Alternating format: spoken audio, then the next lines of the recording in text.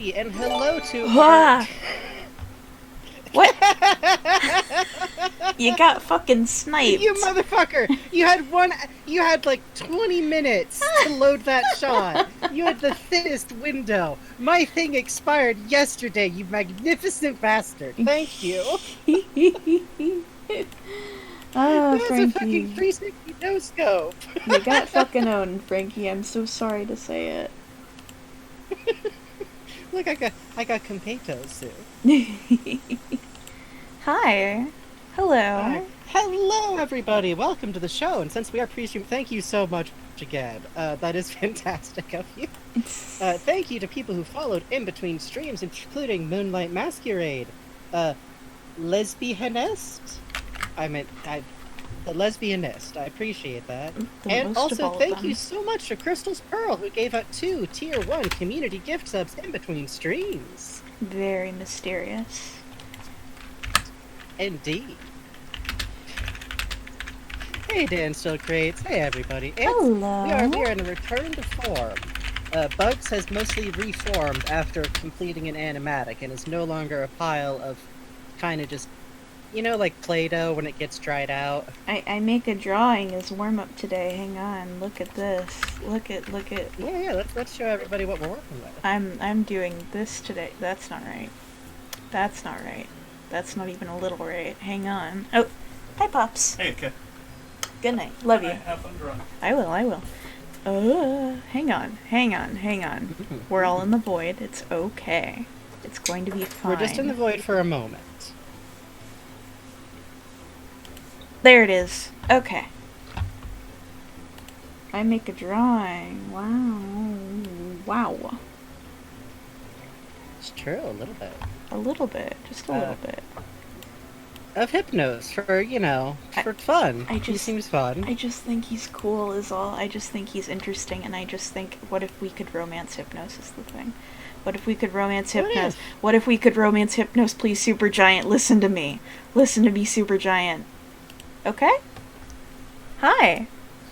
Hey, I believe we've said this before on stream, but my usual thought is that I understand that Zagreus is very much his own character, which is why at the end it's not actually a romance game. Zagreus is his own person who has specific people that he actually wants to romance, and also a lot of the characters in the game are family. Please stop calling it a romance sim. But also, if I want to make a polycule with the worst characters who aren't related to Zagreus, I should be allowed to. And by which I mean, let me in that Coliseum, see if they're looking to hunt a unicorn. Good fucking Christ. Hi, Gordon Footwork. Don't worry if you can't stay that long. Hi, welcome. I spotted that punchline in the middle of talking. We live. Had to go for it. Let me tell Discord that we're live too.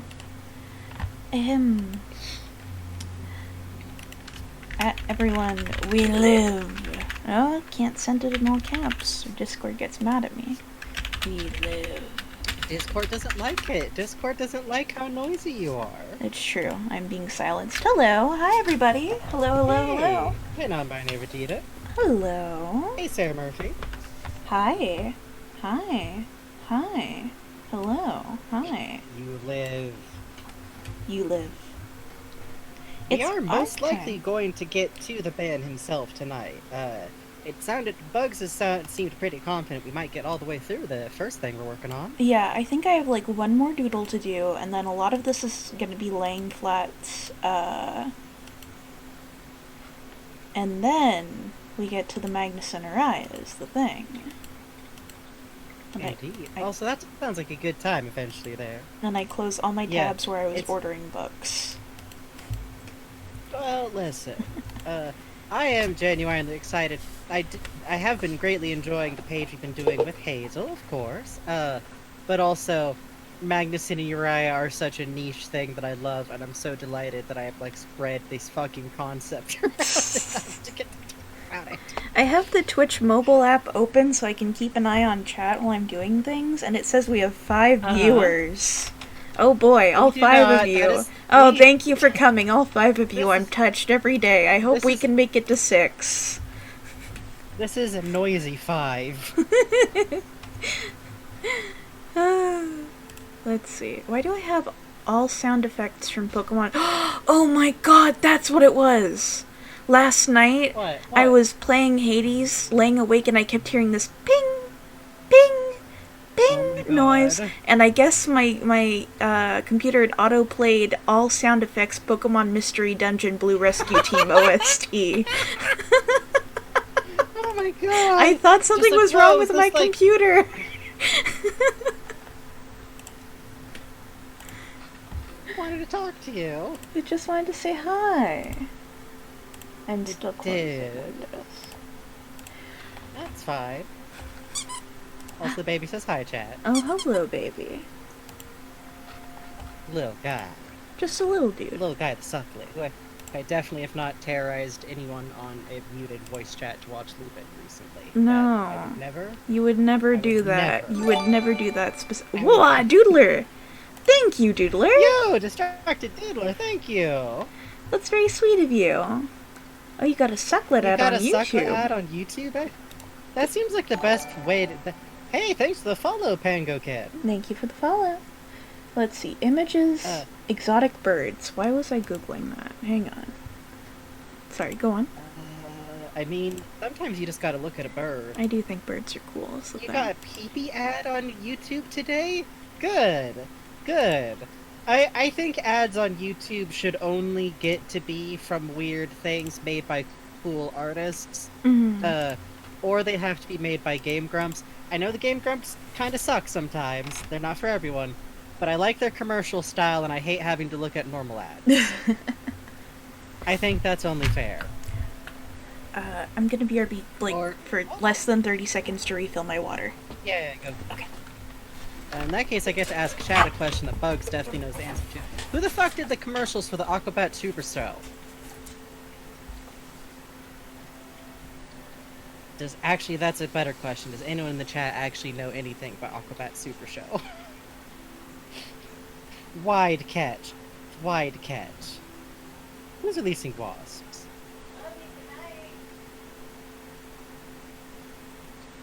It's a good time. It is definitely a goofy kids show, but if nothing else, you should know there's an episode where Strong Bad, wearing a magician's outfit, as Carl the Magician just shows up and steals their van with a snake dude. And I'm not joking when I say that it's just Strong Bad. It's just Strong Bad in a magician outfit. Hello. Yeah, that's a good one to watch. Hey, okay, you tell me, who the hell did the commercials for Aquabat Super Show? Make a 64. Okay. If someone in chat also said Mega 64, I apologize. Streamer blindness is real. That's okay. They do ska. Yeah, Mega This is gonna 64 did the gloopy ads for Aquabats. Yeah. Which, I'm gonna be real, I think that style of humor is them and, in many ways, the fucking Homestar Runner creators, the Brothers Chaps. Those two brands of comedy really had a certain, like, genetics. Especially for the internet. Oh, Puzz, was that at San Diego Comic-Con? Because I was at that concert. Hell yeah. And yeah, Yo Gabba Gabba was also What the made by, fuck? like, kind of the same dudes, partially. Yo, we were at So the same that's why. show! Hardcore. Crossover. Oh, Hey, V11V Dan, thank you. thank you very much. Oh, that's okay, Doodler. Thanks for hanging out. Honestly, even if all you can do is duck in and, like, say hi and duck out, that's always fine. No, that wasn't the show where I got bit. The show where I got bit was at the House of Blues, Different. Anaheim. That show was... Gosh, what happened? Bugs has gone to multiple oh, ska concerts. That was the one where I stole a giant sticker from the floor and I hung it on my wall for like 6 months. Yeah. Oh, yeah, as one And does then sometimes. At a Todd- ska concert. Yeah, and Toddland Todd gave me a 6-foot-long beach volleyball from that show. That was fun. Fuck yes. Listen, things happen at ska concerts. Nobody's allowed to judge. That's true. That's true. If you don't, like, actively steal something or hurt anyone, you're fine. We're gonna be switching over the canvas in about 4 minutes, just so y'all know. You're just chilling for a bit. Yeah. That's, you know what, Yoshishisu? That's literally good and fine, and everyone who lurks, I appreciate you. I am literally that person on plenty of other streams. I was there for all of Holly's absolutely fantastic do stream, just like vibing. Trying to. Ooh, Penguin. I can't stay very long, so here's a bucket Okay. away. Keep on doing a great show. Oh, hey, Well, thank you. That's very kind of you, Penguin. Thank you for the donation. You know how in Splatoon, certain kind of music, like, canonically charges squids up and, like, makes you kind of, like, go wild, go crazy?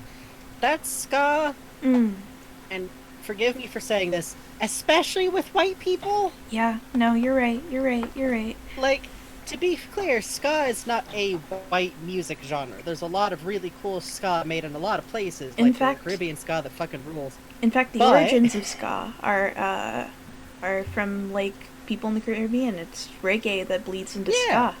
The specific reason that ska Literally. has that specific arrangement of notes is from, I forget the name, but it's this black musician, and he had a broken piano in his backyard. He was playing the keys that were there, and that's where the iconic love sound that. comes from. Anyway, you're saying? But despite all of this, it is the white people buck wild music, especially in SoCal, where a lot of the people who like it are dudes my dad could have been friends with, but like they don't know anything about each other. They just like to drink beer and like maybe shoot a BB gun at a beer bottle sometimes. You know, dude shit in Southern California. Yeah, Yes, do follow Skatoon Network. They fucking rule. yes. Follow the Scotty Network. Yeah, even the dance you do for ska, skanking, it's very, it's interesting. It's like if, And also, Yoshi, I super have, and it hit me like a 2x4 to the face. yeah, that was very good. A con. Skanking, which is the name of the dance you do for ska, is kind of like if you were skipping but your fists were also in motion. And you're doing it in a circle with a bunch of white people. And they get mad at you for going too slow and actively push you out of the circle. So, it's fun. I've had great experiences doing it. It's a lot to watch. It's not like a mosh pit in that mosh pits are fun. Anyway. It's think of it as like a white dude at a band version of a drum circle. Yeah. That might not make sense, but it is Californian enough to get the idea across. That's true.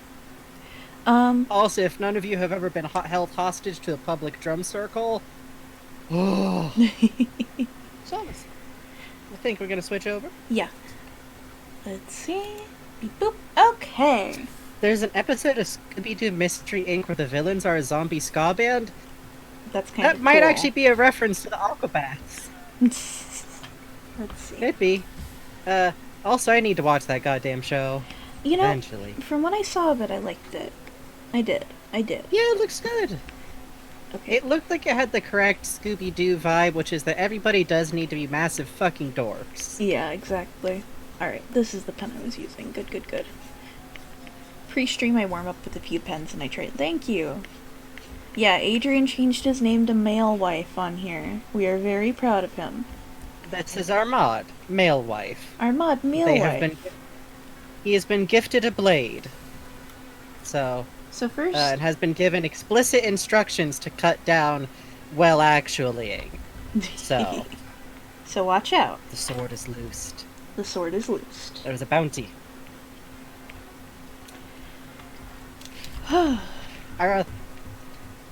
It's also worth noting that our other mod is Snail, and I do always just imagine a very, like, non-anthropomorphic snail with a sword.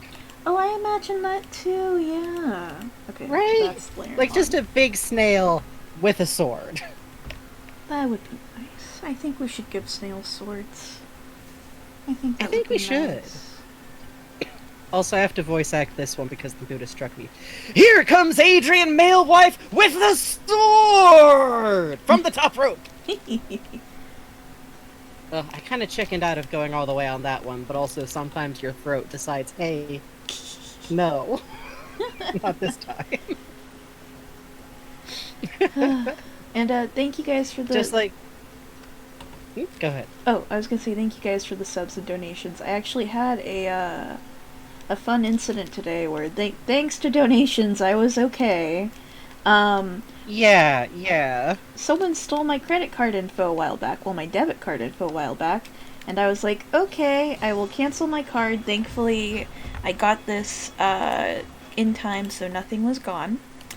And I contacted my bank like, yo, mail me a new card. And I'm like, okay. And then today I'm like, gee, it sure is taking a little bit for my thank you. Thank you, cause. So today I'm like, well, last night I'm like, I will go and check on things, because, gee, it sure has been a while since I ordered that new debit card, and it hasn't gotten here. Mm-hmm. And I go to my bank account, and what do you know, someone's been buying groceries with my debit card. Thank you, Long Beach Postal Service. You do such a good job. Stay classy. So I ordered another card. Yeah. And now I'm waiting for that.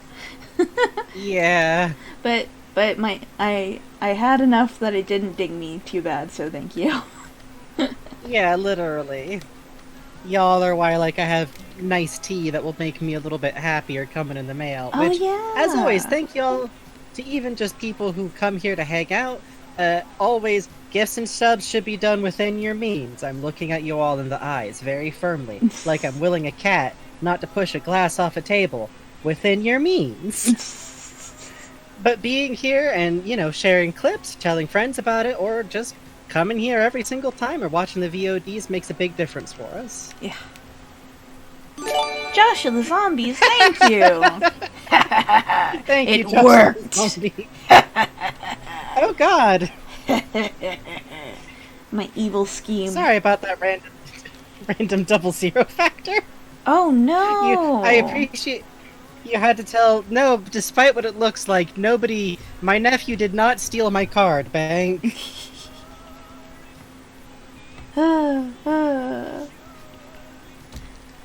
I'm sorry, Zero. But yeah, just as always, thank you. It's appreciated. $19 bugs. Fuck. God. Yeah. Also, since you're working on something with the G-Man right now, I should tell people that we've decided. Y'all remember those Tumblr posts about, like, Oh god. fucking terrifying, like, barista visitations? That's the story about, like, this really tall blonde woman coming in and ordering, like, a 12-shot espresso with as many boosters as they were legally allowed to add to a drink, who then added, like, 14 sweeteners to it and then just chugged it. We've decided that's definitely G-Man, but it's also Dr. Mossman. Yes. So, Yes. You've heard of coffee shop dating AUs. Get ready for coffee shop. Just kind of bitchily dislike each other AUs. Which, I have to admit, cracks me up because the G-Man is like... He is off-putting, and I feel like watching him walk into a Starbucks would be inherently haunting to begin with. Yeah, he definitely has tipped with, like, an ancient doubloon once. Oh god, yeah. But it was, like, real gold, Or so they just, like, cut it. Done it. What do you want? I'd like all my student debt to be cancelled, man. Very well. Yeah. Take this knife 19 years from now. You will need this. It's like they come home and they find out that, like, some really obscure relative, like, fucking left them money. G-Man is just, like, this fucking folklore tale spread between Starbuckses. God. Oh, God. The fucking... The crooked tie man. Some, like, real fucking creepypasta ass. Okay, hold on. Let me clear my throat. Oh no.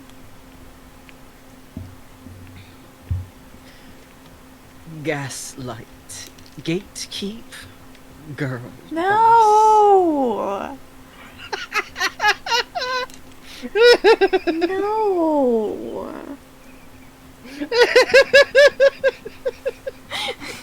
Would you rather? What's the other one? What's the text for the other one that's been going with that recently? Mansplain. Hi, Newt. Hi, Newt. Mansplain something. Male wife? It's mansplain something male wife for sure. If anybody knows it, Mansplain tell manipulate me this, male evil... wife. No. What? Oh. Manipulate. What was it? Okay. Mr. Freeman. Mansplain. Manipulate. Male wife. Christ almighty. I think that was one of my better reads for him, honestly. I got somewhere at the end of that. You did. You got us to hell. You did. Thank you. Thank you, friend.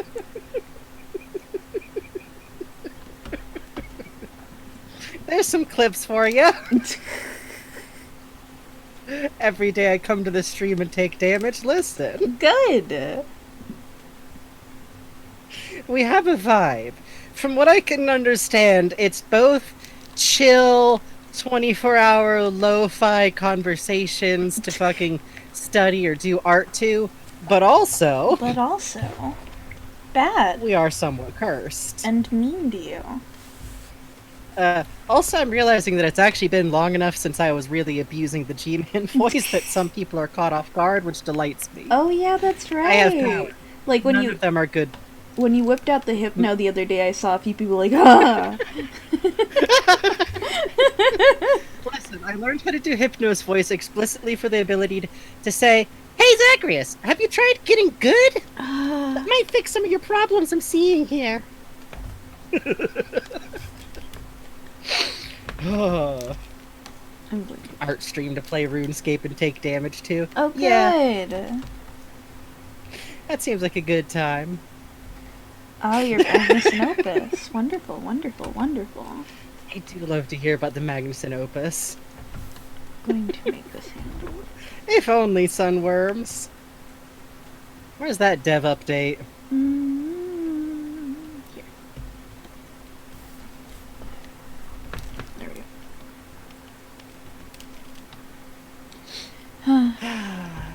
See, someday I do want to get back on testosterone because I would like to have like a beard that's less fucking patchy and non-existent. But I'm gonna have to like practice just to be able to keep that range, like while I'm going for it. From what I can tell, Whoa. hey, Thank you, Josh thank and you, the Josh Zombies. the Zombies. So kind of you. You have been gifted little creatures.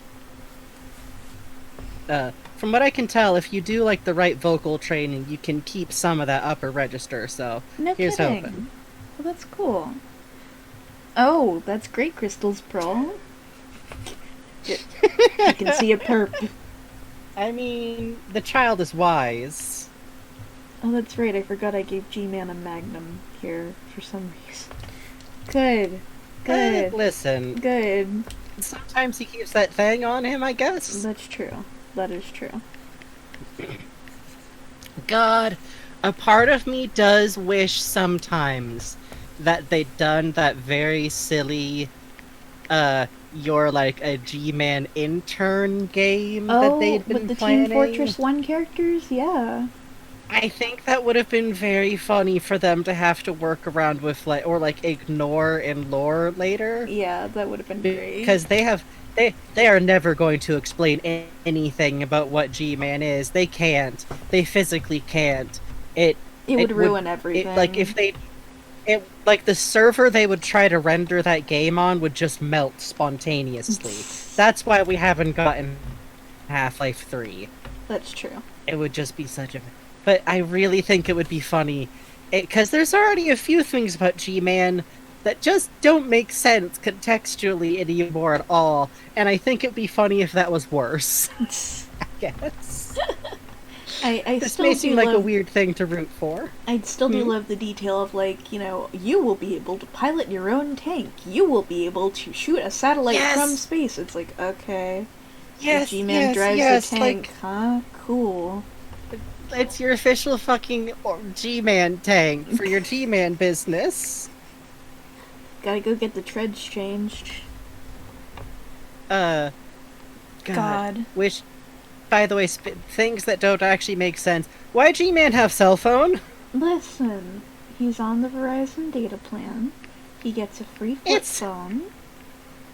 It's this big fucking honky this chunky fucker of a phone too. He's big honk, like kill a man with it. He uses it exclusively to play Snake on. He has cell phone to play Candy Crush. I just G-Man as he is now couldn't do that, right? Because like all of the fucking like lore videos would just take down YouTube immediately.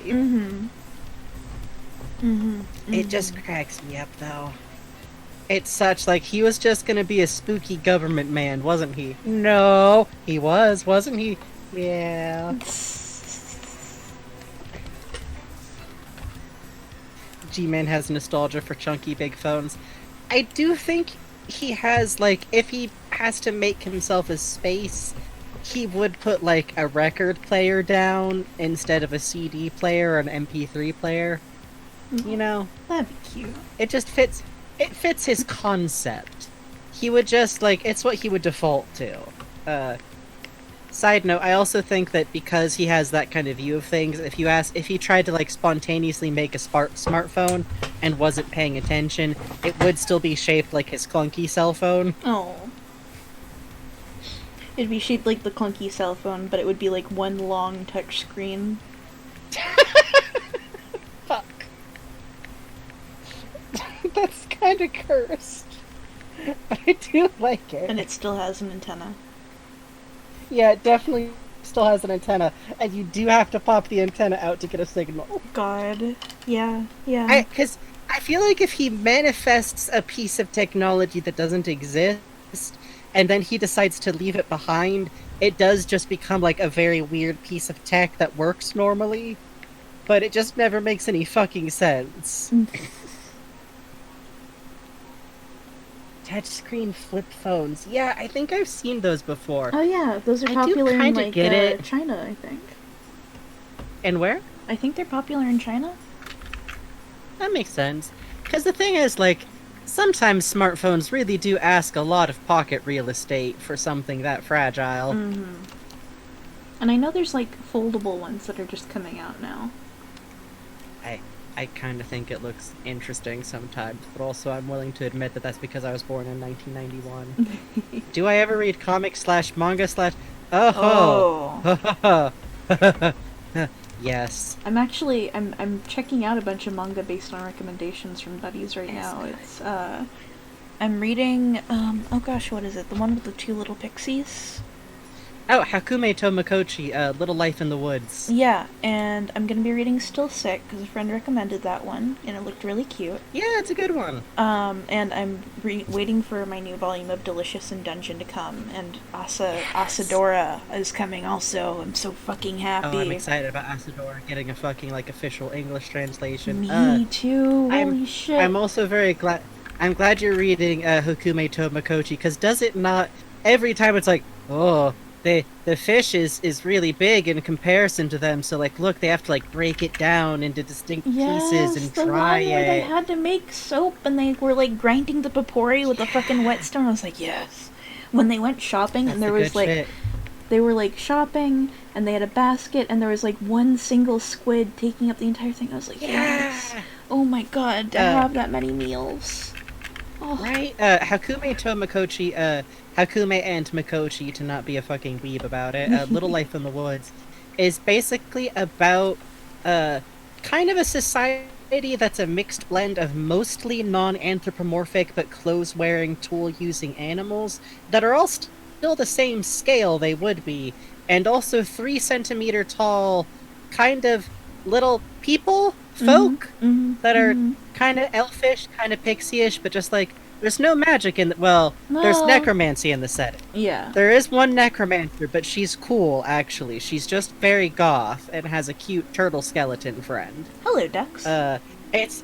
Hey, ducks! It's extremely cute. It's really good if you like food and craft and world building, because the main characters are like a fucking bulk order food chef, and a carpenter, and their roommates. Oh my god, they're roommates. Oh my They're God. gay! They're roommates. No one can convince me otherwise! They're gay! Lesbians! Anyways. But it's also, unclear. It feels like a very real world, and also, I was once a child reading The Borrowers, going, yeah, I think I'm gonna be obsessed with this concept the rest of my life. In a low-key way. in just a What little if thing- way. What if things were small? Says a part of my brain at all times.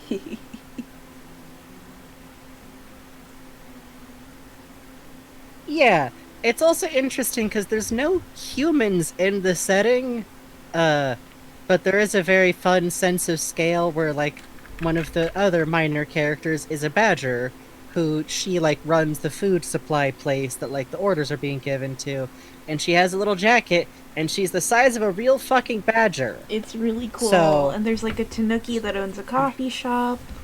Yeah! It's so good. There's, like, so, like, some characters will be, like, 100 times bigger than others. I really enjoy it.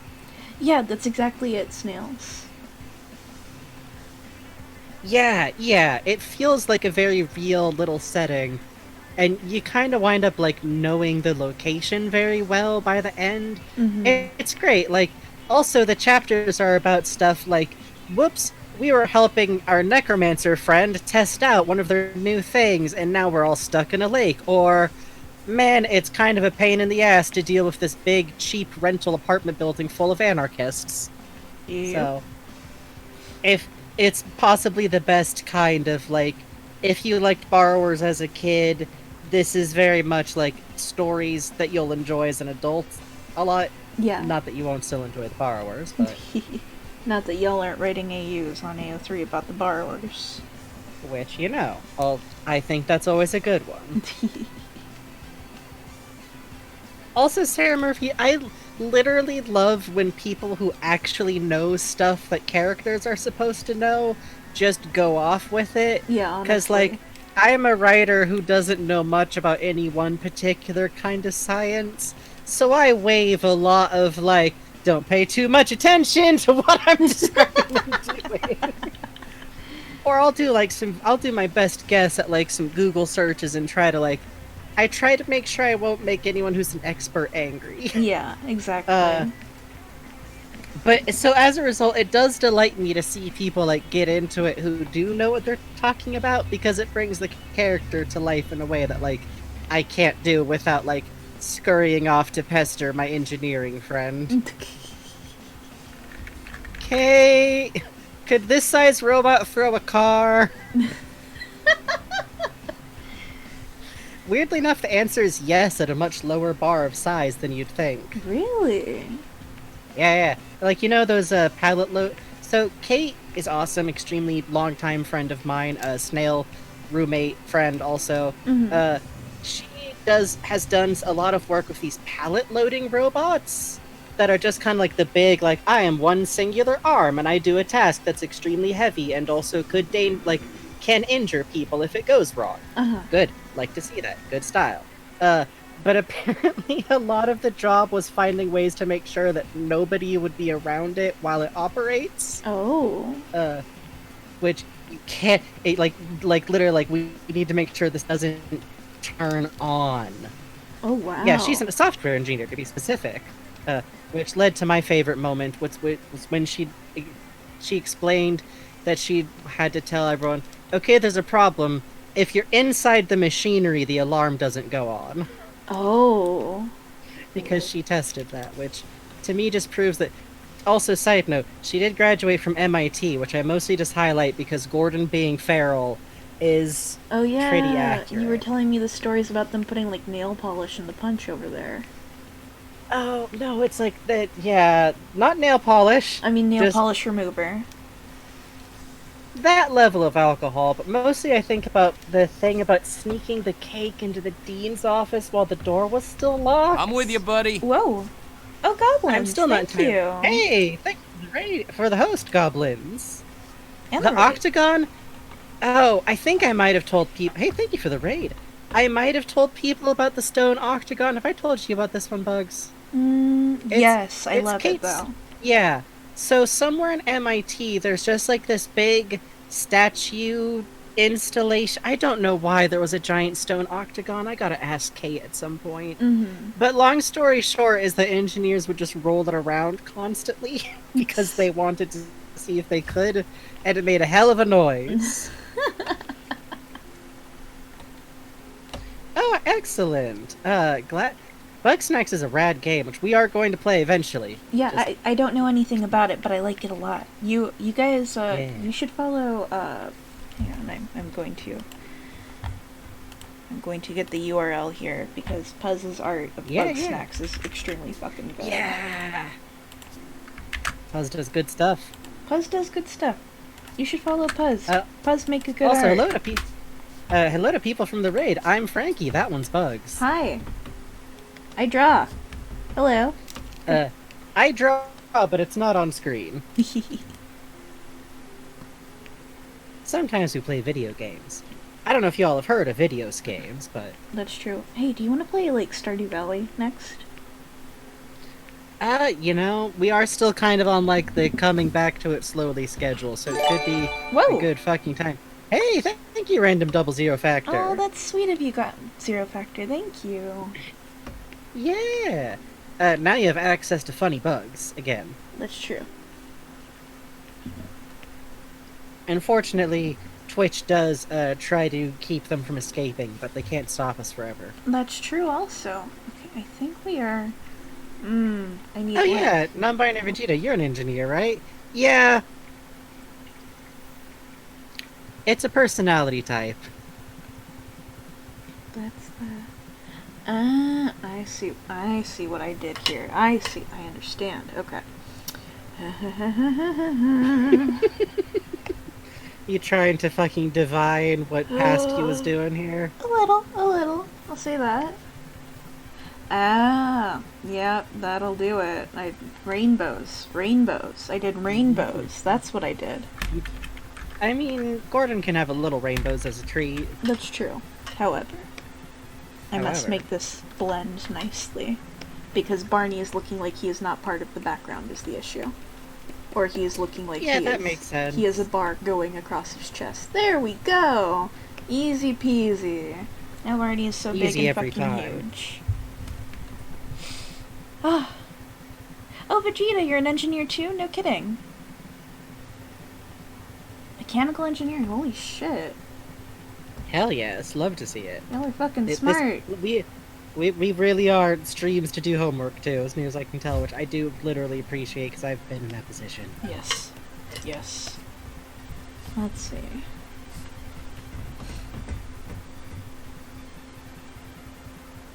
I'm trying to think of the last thing to put here because this will be the last doodle on the page. Oh, the Furbies? You Do we guys have- like the Furbies?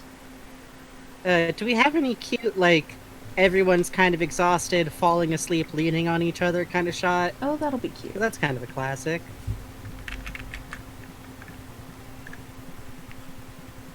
Gotta have that kind of shot. That's true. White Forest after the battle.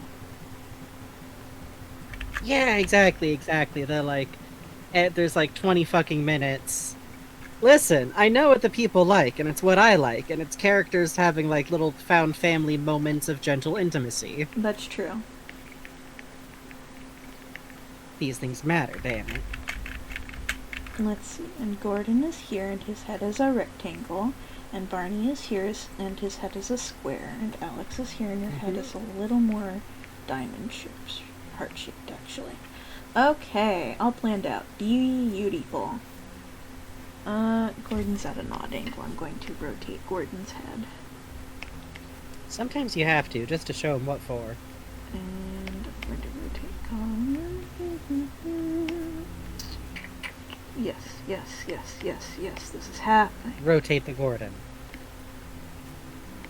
Yeah. And then Barney will be up here. Oh yeah, so Snail's actually like testing the mods that are going to be used for our Minecraft server, and the Macaw's furniture mod fucking rips, and also we are going to put in other Macaw mods because I want bridges.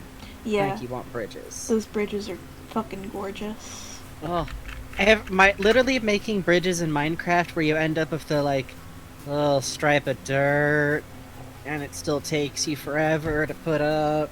Yeah. I want elegance. I want elegance. You don't like my single dirt paths across the nether? You don't like those? Listen. It's in the nether. You just kind of have to.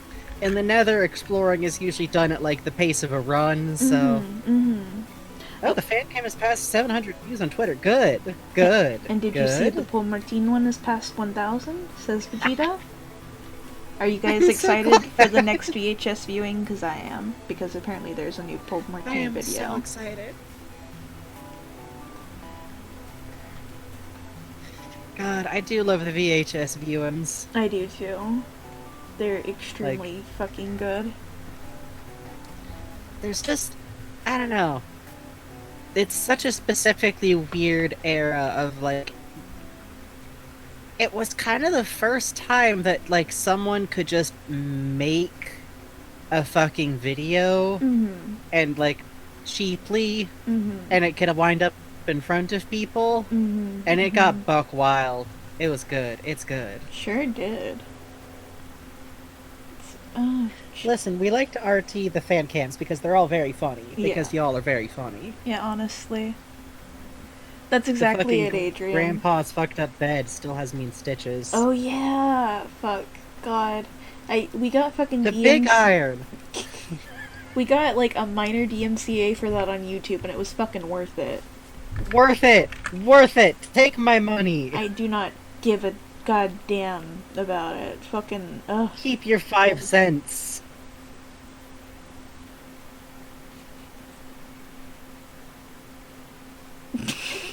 Oh, hell yeah, cowboy. Sounds like a good time. No, the Furbies are actually from a past stream, I think. Yeah, they were.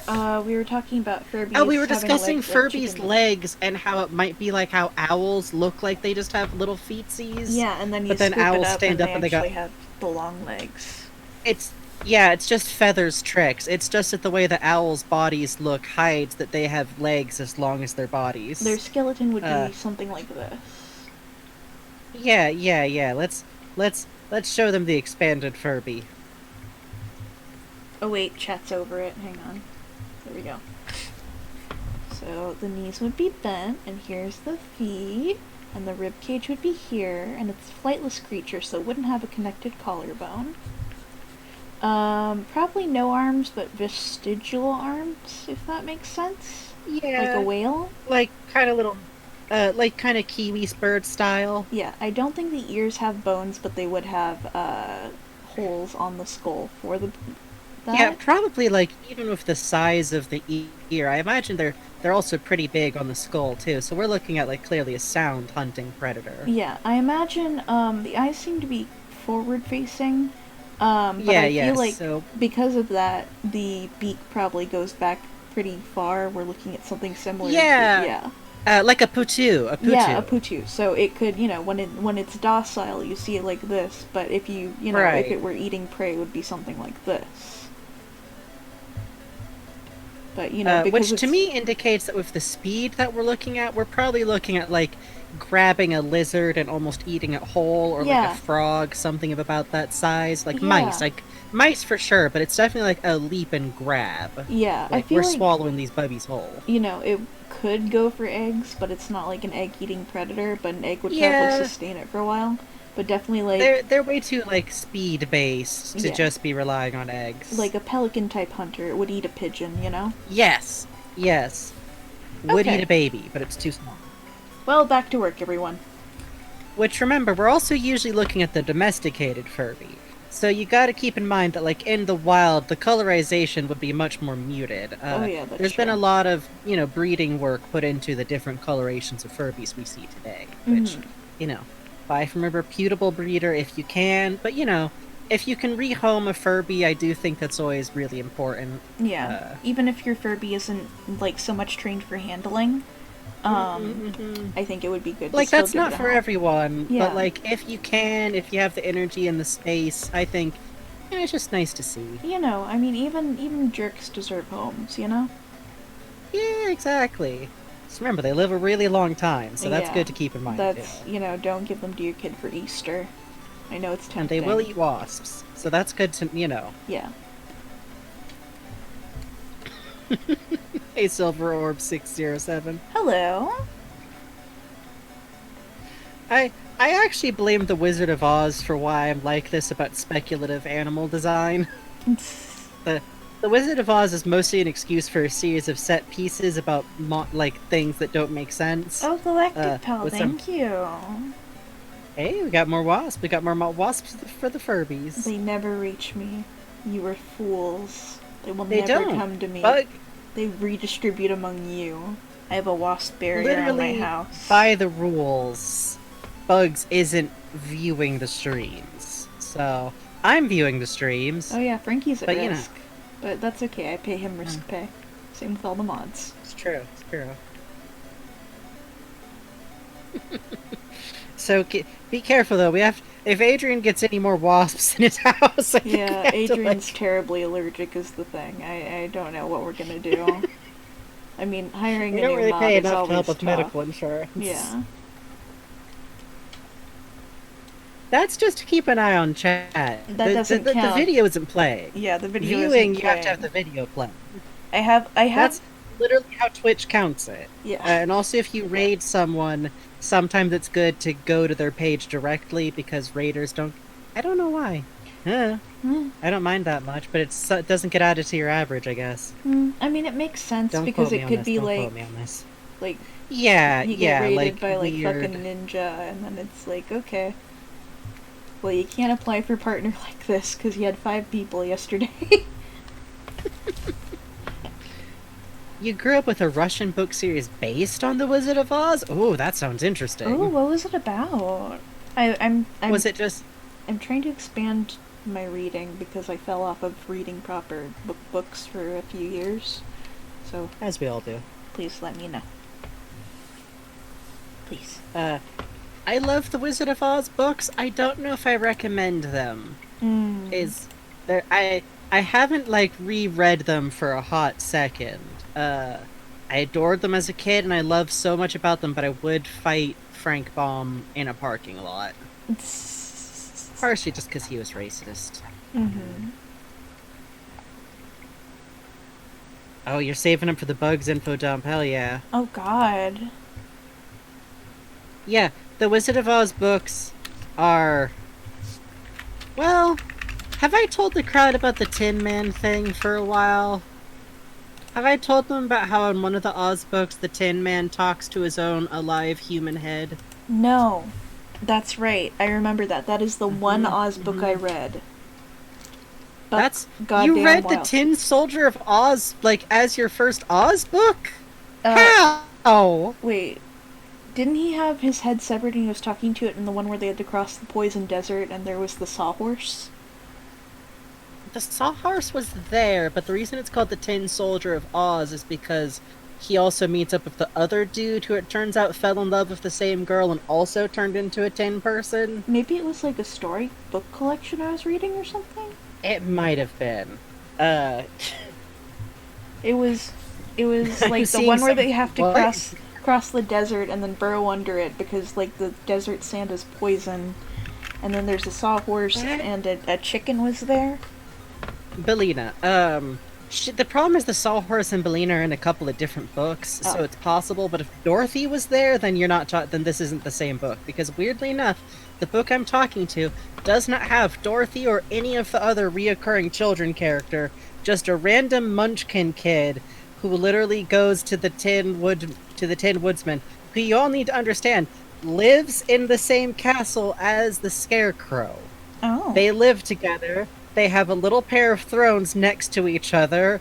Just, so you can fucking hold hands with the homies, I guess. Oh, well, that's nice. Bit of a tangent.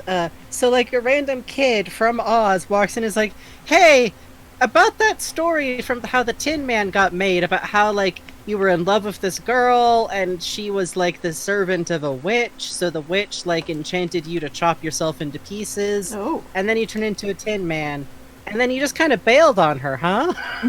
That's how the book opens. Oh. It's just them being like, well, like, because okay, so this is a whole other thing. Did y'all know that the reason the Tin Man then just didn't pursue the girl is because then he just like wasn't in love with her anymore? Oh, really? That's why his quest is for a heart, which, yeah, that's normal. Just marry the Definitely fucking not accident. scarecrow, bro. That's kind of what winds up happening, Yes. more or less. No, Ozma is literally trans. I can't stress enough that when you first meet Ozma, she is a boy named Tip. She is addressed the entire story until they find out, like, hey, you're actually this princess, and she is Ozma. It was definitely an accident, but it's dope as fuck.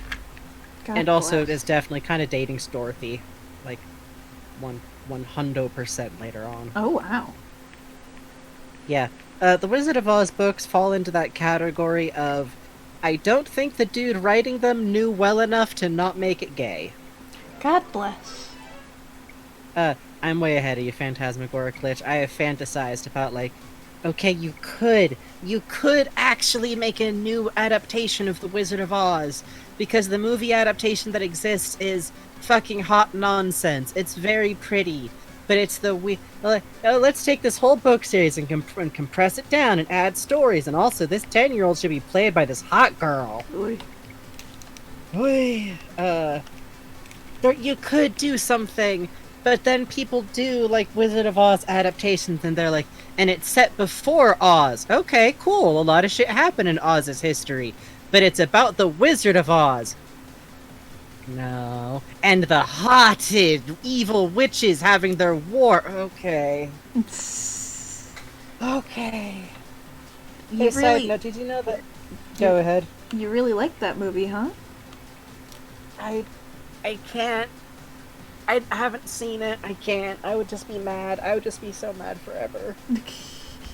Anyways, hi. Can y'all tell this was like one of my first ever hyperfixations? Yeah, the Scarecrow and Tin Man become roommates because they just do. I forget, what is it? It's that the original ruler for, alright, the Scarecrow's area, they get the Good Witch back to look after that, and so he just goes to live with the Tin Man, to the best of my recollection.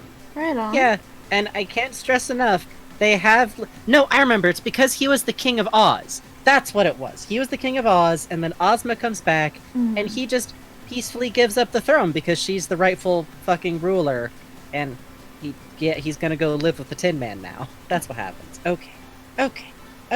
You love to see it. I'm fucking digging up, like, 20-year-old information. Side note, if you want to see what I think an Oz movie should look like, watch The Return to Oz. It is a bit of a nightmare, and heads up, for reasons that I can't justify, it does have a part of the movie take place in an old-timey mental institution, and there's references to electroshock therapy. Yay! And this is a bad sell for a movie, but I swear to God, it gets much better. And it doesn't end with any kind of, oh, Dorothy's crazy thing. I swear. I promise up and down. It's the opposite moral. Ooh.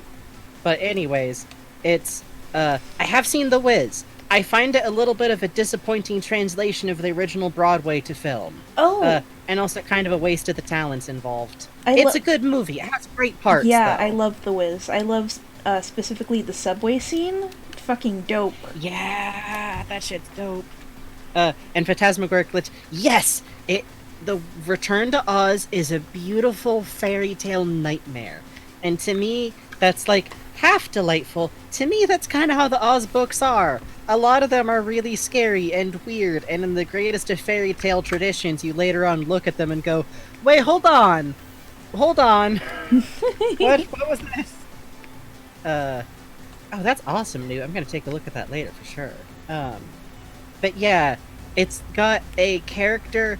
It's two different Oz books shuffled together so that you get both Mombi and the Gnome King as antagonists. Hey! Thank you for subscribing, StephWolf09. Oh, yo, thank you. Thank you, thank you, thank you. 5 months, holy cow. Hell yeah. Also, it's got the Wheelers, who are Wheelers. child nightmare-inducing costume design 100%, I'll be honest.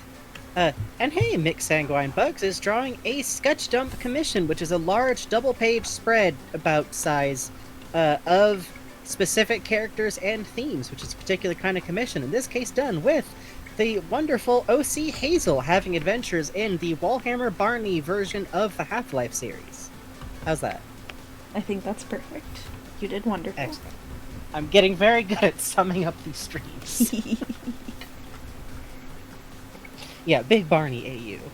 It's true. Yeah, Return to Oz is good. It is terrifying. It's kind of like Coraline, where it is a kid's movie, for sure, but, like, gauge the individual child's, like, bar for terror. Because baby me watched it and went, yeah, I think I'm into this goth shit, but...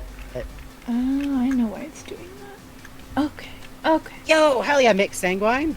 Oh yeah, also Dorothy in it is my cousin, which is, Yay! not the biggest deal in the world, but I love her a lot and I like her career, so... That's great, man. And when I was little, it made me very happy, because I was like, whoa, a kid in a movie that looks like me! Like, really like me. Oz the Great and Powerful. Here's the thing, you could do a really good movie about Oz, but make him bald, cowards. Mm-hmm. Every illustration of the man, he has that one...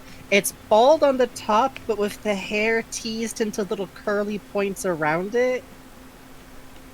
And I actually think that's charming, actually. It's like he just decided to make do. Also, he should be like 5'4". Also, Glinda should be played by very, very tall women, thank you. Yes, big agree. Cowards. Light should technically be coming out of here, but I think it looks a little better if it doesn't, so... I think so, because, like, you could do, like, a dim glow, but then it would form a very different kind of vibe with, like, the light in front of it. Yeah, that's the thing. I say go for drama. Yeah. Hello, Mitt. Also, any movie about Oz should tell you immediately that his full name, he uses a short... He only uses his first name and his last name because his parents gave him as many names as they could think of because they thought it would make him sound smart, but his initials are O Pinhead Z. We're so chatty today. What is it, Cat? Mitt! What do you Oh, want? chat can hear Mitt this time. Oh, really? Oh. Mm-hmm. What do you want? Hey, ma'am, I'm talking to you. Hello. That is not your Switch. That's mine. You don't even have thumbs. How are you gonna play it? Huh? Are you sure? You thought that far? Are you sure? Huh? Yeah, that's your blanket. You can have that blanket. You can't have the Switch. You can't even use it. Okay? Big fucking watermelon? Where are you going? Eventually, when we get partner and we get more emoji slots, I am going to make us a Mitt emote. I have to do this. Good. I'm gonna make one of her... I especially want to try and make one of her beeping. I don't know how I'm gonna pull that off visually, but I have to try. I kind of have an idea. But there's some motivation to spread some clips around. See, we do have the beep from Master Gur. That's true. So it could be, I do think it would be very funny to have a Mitt with her mouth like very big and open, because that would be funny for emote combos. I'm very sorry I have to pet Mitt for a moment. No, please, pet the baby, pet the baby. Are you satisfied? Huh? Oh, I can hear you thumping her. Oh, she's ripe. Yeah, she is a ripe watermelon. I love her very much. Okay. Give her a pat for every chat member. I think Bugs already has. Yeah, she's... It's a firm little rhythm. This cat... I had to stop everything earlier to spread out her blanket on my bed. And then she takes off, and then she comes back and lays on a pillow next to the heater on my bed on her blanket. She must be spoiled. She must be. She must be. You hear that? I just You're have spoiled. Pons flop around like a hilarious. He's very funny because, okay, first of all, he likes to lay on the dog beds, Mm-hmm. but like in the very middle, like he is a dog. Oh. It's very funny. He imitates Gucci a little bit, our dog. But when he wants like me to notice him and come over to pet, he rolls all the way onto his back, which he's a tuxedo cat, so his belly is white and the top of him is black. Uh-huh. He like rolls and wiggles and like flops around in place. He doesn't make any noise. Oh. That's cute. It's Gucci.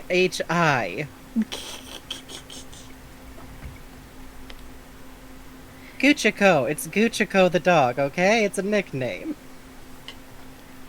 Be nice, Chad. But yes, Ponce is good baby. Ponce is a good baby. We love Ponce.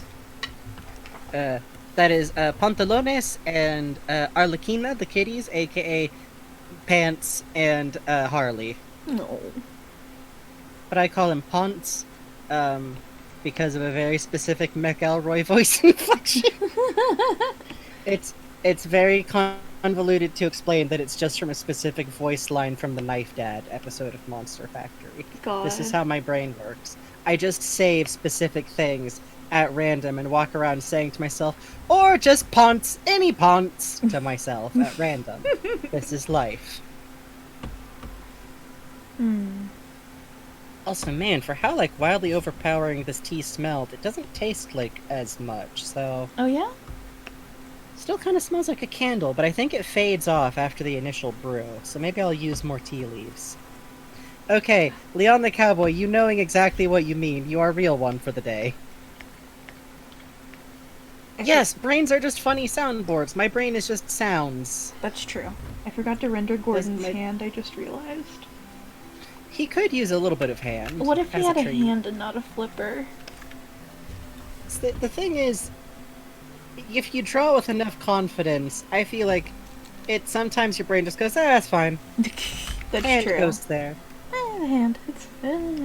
Yeah, I mostly just keep up on the Monster Factories, and I rewatch them, like, to chill or listen to. It's a good time. Oh, you figured out how to do the boo microphone noise with your hand. Good. Good. Sarah Oh, Murphy what grows tea? more powerful every day.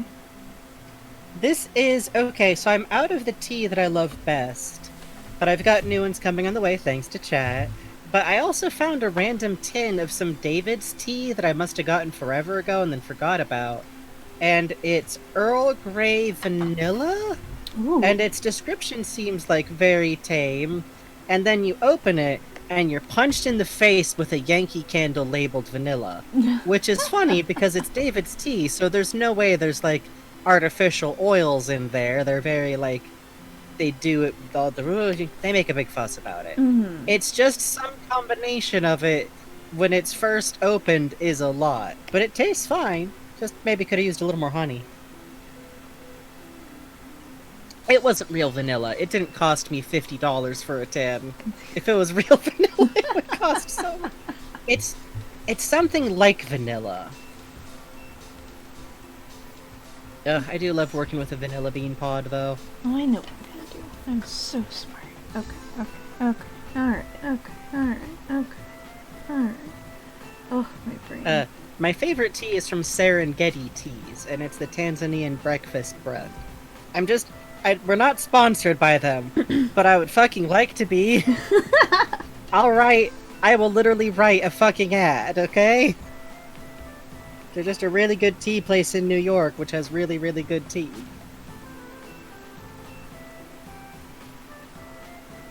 God, I will say the one thing I always like about Half-Life 2 is, like, I make fun of its architecture sometimes, but it is just cool. It is, honestly. It's very well sourced, and I appreciate that.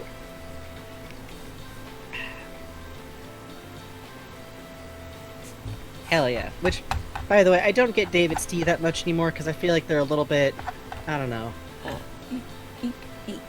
They have, it's... No. You ever walk by one of those fucking, like, really expensive shishi cupcake places? Oh yeah, with the vending machine? It gives me the... Well... Yeah. It just gives me that same vibe. And also, I found Serengeti tea, and I just get Serengeti tea when I can afford it now, or I get PG tips. Because PG tips, fuck you, it's tea. Hell of a It's pitch fine. line. It's a step up from fucking Lipton's tea, whose motto is "fuck you." Then Yeah. nothing. Yeah. It's brown. Let's see. So this We is got a that funny Kermit gif. doorway. You like that, right? So I'm gonna put this little bit of light. Hell yeah! Rest your wrist up a little bit. No, I'm buying you Vegeta. I'm trying to do wrist flexing exercises again because I'm kind of playing Splatoon again a little bit. Are so. you leaving? I set out your blanket and everything. Goddamn Meh. This fucking cat. Meh. Cruel to me. It's betrayal. That's laundry. Okay. That's fine. Whatever. She can have my laundry. I don't Oh, care. fuck yes. Sorry, I just have to vibe to No, Papyrus I music love for a this second. song. This is specifically, I think, the Papyrus theme from the initial pitch on Kickstarter. Yeah! God, that feels like forever ago now, which I guess it was. Sure was. God, there was that Twitter post today that, like, really took me back.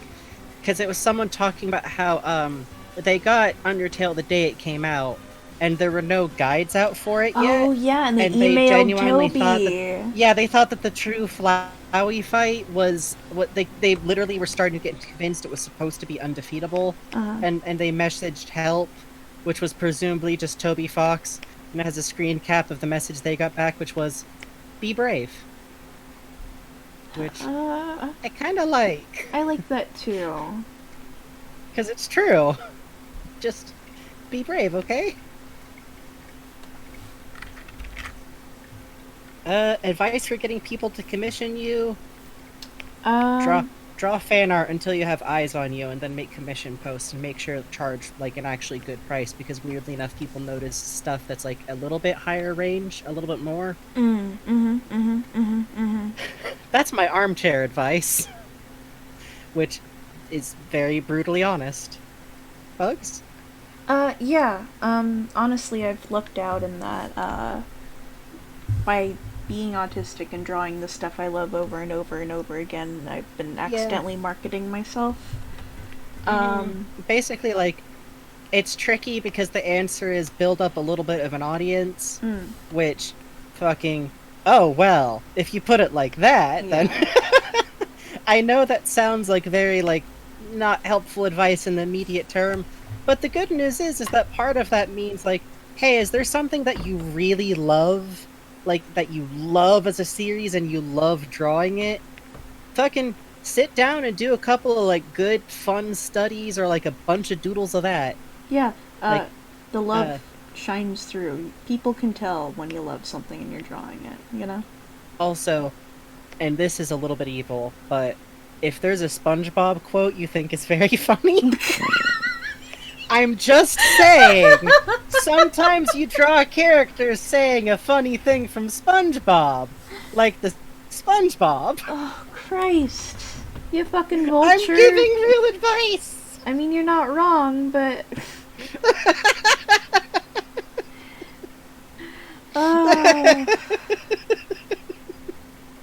Oh, on Instagram, I hate to say it, Twitter sucks, but Twitter's probably the easier place to get art stuff going right now. Yep.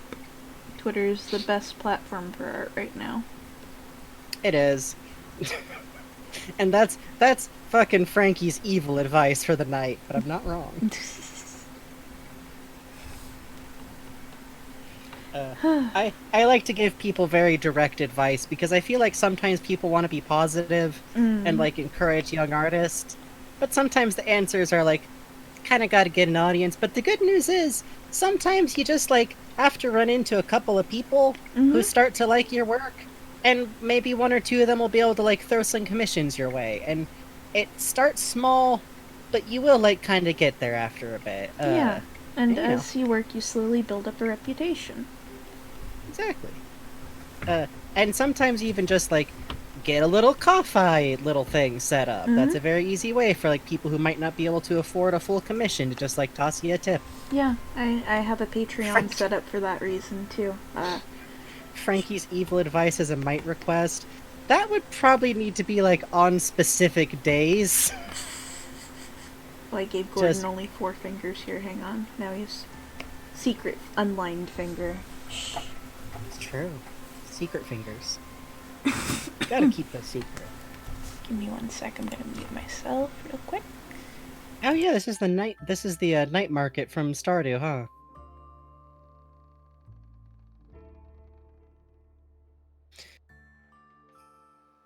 Is Starbucks even $3? A small drink from Starbucks is about $3. It kind of depends on where you live. Like I'm in the Bay Area, so like a medium or large is probably like $5 at this point. It's the spirit of the thing. A large Starbucks, not that I would know. A large Mhm. Starbucks is $8. Oh, and that would be in the Southern Californias as well. Yeah. Not Listen, that if I would could get a know. fucked up Starbucks right now, I would. Okay. Yeah, dude, they I'm still have their li- winter flavors. I've been drinking creme brulee for like whenever I Oh, get it. I for miss a fucking while. creme brulee. It's really good. That shit is just sugar, and I like it. Yeah. It is extremely just sugar. Oh god. Okay, so I don't think I must not have. Okay, so the college that I graduated from is San Francisco State University. It's a good school. It's got its problems, but it's got some very good teachers. Go take fucking De La Rosa's fibercraft classes if for some reason you're going there for college. Also, if it's still available, the African American Music of the 20th Century class is like, I'm glad I went to college because I took that class. It ruled. Anyways, there's a drink there that is called the Gator because for some reason we have a mascot that's a gator, I guess. Oh. I don't know why. Famous North in California the middle alligators, of course. We should be the pelican and we all know it, okay? Make it the fucking seagulls. Get over ourselves. It's the Pacific Northwest, it's cold. But the gator, if I remember correctly, had milk chocolate syrup, dark chocolate syrup, vanilla syrup, and I want to say that it always came with whipped cream with those syrups on top as well. Oh man, that sounds extremely fucking good, though. It was kind of dope. Here's the thing. That was definitely like, I got that motherfucker sometimes when I was like, I have 8 hours of class ahead of me. Just put it in this thermos, please. Please, please. What in God is San Francisco State doing? Our best. The art building of that school had a particular vibe that I would call companionable, but I would also compare to tannins. Let's see. I'm gonna make this a lighter color because it's the inside of denim. I'm still mad that I only found out that my goddamn school had a fucking hidden mini arcade and second area of restaurants until my last year there. No kidding. Yeah, if you just fucking took the elevator down to the fucking Minotaur's Labyrinth, it turned out there was like an extra sandwich place I never knew about, a bunch of other places that looked actually kind of terrible. One of them was a very white noodle place, bad, but then had a bunch of fucking arcade machines. I could have been Ooh. wasting my money. Ooh. Your school had a built-in Timmy's? I've actually never been to a Timmy's. I've been to a Timmy's. I envy your Hortons. I envy your little donut balls. I went to the big waterfalls up north. You know them? At Niagara Falls. and there was a Tim Hortons there, and I got the little donut bits, and you're right, you fuckers are right, they're good. I smuggled home a package of them into my luggage, and I brought them to California, and I had my family eat them, and they're like, damn it, it's good. And I was like, I know! So, yeah, I like Tim Hortons, is what I'm saying. See, that's the worst. There's nothing worse than trying something when you know you're not. Oh, 5 months? Also, what's everyone's opinion on poutine as long as we're talking about Canada? Poutine extremely fucking good, curry on fries better. Poutine good. Poutine good. Poutine should be around more. And actually, at the first college I went to, I discovered there was a magical time of day where they hadn't finished clearing away the breakfast stuff in the cafeteria, which included a sausage gravy, but where they'd begun to make French fries. Oh. And let me tell you, I know that ain't how poutine is done. I know that it's like a very specific thing with like the brown gravy. Let me tell you. Okay. It's a mistake, but it's good. You get some hot French fries. You get that mild Japanese curry. Get it with like some like the red pickle garnish. You mix it into the curry. The pickled ginger? Yeah.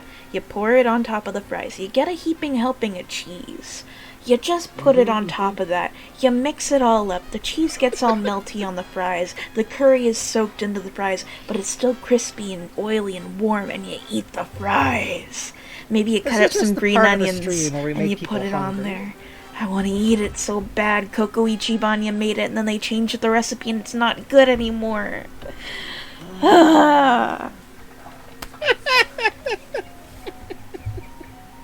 Well, go get breakfast. Go get breakfast. I haven't eaten dinner yet, so I feel it. Bugs. Bugs. Listen, Bugs. listen. Uh-huh. I typically eat after I stream. I'm sending you a box of protein bars for your birthday. Thank you, Frankie. I think it is salami and cheese tonight. Yum yum. Actually, I'm just gonna send you calorie mates. That would be funnier. Yeah, send me like those protein packets you put into your water. We can call it Dr. Breen's Private Reserve. No, I actually do drink. I get Carnation instant breakfast. Listen, do not fucking Soylent is a scam. Mm-hmm. Carnation instant breakfast has literally all the same stuff, and they've never had their factories shut down because of mold problems in the food. Yep. It's just Soylent is just Carnation instant breakfast for weird fucking nerdy dudes. It's gross. Anyways, I get that sometimes. It's good. It's fine. I think Carnation instant breakfast tastes the closest to just like weird chocolate milk. Oh yeah, I feel that. It has a little bit of an odd mouthfeel because of all the protein.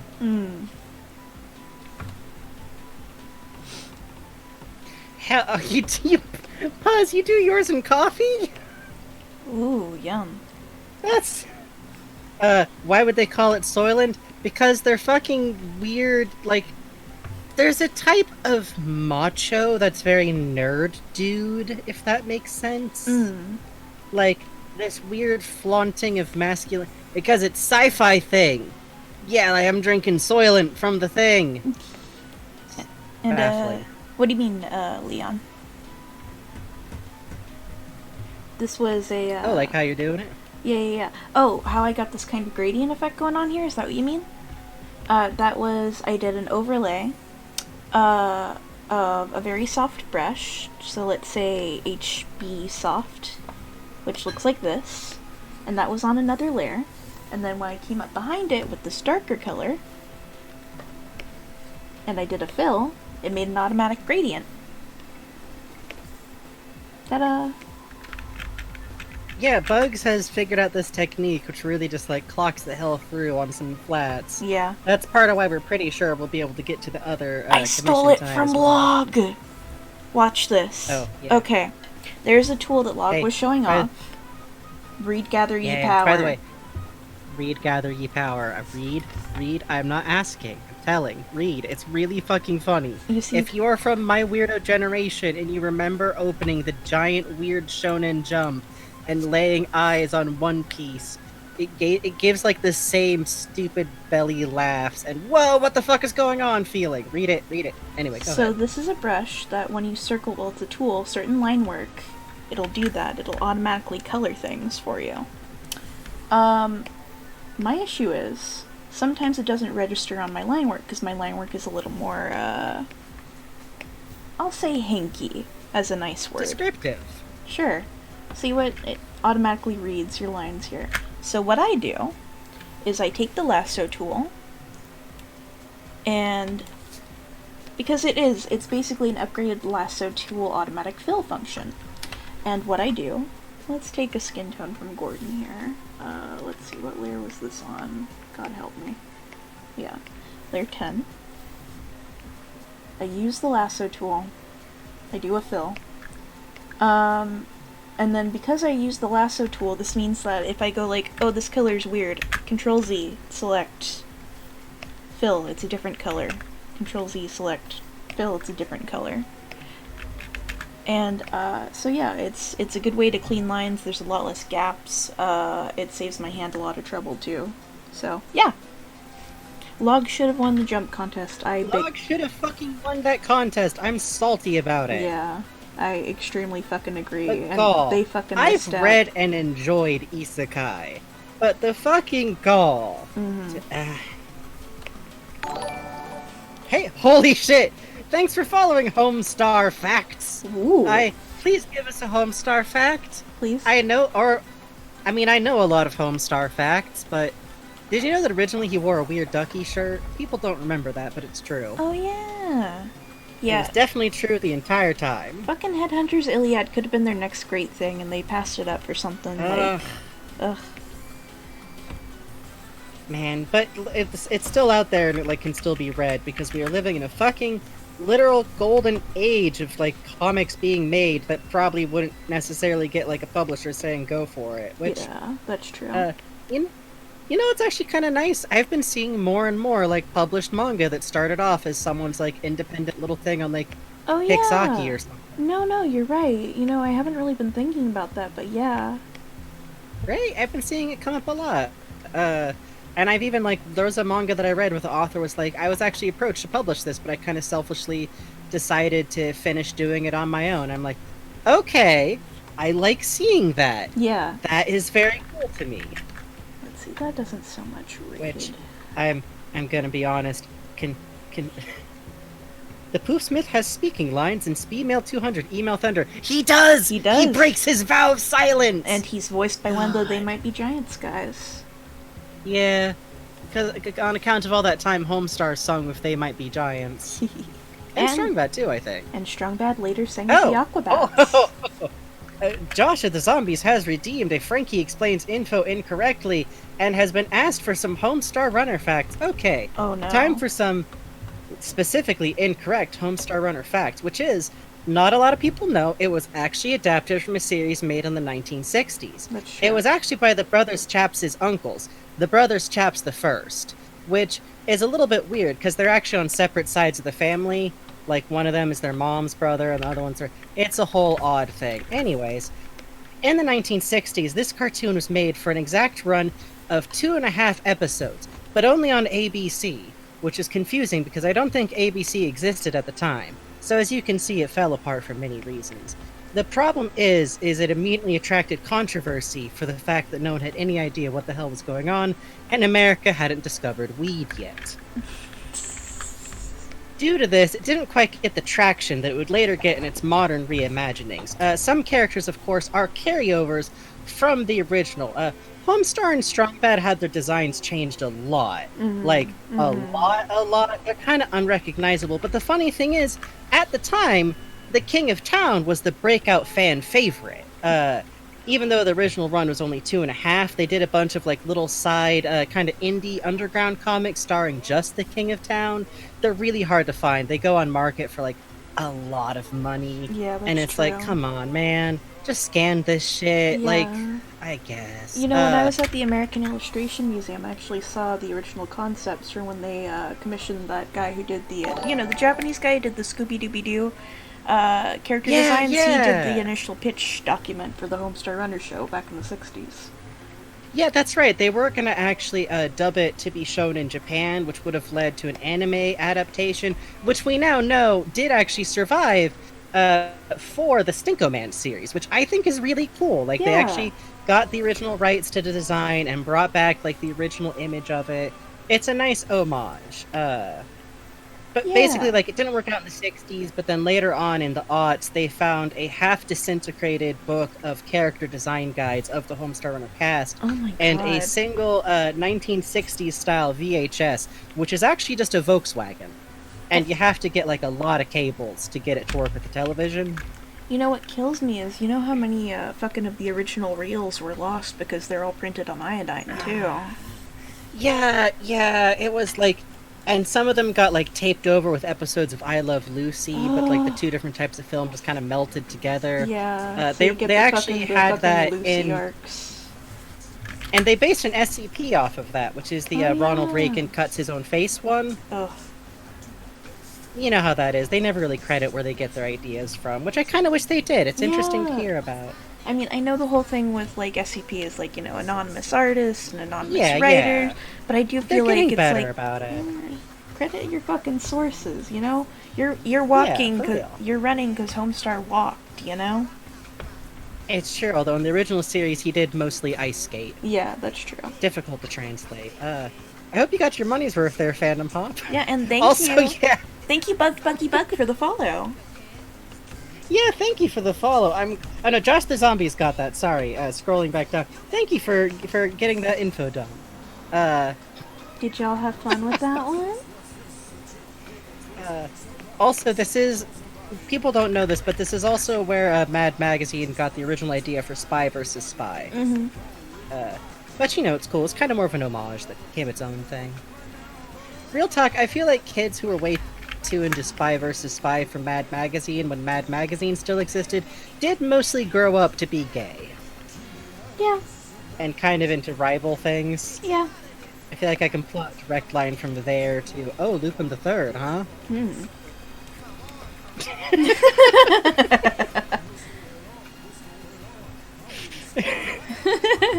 Are we bullying I genuinely... a little bit bullying slightly. I'm proud of my ability to spiral off complete nonsense and keep track of it enough to, like, just keep going. It's powerful. It's fun. Did I tweet about this Spy vs. Spy theory? No, well, did I? I don't think so.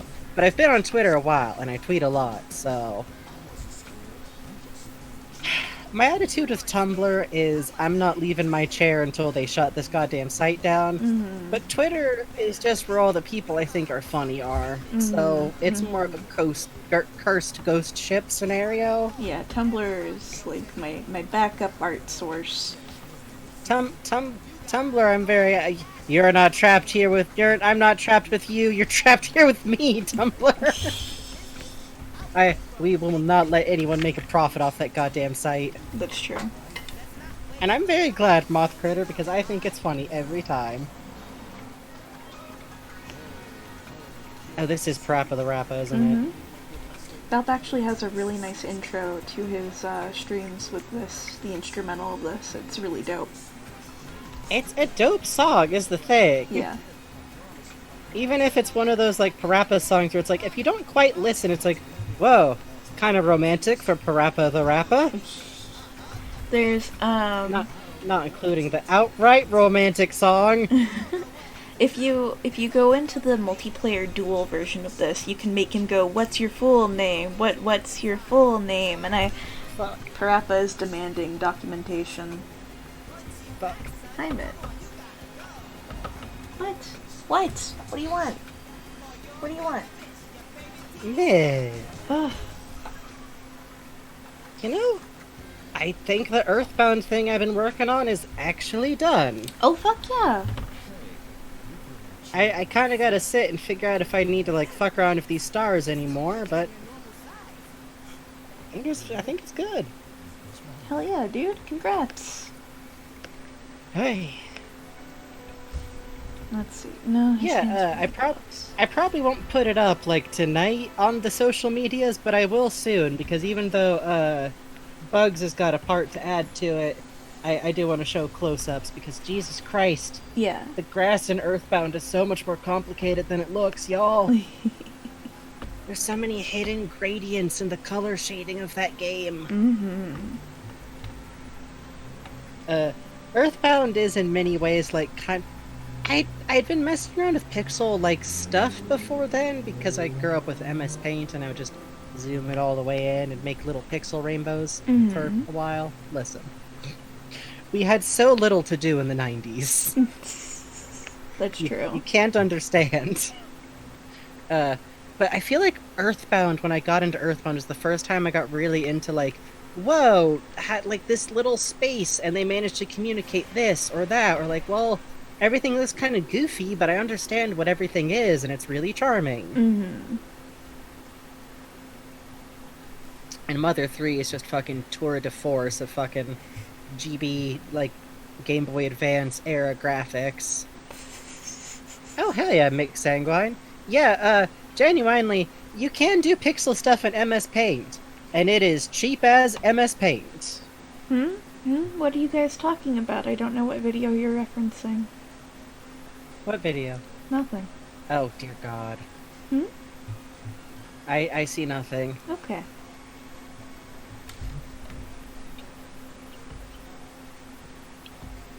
I grimly swig my tea.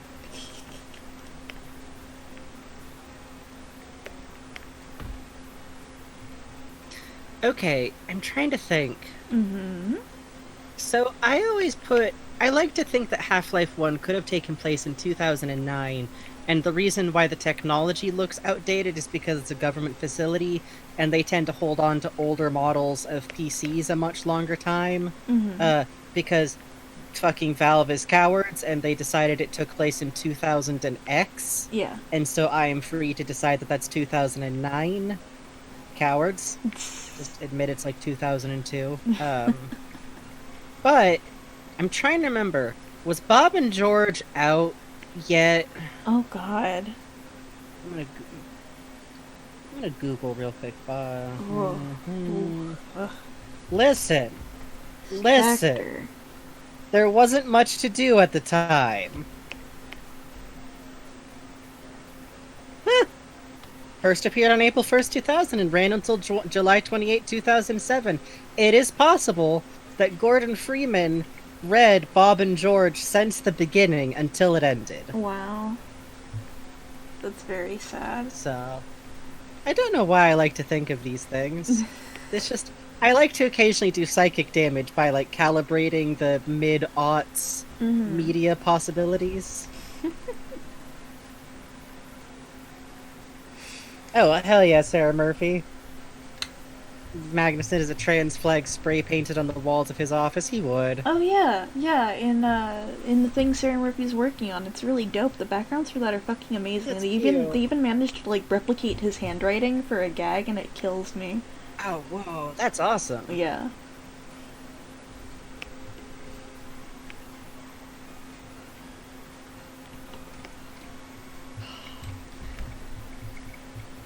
God. Yeah. So I read a pretty healthy amount of webcomics because webcomics were something I could read for free as a baby child on the internets. So there was a pretty wide swath of stuff that I read at the time. Me too. I read I don't know VG if I'd call Cats. some. I read VG Cats. That shook out great. As did I. As did we all. Also, I did actually read fucking Mega Tokyo while it was live. Oh yeah, go for it, Which... Sarah Murphy. Oh hell yeah, go for it, Sarah Murphy, please. You got Jerk City banned on your school's Wi-Fi? That is a badge of honor. That rules. And yeah, I do realize that saying the word Mega Tokyo means like 90% of our audience goes, what? And 10 other people just went, the ancient texts. Thank you for the follow, Eldrick Axolotl.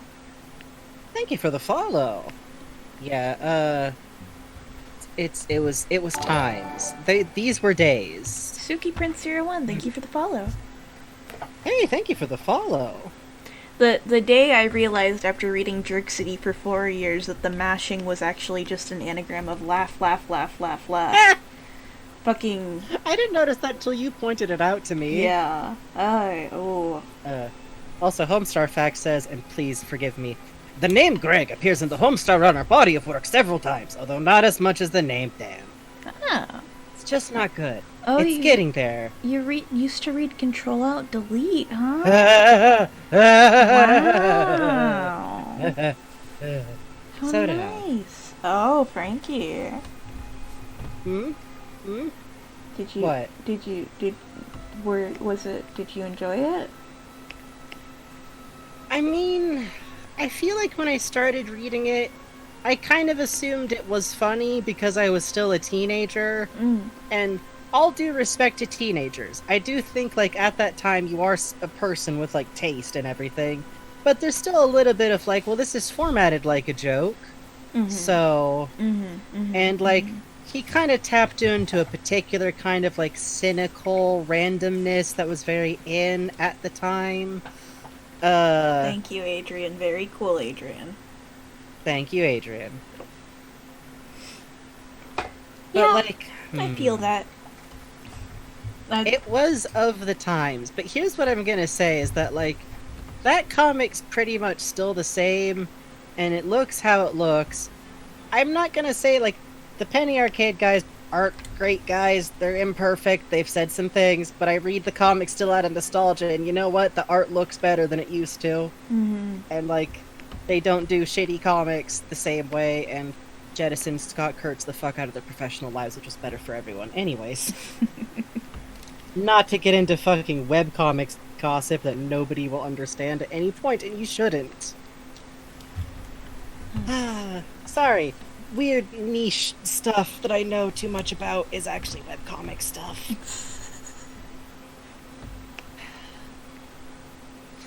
Also, Iron Spike definitely, like, gave teenage me some good material for comics with mean girl characters in them. Oh, good. I don't know if you ever read the Templar Arizona webcomic that she was doing back in the day, but No. it was... I didn't know if I quite liked it or not, but it had some... Like, her art is really dope, so... Anyways, going down a fucking interest hole. The meanest thing you did in middle school is you got a girl into Homestuck, and then you didn't get into Homestuck yourself! What? Ducks! Holy shit! That's very... That's kind of powerful. That's extremely fucking mean. I mean, it's not mean on purpose, No, but... for sure. You fucking gifted them the curse. Good job. That's like you parried getting into Homestuck. You fucking deflected. I don't think it's... Listen, Homestuck being what it is, I was into it in the day, and it was a good time when it was good. Is kind of what I always say about it. Admittedly, it shows my sense of taste that I was mostly really into, like, the, like, fucking Spade Slick shit. I loved Problem Sleuth. I read it every day, and then when Homestuck started, I was like, this isn't really my thing. And then I walked away, and then I came back later, and I was like, I like this a lot, actually. And then I came back even later, and I was like, hang on, maybe I don't. Yeah. Midnight Crew remains undefeated. Motherfucking, you ain't wrong. That's true. Like, I still have that album in my stuff, in my fucking iTunes somewhere. The music is still dope. Yeah, that's for sure. Make her a member of the Midnight Crew. Dope shit, goddammit.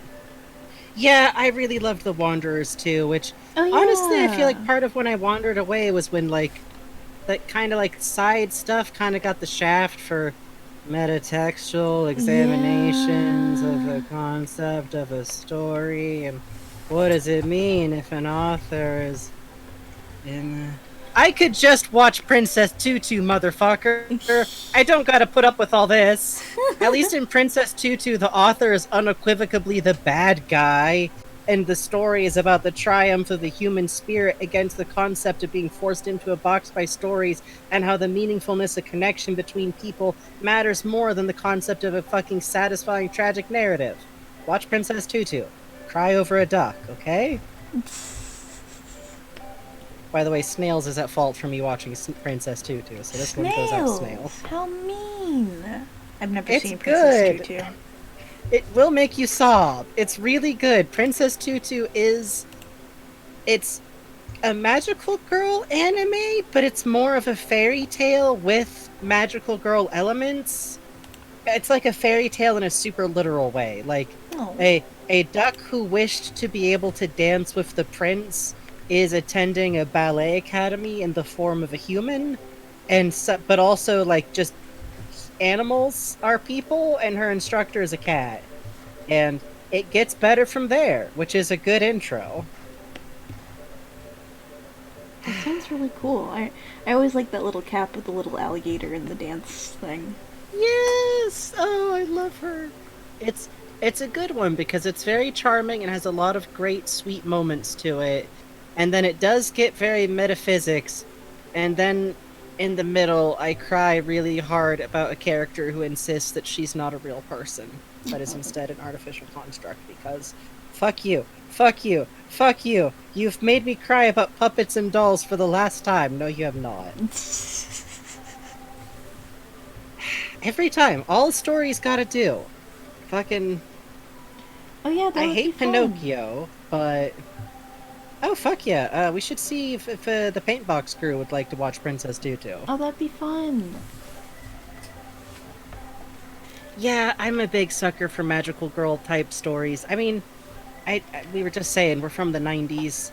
I actually got my hands on Sailor Moon at a pretty formative age. Let's... Starring Usagi! No, Serena! It's fucking Serena! Oh, that's right, yeah. What a weird era. You know, I haven't watched Utena, but I feel like I should, because I think my perspective on Utena was unfortunately formed when it first came over to the States, and they were very like, gal pals! Oh, yeah. About it. Yeah, yeah.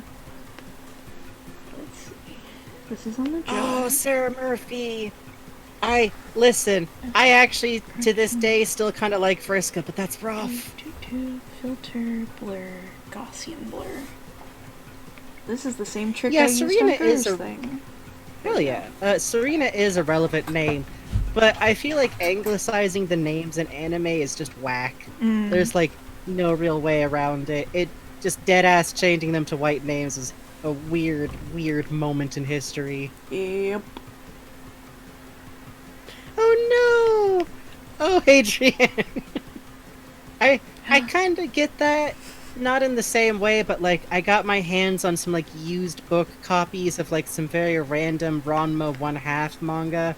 And remember, as a kid, being like, whoa, shit, there's titties in this one, huh? Which, neither of my parents really cared.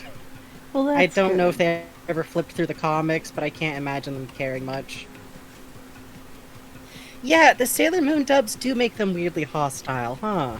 There's a Oh lot my of like, God. haha, girl bickering. Oh my god, I just remembered. Okay, so I used to be in a Pokemon league, in real life, one of those Pokemon card leagues. And, Sure. this was around when I was 12 and around when I got my first period. And they had a section on the back for manhwa, which is Korean manga, that had just Oh, been fuck yeah. translated and brought overseas. And my mom was like, I heard this manga is about your period, so I think this will help you. And what the manga was about how when you get your period, for this one girl, it's when the demons will start to come and track you down. And it was really great. Made a very confusing time even more fucking. Oh god. Oh, that's kind of beautiful. Yeah, yeah, listen, it was an era. Oh, hey, like, as an aside to all this, like, meanwhile, modern day, like, my niece has recently got into One Piece because it's on Hulu. Oh, that's great. He likes Luffy because he's the hero and he's funny and he's got a hat. Oh, that's Which cute. I have to admit I do think is very charming. I'm gonna see if I can like slide now that the weeb gates have been opened. Uncle's gonna see if I can get like. I feel like I don't know if she'd actually be interested in Yotsuba because she's almost like too close to that age.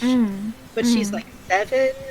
But she has a tough time with like focusing on reading, and so I'm like, maybe I can slip a manga or 2 over there that'd be easy for her to read. No, Yotsuba would be great for that. I think it could be fun because Yotsuba's like a little bit older than my nephew is. He's getting big. Oh, Adrian, I'm so sorry. Good night, Homestar Facts. Thank you so much for visiting us with your Homestar Facts. Thank you, Homestar Facts. Sincerely. It's been a delight. Sleep well, and may a flight of Homestars sing you to your rest. But also, I don't think Homestar knows how he's supposed to sing for lullabies, so he just goes, lullaby, over and over again. In different tones.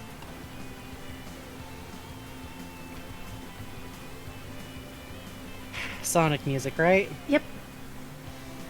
Okay. I'm starting to get You're the hang getting of there, telling Frankie. it. You're getting Like, there. Sonic always has the guitar. Even Uh-huh. if it's a, like, unless it's gonna really, like, there's a few songs without it, but even, like, the jazzier songs, that guitar is hiding in there somewhere. Yep. It's a Crush Okay, 40s touch. I need to watch Kid Cosmic really badly. I haven't seen it yet. I know I want to watch it. It's I will sit down and consume it whole. Yeah, same. I think that's another one we were It's- talking about for the paint box. Oh yeah, maybe it's like a group watch thing. That'd be fun. We have to No, bother the- Puzz. The grandpa character in that is Human Wander. It's Craig McCracken just likes drawing a particular type of dude, and it's like funny, scruffy men from 60s in big hats, and I respect that. It's like oh shoot, El Tigre's creator. Oh, Jorge Gutierrez. Or George Gutierrez. Yeah. He likes drawing large, broad-shoulder man and hourglass wife, but he's really good at both of those things, so continue, sir. I think his name Yeah. is like Pappy G, maybe? There's someone Yeah, on it's my like- feed who's it's- very much in love with him that I remember from my Mob Psycho days. Papa G! Okay. Yeah, I admit I'm leaning a little more over to because I'm like, I see people shipping Old Man and Alien. Yes, hello, yes. Yes. I'm interested. Pamphlet, please. Not like I have a type or something, but I just think of what if weird non-humans wound up in cozy relationships with middle-aged or older people. Wouldn't that be interesting? Wouldn't it be good? Wouldn't that be nice?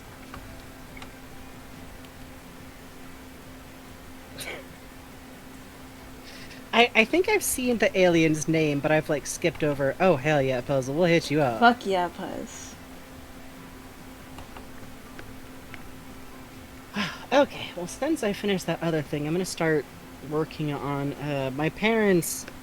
I love my parents enough that they asked me to design a logo, but because they specifically want it in pixel art, I said okay. This is how much I love my parents. Oh, that's sweet. And I got like a test of like sizes, so I can work from there to try and start to refine something. Luckily, it's not too complicated, but Just out of curiosity, let's see how this looks like with a gradient layer. Just for fun. Just for fun. I got some new gradient maps installed, so. Ooh, I like that one. Oh, you got something? Ooh. Okay, that's kind of round McNaughty. Hang on. I'm not gonna apply any of these right now. I'm just clicking. Whoa. Yeah, Bugs is Oh. just checking. Ooh, this one runs purple to yellow. I like this. Okay. Alright, okay. Okay. This is for fun. Sometimes for enrichment purposes, I show myself colors. It's true. Okay.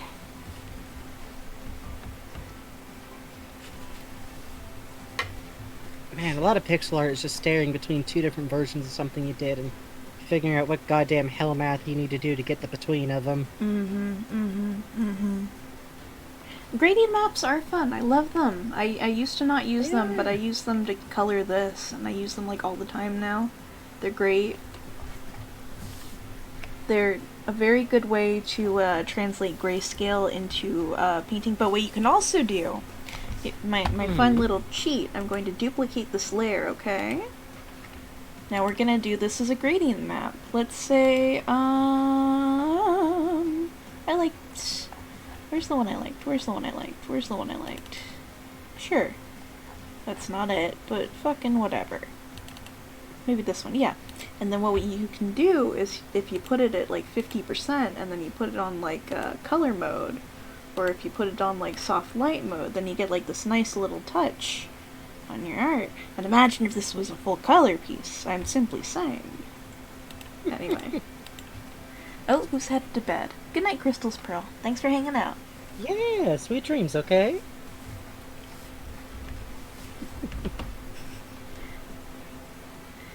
Once again, Yeah, Bugs has got the tricks. I got the tricks, I got the hacks, I got them.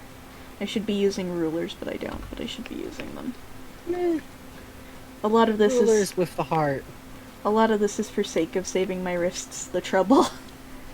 Yeah, that's the thing, is like, okay, so, with art, you're often gonna wind up with, like, there's a desire to put work into something because, like, you want to do your best to make stuff look your best. Imagine there's a little HP bar above all of your joins. Yeah. And I know older artists talk about this all the time, but I'm going to continue to talk about it because artists didn't talk about it enough when we were young, frankly. Yeah, and now I got the perma shoulder. Yeah. So. And I got a left arm and I got a left hand that acts up with typing sometimes, so. I'm so sorry, Frankie. Happens. Sometimes you learn life lessons. Yeah. The kind of Aesop style. Yeah, that's true. And I crack on my bones. Yeah. Trinket Fox, you should look I'm with you, buddy. Whoa. Oh, hey, shit. Brady, thank you. Hey, thanks for the raid. And genuinely, Trinket Fox, like, people always say do stretches. Take breaks, and when I say take breaks, I mean, like, set a timer, and every, like, half an hour or so, like, literally just rest your hands, listen to something, even if you're under, like, a time crunch. It will be better overall to take that time and do something that's less intense. Yeah. Carpal nerve like, flossing is also very helpful. Yeah. Save one of those cute little infographics of things, like, print it out, tape it up on the wall if you need, like, something to help you remember. Yep. And otherwise, this is gonna sound weird in terms of health, like, hand health. Be cool with doing something that's within your means, and I understand sometimes deadlines are being put on you by other people, which is unfortunate. The onus of working people too much should be on the people demanding the work. But I give this advice as specters. But hi, Raiders. Sorry, I just wanted to finish my thoughts there. Hi. I'm Frankie. This one Bugs. I'm Bugs. I draw. And we're finishing up a commission page that Bugs is working on for one of our very chat members. And we'll probably be bouncing over to a different commission page later on this night. I'm doing pixel art in the background. So far, please ignore Cuphead at the top. I don't know what that's Yeah. about. There's This some is where we're margin at. doodles. So. Margin doodles are fun. I love them. It's true. They keep my brain awake. I mean, you're correct.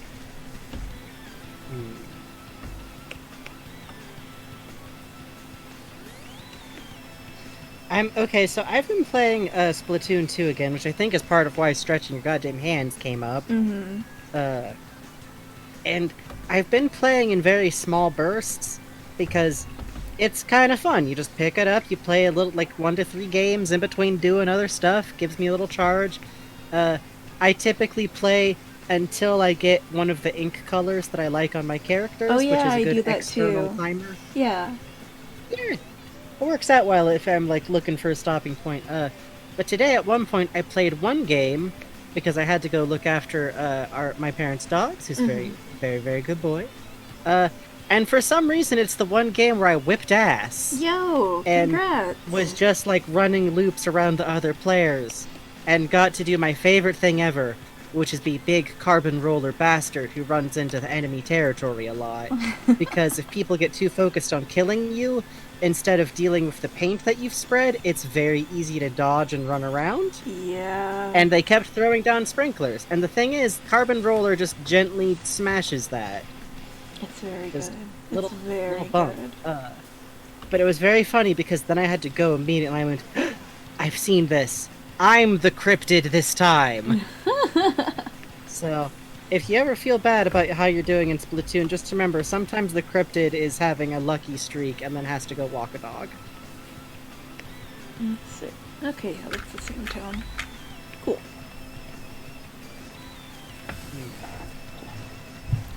20 kills with Octobrush. God damn. Hot damn, too many rubber ducks. No, that's good, especially like in tower control. That one tends. I'm too baby to do the big league things. I'm hoping that in Splatoon 3, because there's going to be a lot more people I'll be able to play with, maybe I'll get more into it. That would be cool. Yeah, we should do Oh, like play around Yeah. and ranked sometime. That'd be fun. Yeah, I keep thinking it could actually be like I don't know when we'd be doing this, but it could be a fun stream time sometime if we just I don't know, randomly have the urge. That'd be I fun. feel like it would be very chaotic, but Oh wow. Oh this oh hot damn, eventually there. oh my god, this fan site automatically downloaded the Sam and Max Might I. I'm so happy. A holiday Oh my greeting. Wow. Oh, I can send an email directly to Steve Purcell? Hang on. We shouldn't be allowed to have that power. Dear Mr. Purcell, I like your work. Enclosed is a picture of me. Please put me in your newest game. Signed. Look. Why do you draw Sam's feet that way? Dear Mr. Purcell, why do you keep rendering feet so much? Just curious. Why does Sam have human feet? Why does Max have pads? Fun. You know rabbits don't actually have those pads, right? I know he's a lagomorph, but I can't help but notice you rendered the feet on the figures too, which meant that you like made a point of it. What's going on there, Mr. Purcell? I'm just friendly and curious is the thing. I'm just curious is the thing.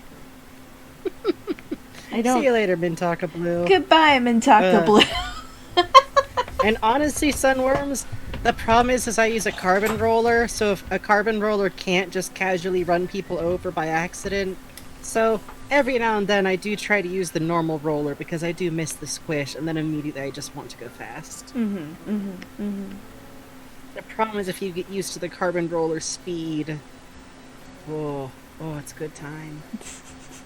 And yet, I can never adapt to the brush. I don't know what it is. That's Gordon's little hand. Okay.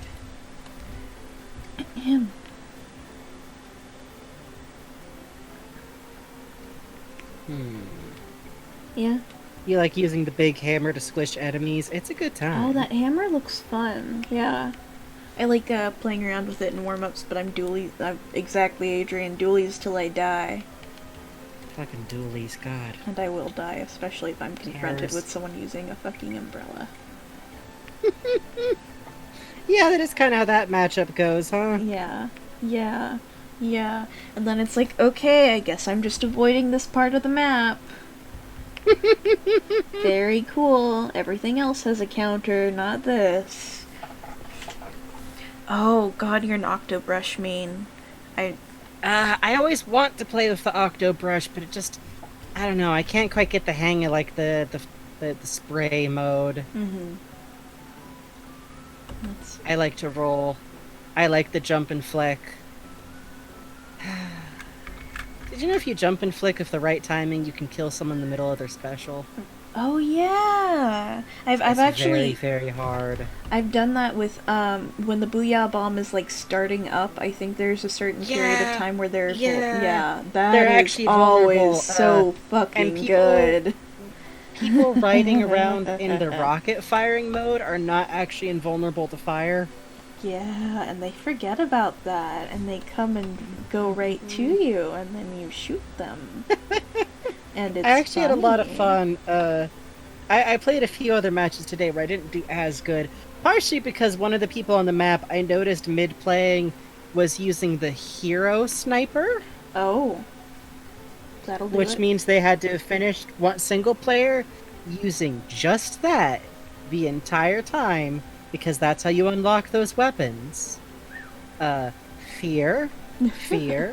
They mostly got us most of the time, but on one of those matches, I jumped through their shots enough. It was that arcade map, the like weird LAN party map that's like giant. Yeah.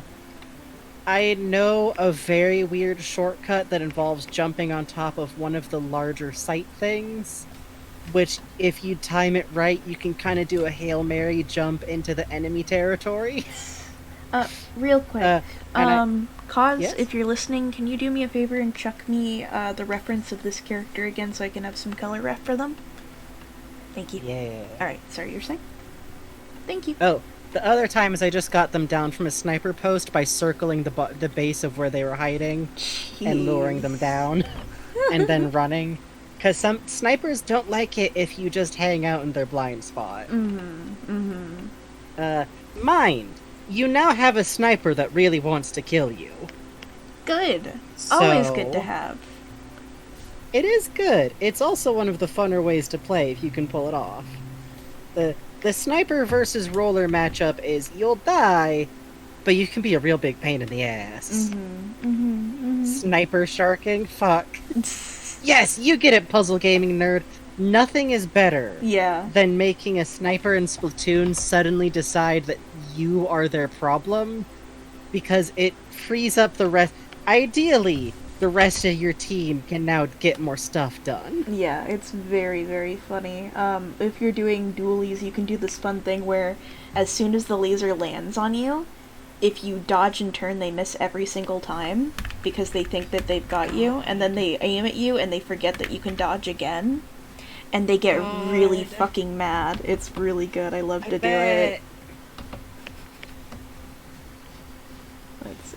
Yeah, dualies are a fun matchup for rollers too, because sometimes if you're fast enough and they're fast enough, you almost wind up in this weird like, well then, good day. Yeah, fucking, like, I have, rollers coming at me, and I'll fucking, be, like, dueling away. Whoops. Dueling away. Just like, goodbye!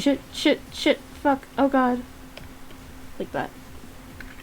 You have 9 chunks of main weapon power up on your gear, which for Octobrush makes you go fast? Oh god. It does? Thank you, guys. I just got it. Thank you. That's excellent. God. No, it's at 11 we take our break, that's right. Okay. Yeah, we got a little while. We can take it earlier, though, if you feel like you need a break. No, it's okay. I've been thinking about cheese that's in my fridge is why. Understandable. And hey, good night eventually there. Rest up, okay? Good night. Thanks for hanging out.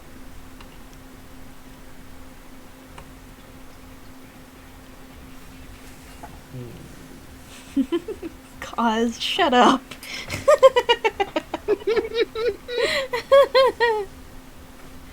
Oh, that fucking line. God. That and the one about, like, they don't taste like crap is like, alright, very cool.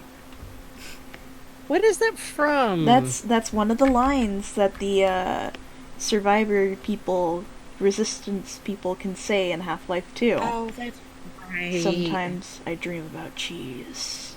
Great, cool, great, like, thanks. I get what they're going for, but, like, I'm always like, humans would find a way to make food. No, unless you're the hero, all you do is huddle. There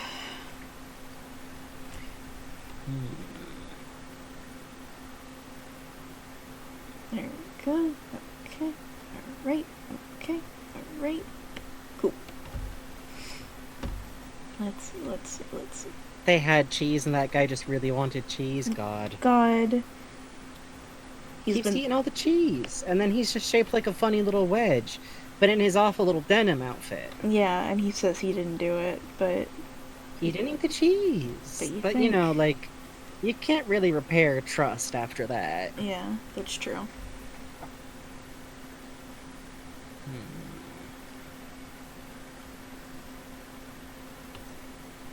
I know he ate a cheese, but you have to press F to say no. I shake my head. I don't trust you. You ate the cheese. This was how Half-Life 3 was gonna go. Yeah, that's true. That's why they canceled it. It was too controversial. Yeah, it's difficult.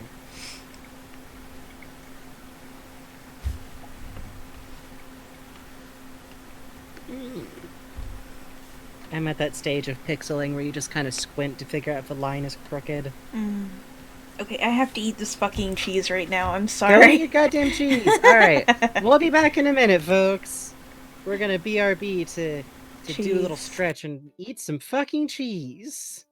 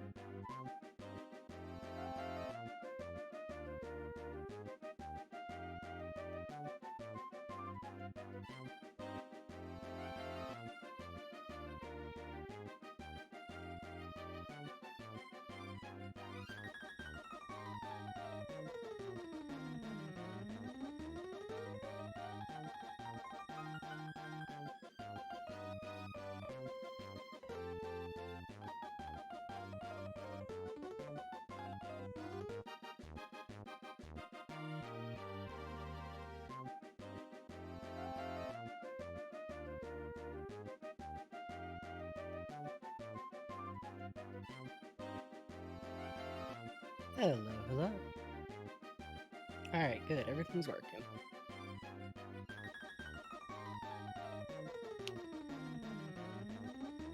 Oh, hey, folks.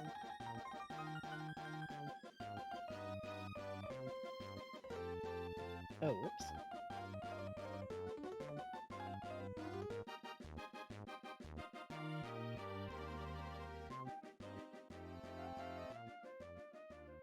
Okay, say something now? Hello? Okay, good. Listen, sorry, my Bluetooth headphones are a little bit weird with Discord sometimes. Hi. You can finish eating your cheeses. I'm still checking on my fucking cookie economy, so no big rush. Makes one of those 3D locker gifs of Magnuson, but it just says bench. Good.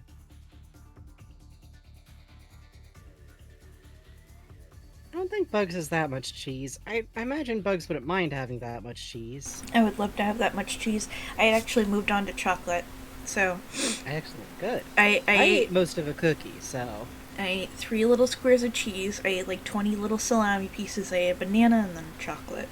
So I'm good. I had an cookie. And I have hot tea. It is good. Very hot tea. Okay.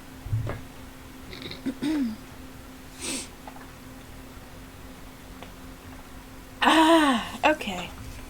I have a literal fucking thermos of milk next to me. I'm the opposite of lactose intolerant.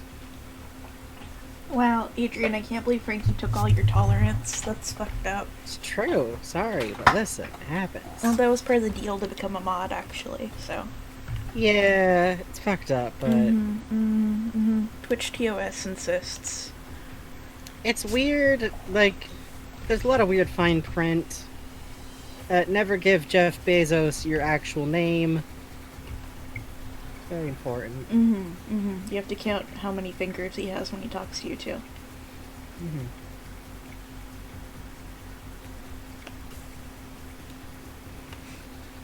So sad about your... Oh, taller ants.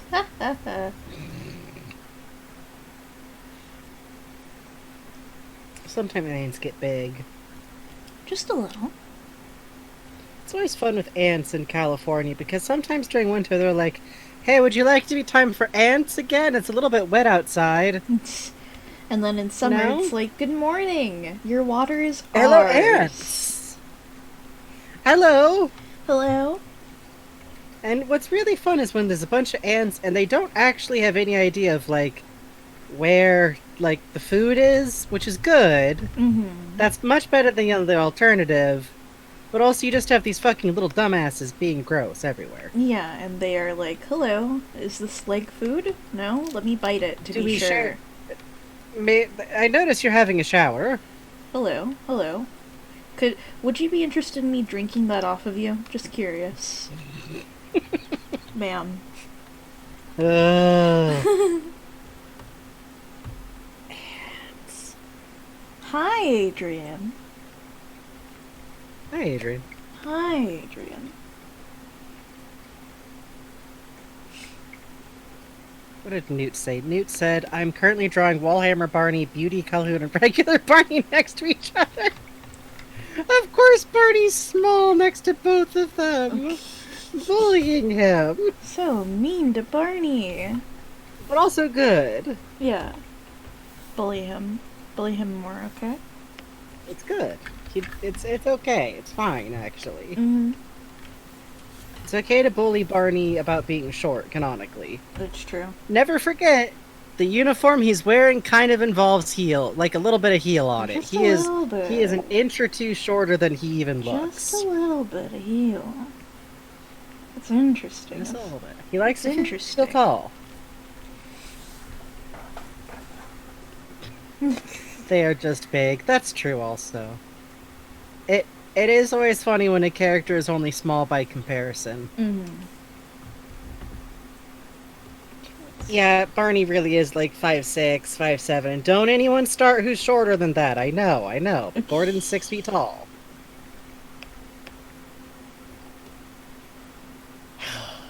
Every time. Get platform shoes.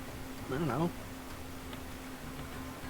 Yes. See, I'm Barney height. If I get on T, I could get in that like 5 You could, o'clock actually. shadow. Well, No? I'm afraid. Well, you can. It'll just take a while because it starts as Shaggy from Scooby-Doo vibes. That's okay. You can get stubblies if you shave that. You get a little bit of stubble, but that like across the whole jaw look takes a little while. That's true.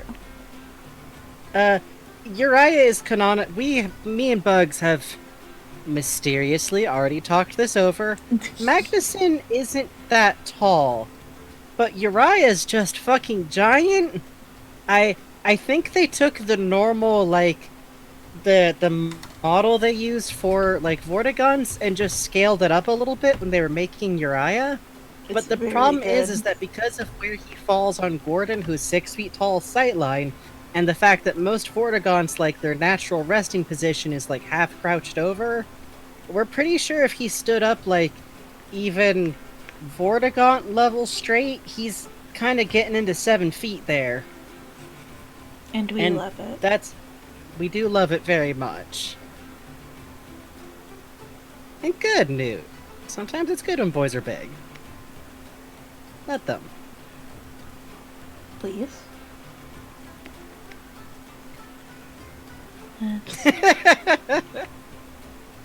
That's a good way to think about it, Vegeta. That's true. Oh god, that's right. Automod!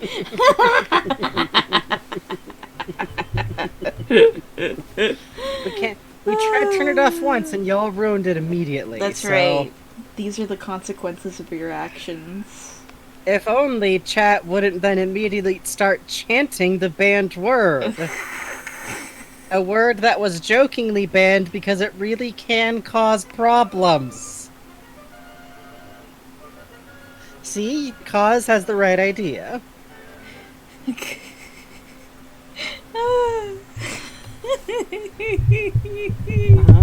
Uh-huh. I'm listening. What's up? Uh-huh. What's up? Uh-huh. Yeah. Y'all gotta fucking convert to the metric system, sorry. Sure, get used to it. Yeah. I don't know it either, so you'll have to explain it to me when you get it, okay? Every time. Yeah, every single time. You'll say, like, Barney is 150 of these, and I'll be like, what? Is that big? Is that good? Is he winning? Barney is not winning height, I'm afraid. What? Really? Fucked up. No. Poor Barney. Yeah, we just said we don't know centimeters in 10 zombies. Yeah, there's like 10 meters in a foot, 50 meters in a kilometer, 300 centimeters in an inch. And Adrian is 3 apples tall. Uh-huh. It's true.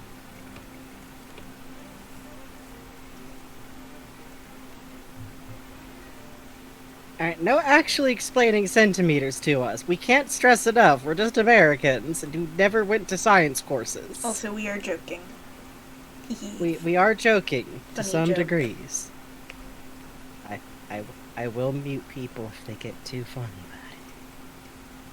How many Sonic's the Hedgehog's tall as Barney? I think 2. 2.5. You think 2.5? Yeah. I don't know. That's fair, random 00 factor. It is funny. He is not 1 Sonic's the Hedgehog's tall.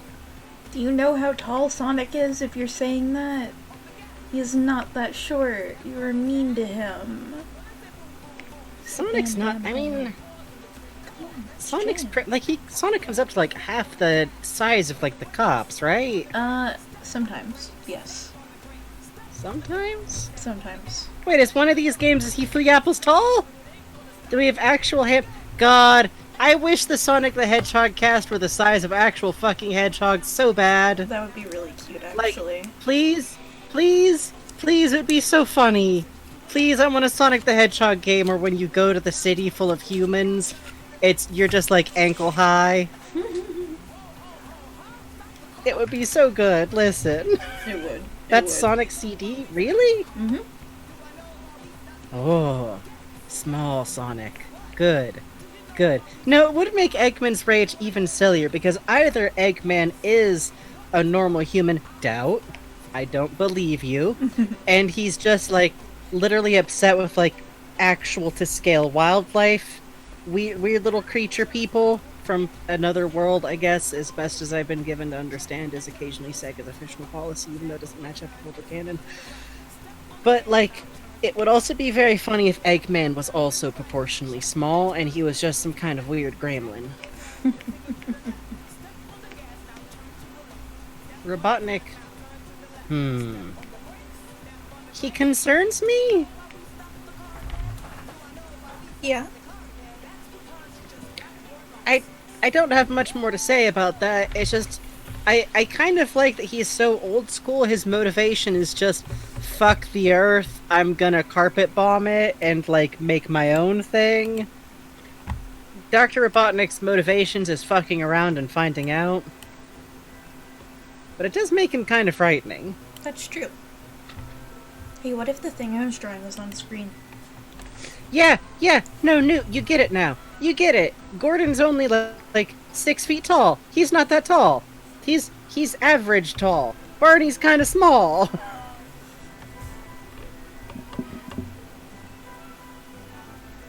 Only kind of, but little small. Part of why Wallhammer is so funny, because it's a reversal of sizes, and does Gordon not deserve to be picked up by a large boyfriend sometimes? What if, huh? What if? Yeah, Gordon is a beanpole. Magnuson is built like a fridge, and I fucking love it. Yeah, honestly. Magnuson is just fucking solid.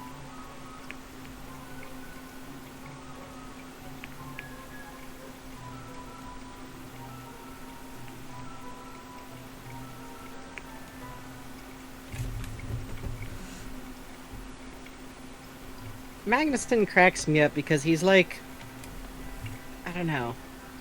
His design is very good, but it does feel like they were just like, oh god, we have reached the wall of giving everyone almost the exact same body type. Yeah, honestly. So this man's gonna be a mini fridge. No, draw Gordon however the fuck you want. Making him stocky is good. That's true. Quote-unquote canonical Gordon is a bit of a beanpole, which is a good way to differentiate him from HLVR AI designs, particularly. Where the beef is. Yes, yes. Uh-huh. Mm.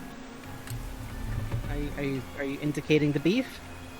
Oh, I was thinking about HLVRA Gordon is where the beef is. Right, yeah, that's true. I was just thinking about it in my mind. It's good. Let's see. Beefman Freeman. The darkest part of at all times. Let me see. Consult on the model sheet. Shit. Okay. Cool. Everything's fine. Mm-hmm. If you didn't hear me say anything. Good night, Galactic Pal. Good night, Galactic Pal.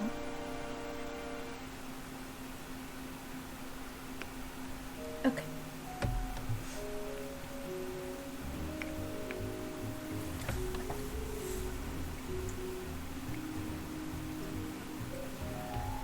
Oh god, yeah, you're right, Vegeta.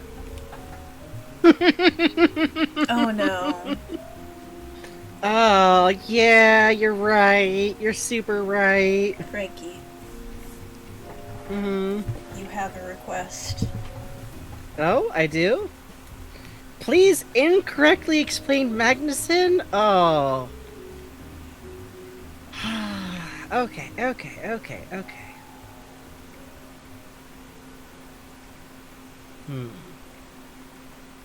I feel like this is the worst way to introduce people to my... I have a pretty extensive amount of actual You've chose violence and chaos. I mean, that's your right. That's your right. Just let me think a second.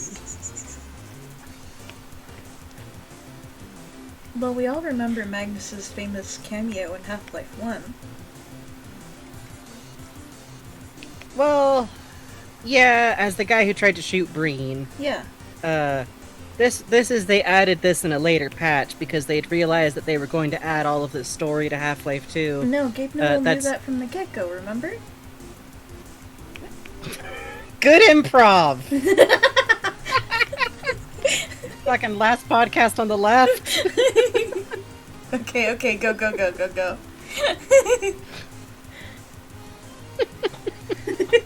Oh, I need to listen to the music again. I forgot to put it back on after the break. See, what I'm thinking is like, okay, so you know how Half-Life 2 adds all of this stuff of like, oh, now there's the bad guy, there's Breen, who was maybe behind the whole thing to begin with, because, oops, we ended our first game by fucking killing off the antagonist pretty distinctly, but luckily we had it say a bunch of vague stuff. So they went back to try and, like, add a little more info about, like, who Breen was, because it would just be fucking wacky if they just added this whole antagonist with no, like, prior build-up and kind of clumsily replaced some of the G-Man stuff with him. So you get to run across this particular scene where one of the scientists, the Slick model to be precise, is actually holding Breen at gunpoint, which I think is pretty cool and cinematic, but it's like one of those like awkward things where you can just kind of walk by and miss it. Yeah, that's true. And also sometimes Magnuson gets stuck walking into a wall, but he's still like threatening him and doing the whole scene. It's kind of cute. It's a little bit... It's kind of like Morrowind style, you know. The Sam Max music does add to the energy. Yeah, that's why you see all but those meme pictures of Magnuson pointing his gun at the wall. Yeah, it's true. Which also, like, because of some of that quirkiness, he became a bit of a fan favorite. So that's why even though he wasn't in Half-Life 2 to begin with, they added him back in when they finally did Half-Life 2, Episode 2, 365 Dream Drop for the Nintendo DS. Which, as we all know, is how that works, because just call it 3. Just call it 3. Just call it 3, you gun-shy motherfuckers. I bet. So that's why he got added back in with that, and they have, like, the whole cute little line about, oh, the casserole that blew up by Borden. It's a callback to that original role of his. Which, you know, I do think there's a lot of, like, the modding scene and everything, so people kept giving Magnuson a bigger and bigger gun. Which was cute for a while, but now that it's like, it doesn't even fit on the fucking camera, it's like, alright, I get it. I mean, like, it's an old meme at this point. Whenever people try to bring back, like, a really old meme, they don't always handle it right. Yeah, they have, like, Magnuson holding a tank over his shoulder. Yeah. I mean, when they did the cameo in Half-Life Full Life Consequences, it was cute, you know, but I think, like, that's it. Yeah. But yeah, people don't really know how to let a meme go is the problem. It has been said, though, is that Gabe Newell does actually... Magnuson was one of the first characters that he drew. Not a lot of people know that he actually did concept art for the series. They are mostly stick figures, and one of them has boobies, and people always like to go like, oh, see, look, he was planning for Mossman the whole time. It's like, I think he just got distracted and drew tits. But, I mean, close enough, I guess.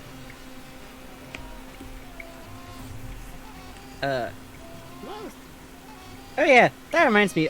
Before the stream, we did decide it'd be very funny if Tommy and Dr. Mossman just have a passing office rivalry. They just kind of keep fighting over parking spots. Oh yeah, that was cute. I like that. I just like working in the Half-Life cast, but in ways that are completely mundane. Let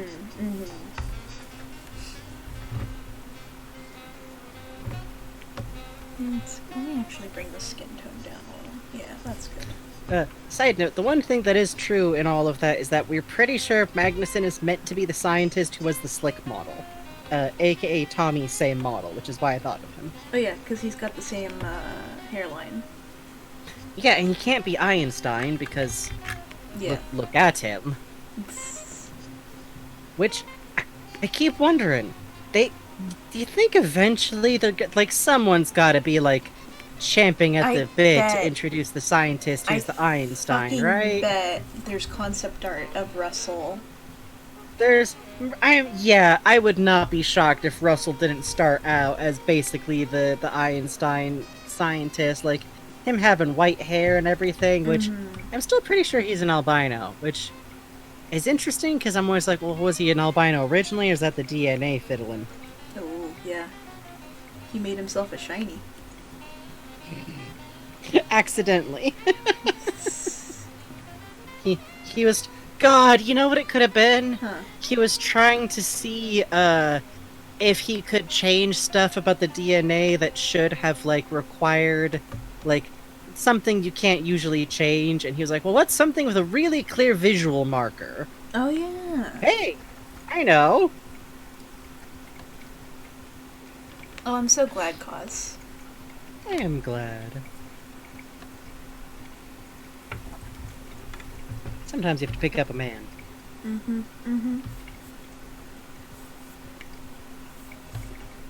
G-Man's hair is so genetically dominated that if you get adopted, you end up with it. Fuck.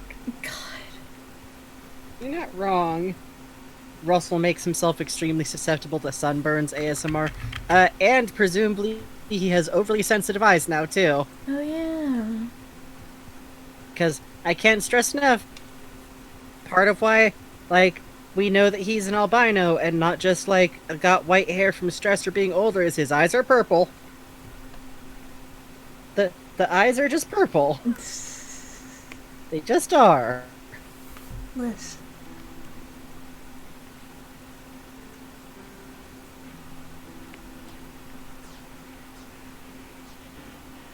No, like, I do still like the idea that in HLV or AI, Dr. Magnuson is, like, Tommy's slightly older brother.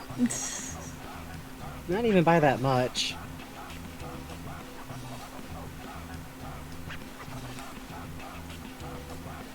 G-Man's hair always kind of looks like,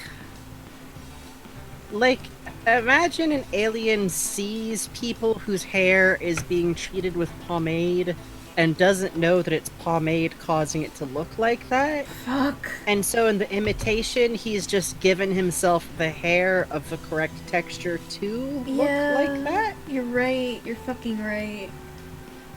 Just like hair helmet, literally. Not even like a hair helmet, but like just...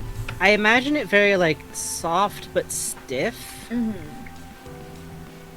Like, just a little bit weird.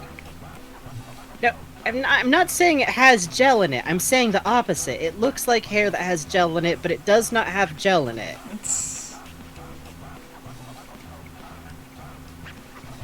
You guys are silly.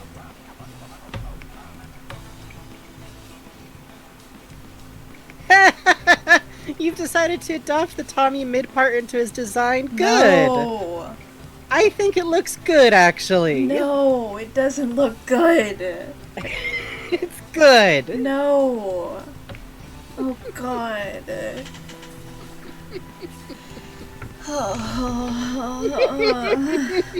Why would you do this to him? It's good. No. Tommy hair variants. People liked it. No, I should have never said a goddamn thing. Well, it's not fucking putting it back in the box, Pandora.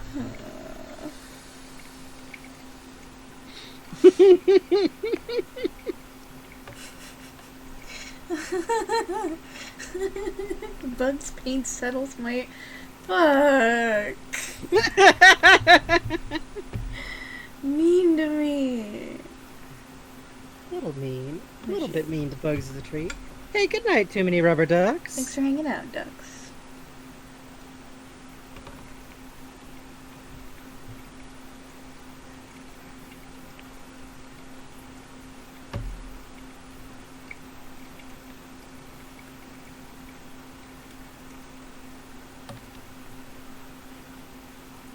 What's your favorite Tommy hair variants? Yours is Bugs' is Lupin hair and curly hair thank Tommy.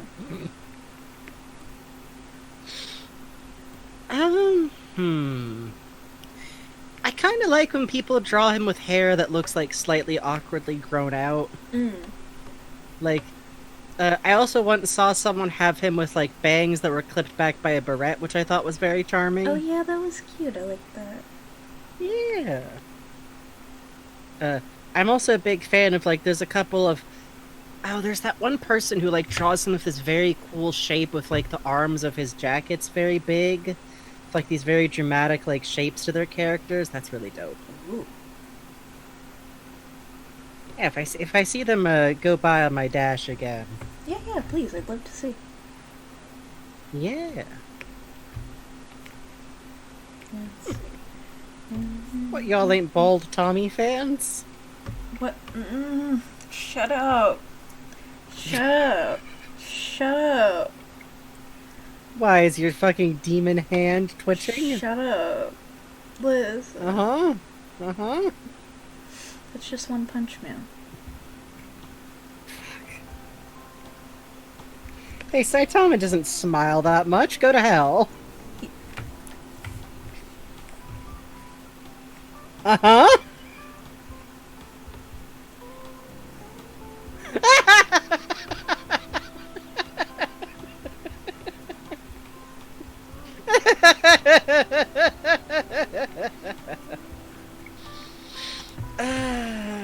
Yeah, I actually have a widow's peak myself. It's kind of hidden underneath the pompadour.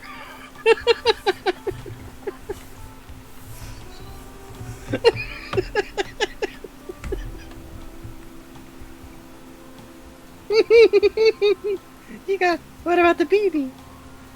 About the what? The Oh, beanie. I thought you said baby. I was like, wrong fucking No. note.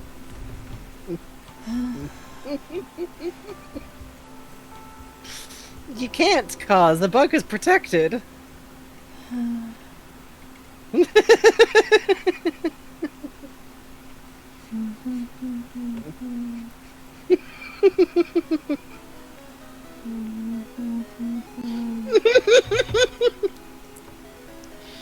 This is good music. This is good music for this. Newt, that's probably wise.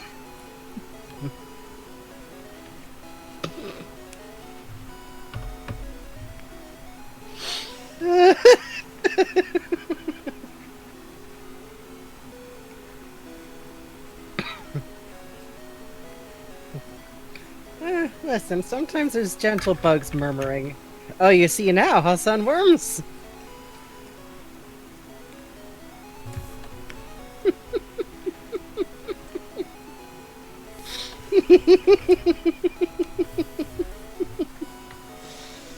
Okay.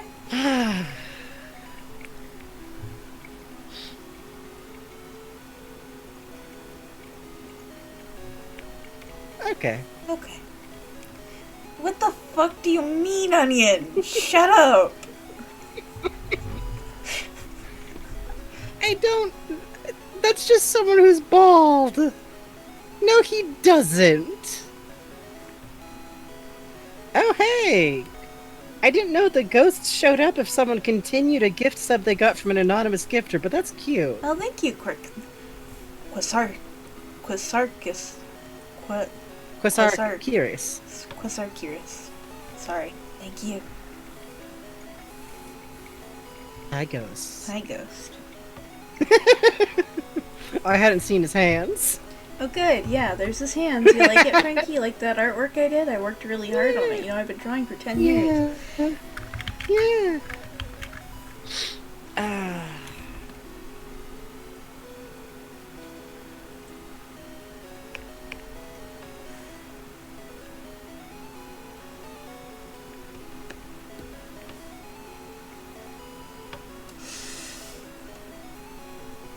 I think I actually need to adjust this. Hang on.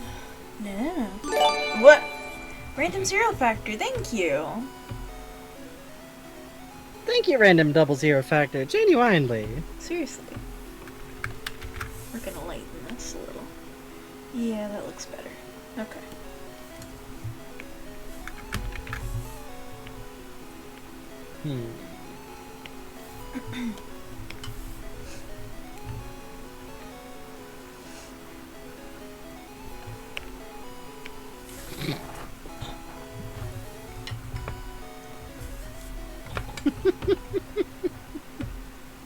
Chat feral moments.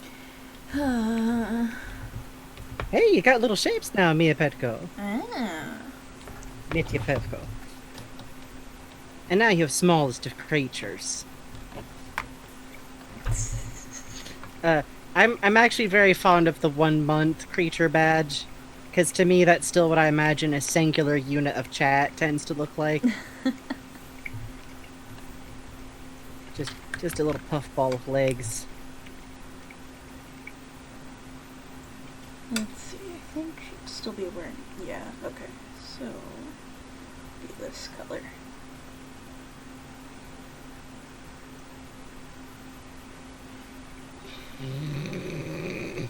What? What? What? What?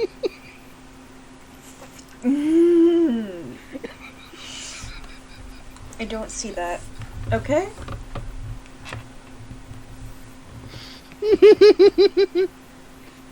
Unrelated to current events, how did everyone like Gur's normal streams yesterday?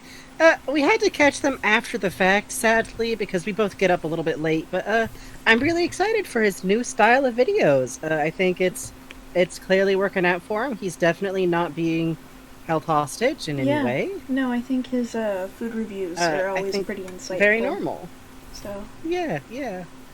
I liked how he made sure to touch the surface of what he was eating. Showing proper respect to the meal. Yeah. Get a little get the texture. Get an idea of what the texture's like.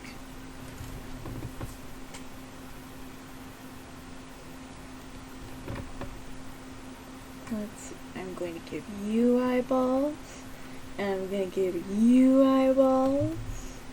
Eyeballs for everyone. Everyone gets eyeballs. Hooray! We do love to see it.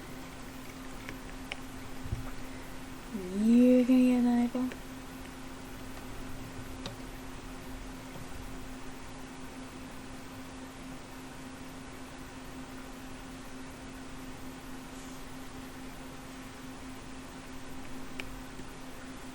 Let's see. Go over here, we'll do this.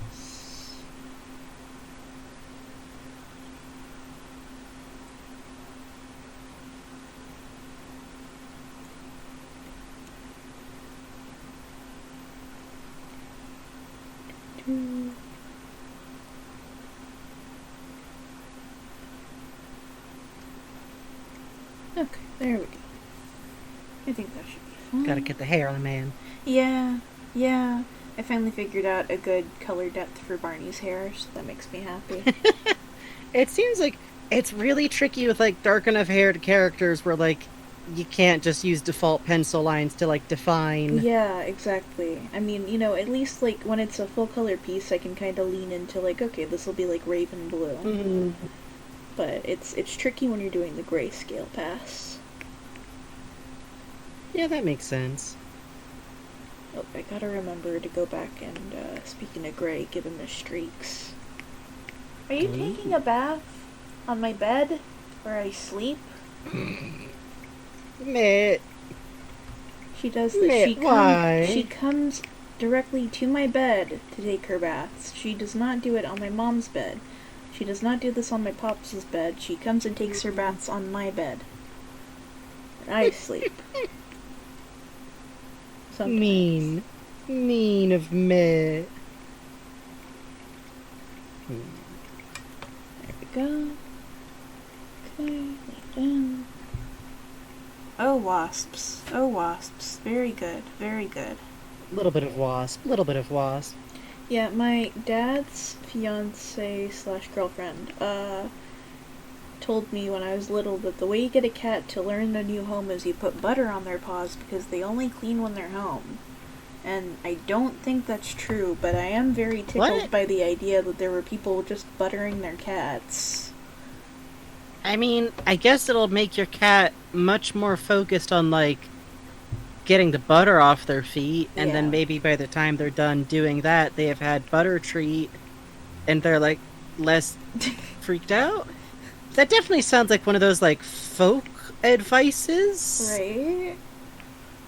I think the idea is like, oh, well, it'll make them eat the butter, and then they'll be comfortable because cats only eat where they're comfortable, which Sure. seems like that's an interesting, like, example of, like, weird logic must always go both ways, where it's like, Yeah. that's how you acclimate to a new place puzzle, wash up, eat a butter. Well, Oh, good. You gotta do that every time you fly. That's how you beat jet lag. Just put... have you ever heard the idea of, like, you like, like, butter being used on, like, a burn? I think I've heard of it, but I've never seen anyone use it. It's like something that I've seen on, like, a TV show, and it baffled me entirely. Yeah, that seems like just more of a way to get, like, hell yeah, get some hot oil in there. Yeah, which, I mean, like, the thing is, it is, like, okay, so it is a room temperature liquid, which, in a lot of cases, cool water is what you want on a burn, not cold water.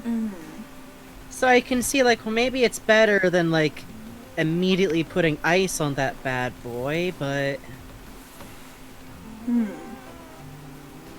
yeah, Burt's Bees does get passed around as, like, a remedy. Oh yeah, it does. Because Good marketing. all natural culture starts to swing around to approaching snake oil very fast. Listen, these are my people. I grew up with this, so...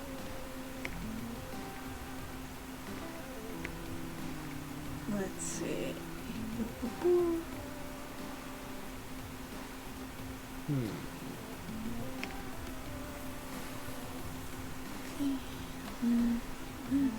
You soak burns and cuts in fresh, cool water that you add salt to. Yeah, that'll do it. Honestly, like, that's a good way. Yeah. As far as, like, quick in the minute, like, kind of home first aid goes.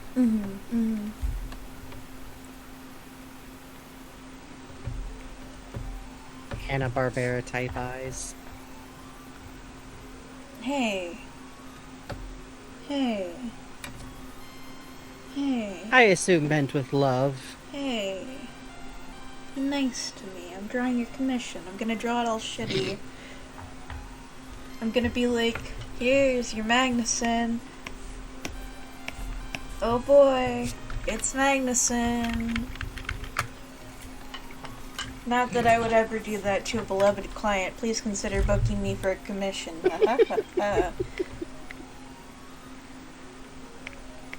It's true.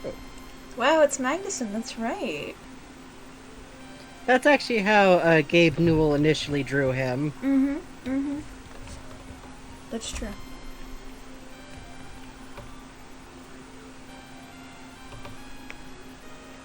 Leaf tobacco / cigarettes or meat tenderizer on jellyfish stings? What? I've never heard that. That's an interesting one on me. I mostly hear pee for jellyfish. Yeah.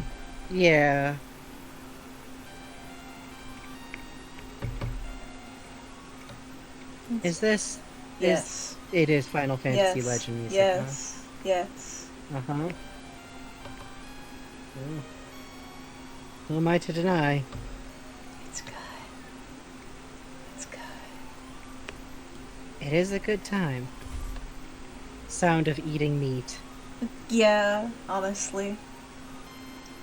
Yeah, pee does not work. That's true. No, it does not. No, it does not. It doesn't. I am so Everything fucking I've heard happy says just warm water. that the fucking penis bridge in Mario 3D World has pee on the balls. I'm so fucking happy. There was that post that was like, Nintendo confirms pee is stored in the balls. I'm like, yes! And I, on stream, was like, ah. As I quietly sandbag. As I quietly refuse.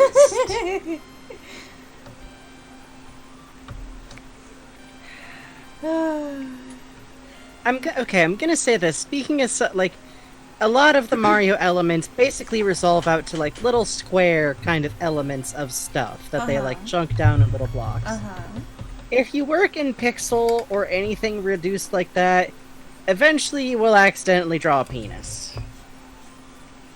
A great deal of what one does is then trying to make things look less like a penis. I assume they simply gave up. This is lit up.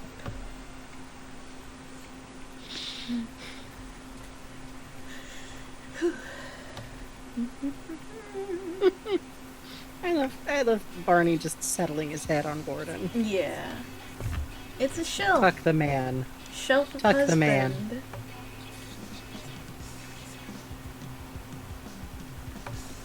This is their portrait, you see? Aww. Yeah.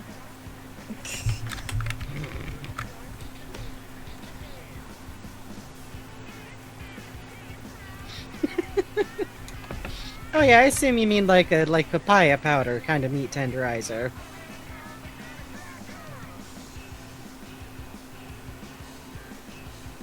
Use meat tenderizer hammer on jellyfish sting. Yeah, that's fine. Yeah. Just beat it. It's fine, actually. Yeah. They don't tell you this, but it's fine. These Bug streams are not a legitimate source of medical advice. Please do not.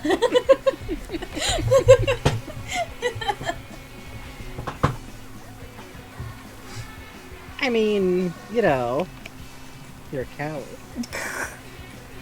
Shut up.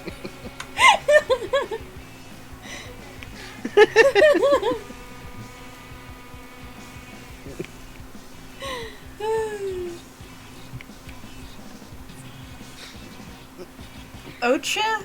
Ocha? Use wasps to relieve pain. God, God, Why does this... No, that's okay. That's okay. That's okay. I'm going to keep that thought to myself about the strong. It's fine. It's fine. Mm-hmm. Mm-hmm. He looks Good, he good. looks like the dad from the Fantastic Four before I fixed his sideburns there. Reed Richards? Yeah.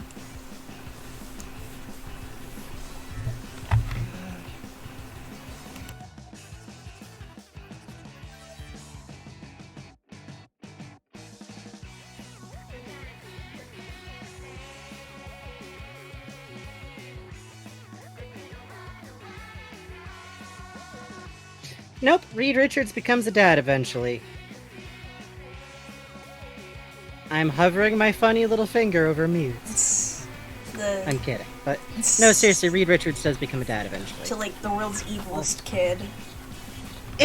I swear to God, every time they didn't want to think of a fucking plot to actually do that week, they just had something fucked up happen to the fucking Fantastic Four kid. Yep. This time he's psychic. This time he's developed telekinetic powers. This time he's decided to age himself at an unnatural rate. And now he's like a weird adult, but like only for a second. Now he's back to normal. It's normal. It was like they did not have any thoughts of anything else to do with this poor kid. He had like the same life expectancy as in the old Mark Trail comics with that fucking kid. God. Rusty. Which, I actually read the new Mark Trails. It's very good. It is very funny how many people are willing to like stake their lives on the superiority of old Mark Trail, which... Shut up! Shut up! Nobody read old Mark Trail. Old Mark Trail was melting slowly. Steven Universe 2, God. Franklin Richards, yeah, God. Poor Franklin. I remember in Twisted Toy Fair Theater, they always made fun of the babysitting robot they had, Herbie, or whatever. Oh, he was even weirder. Okay, that robot started out because they were making a cartoon adaptation, but they ran into a hinge where the people who are funding it said you can't have the Human Torch because kids are gonna light themselves on fire. Oh, yeah. So they replaced him with the world's fucking doofiest little robot character. Who then sometimes showed up in the comics too. And then he was evil, Oh, I think. That's how it goes. Because comics are dumb. Superhero comics are ridiculous, that's why. Mm-hmm.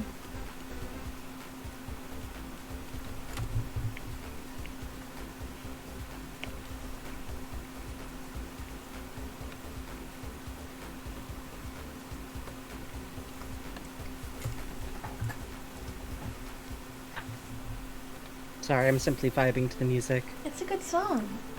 A good one. Hey, I'm a Scrappy-Doo defender.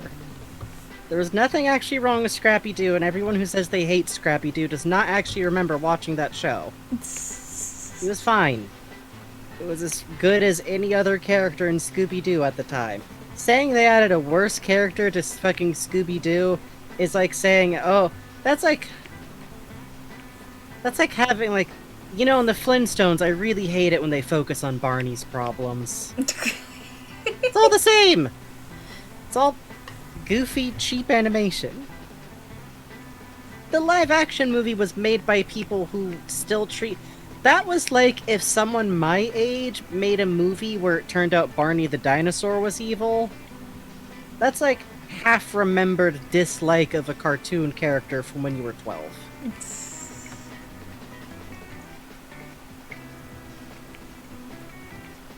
I do like the live action, but I am Scrappy-Doo defender, which, again, it's not a great character, but also it is like Hanna-Barbera. Mm-hmm. Oh yeah, no, it's funny. I'm just saying.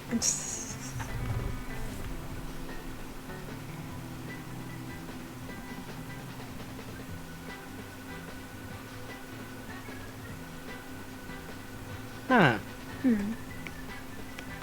Oh, Snail's doing mod testing and says the mobs from Alex's mobs are excellent, but they don't actually seem to spawn anywhere. Oh, bummer. The Scooby-Doo and the Ghoul School was the best, and y'all need to know that OKKO just has the girls from the Ghoul School show up. Oh yeah, it's really good. They're in OKKO. They're just there. It kind of rules, and they got the original voice actors. Yeah.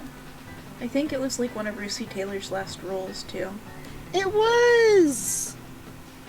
Yeah, I'm not kidding. There's an OKKO episode where, like, Enid, one of the main characters, we learn eventually is, like, a witch, or that's what she was born to be, because she's from, like, a Halloween-style family, like the Moonsters. And there's an episode where we find out that those are her old classmates. It's really cute. It's really cute! It also has a little bit of a vibe of pretending to still be straight around your old friends from middle school. Yeah, that's true. Which I would be more annoyed about if she wasn't canonically bisexual and winds up with a girlfriend. So, instead I just think it's very cute. Scooby-Doo Cyber Chase, God.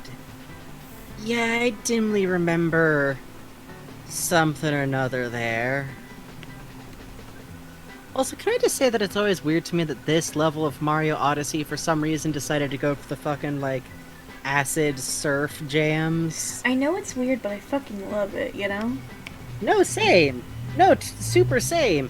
It rules. But every now and then I'm like, what fucking mad genius looked at this, like, robots and, like, overgrowth level and decided to just go the hell off? I know, right? I saw someone posting today about, like, oh, Mario Odyssey was so beloved on release and now it's like everyone hates it. It's like, what the fuck are you talking about? What Twitter feed do you have? Right? It's just not being talked about very often because it's a game that's kind of older now. People finished playing it. Yeah. That's not the same thing as people hating something. Silly. Who? Sometimes people say things on the internet and it just betrays what weird company they keep. Did they do that? Would someone just lie on the internet? I don't think they would lie on the internet, but I think they would keep, like, very weird company and then decide, oh, this is the entire internet. Yeah, no, Super Mario Odyssey is a very fun time, and Mm-hmm. honestly, it's very inviting even if you're not used to playing, like, platformers or Mario games. I completed the game. I have not had that much platformer experience in my life. There's also, like, special modes you can turn on that make the game easier to play in general. Yeah, it's a Which good time. is, yeah. Which I also like a lot, because that's probably real nice for kids. Having, like, you can turn it on so that it'll tell you where to go for the next star. Or Yeah. you can turn that off. Yeah, I like that a lot. Also, Odyssey's level design. I have the art book for that game. It rules.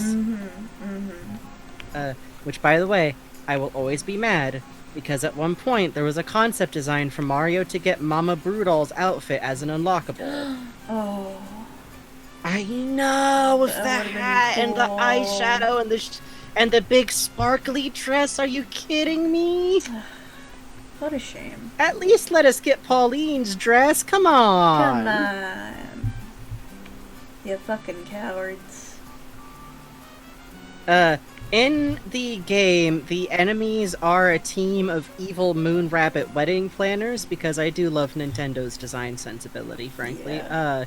And their leader is a gigantic rabbit who I always just remember. I think her name is Madame Brudal, but I always remember her as Mama Brudal because, Yeah. yeah, let Mario wear more dresses! Come Letting on. him wear the wedding dress was a good start. Yeah, honestly. It's also very cute that if you wear that to the final battle with Bowser, he says you look good. Yeah, I like that a lot. It's like, you look You look dashing, Mario, but you shouldn't be here. I didn't invite you. Like, oh, that's your problem. Okay. Hey, see you later, actually, an onion. Thanks for hanging out. Sweet dreams, okay? Yeah, Luigi's comments on Mario's outfits is cute, because doesn't he just say, like, oh, how come I wasn't invited to the wedding, Mario? Yeah, poor Luigi. Really cute. I do like that Luigi gets to show up in just, like, for a goofy bonus game. There you go. Yeah, Luigi's balloon hunt. That's cute. It's cute! He's just having fun. He is. Let Luigi have fun. 2K19. Yeah.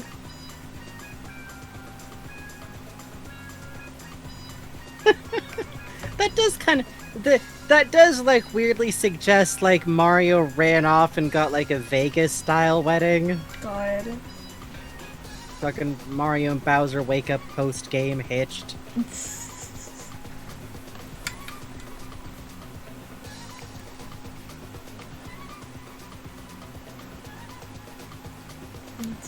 That makes for a hell of a Mario Party.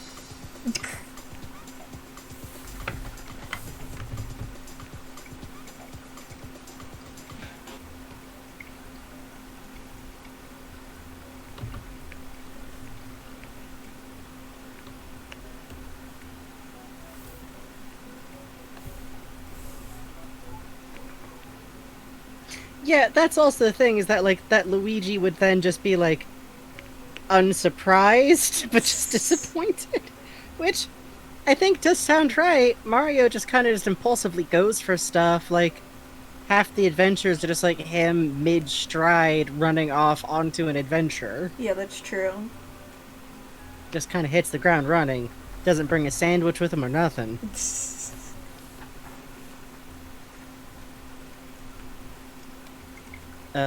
Which I know I've hyped up Paper Mario Origami King on stream before.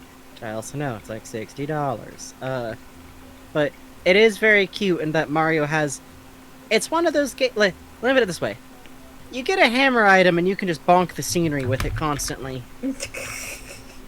It's just a button. It's just a single button press lets you bonk things with hammer. Oh, I like that. And I think it is physically impossible to play the game without just walloping the ever-loving hell out of the scenery sometimes for fun. Oh yeah. Oh, York. I didn't get I still very need to play far. Deadly Premonition too. It was one of those things where I was playing and I was like, I will use this to unwind, and then I realized like 40 minutes later I was still in a cutscene. I'm like, I have things to do. I am glad to hear that. I love Deadly Premonition. It's just tricky because it's a series that I love a lot that will also take an energy investment, and sometimes I don't play things until the moons align. Yeah. I finally started playing Bayonetta. Good. How far in are you? Not that far. I think last time I played was during the boss fight where the god dragon sticks its head into the church, where you see it maybe yourself but as a child. Oh, that one. Yeah. Yeah, I kind of took a break after that. I'm not sure if I'm going to keep it on easy mode or try to go back to normal. Is there a way to get into that space where you practice combos without being on a loading screen? Yeah, if you go to Rodon's, they let you test out, the moves. They let you test the moves that you buy, but not all of the combos in general. Right, but if you start doing the combos on that screen, they can't stop Okay, you. it will eventually let you just do them. Yeah, it'll let you just do stuff. It's like, do B and down. You can just do whatever the hell you want. The trouble is, I'm good at fighting on normal mode, Mhm. but I realize, like, oh, you're supposed to be doing the combos that you get the big, funny hand made of hair doing stuff. And otherwise, eventually, you just start getting your ass kicked, so I'm playing on the mode where you automatically finish combos. Okay. That's good, actually. That'll be fun for, like, like learning the story and stuff, Yeah, but also all that thing you just said. Yeah. That's true. It's tricky. The problem is my brain doesn't work with video game combos. It doesn't. The brain is like, no, it's simple. Just memorize a combo of 3 different things in a very specific order with pacing that's not immediately clear on looking at the way that we're writing it out. Yeah, I actually have the You know, same just B, trouble B, with B, and then combos. B. Just do just these extra couple of things. So That's gonna make I me might so just because I'll say this, I'm not getting easy fixes. I'm not getting like, oh, I have an easy mode, now it's all platinum. No, I'm still getting my ass a little kicked. Sometimes you just want to hit the buttons and watch the funny Austin Power ladies fucking destroy some demons and Yeah. flirt with their old girlfriend. Hell yeah. Which, I will say, that's my favorite thing about playing Bayonetta so far, is that Bayonetta's not cool as a person. Oh no. She's fucking ridiculous. She is nonsense. Everything she does is because she thinks it's cool or funny. And it's the best. It's the best. I love it a lot. She's ridiculous.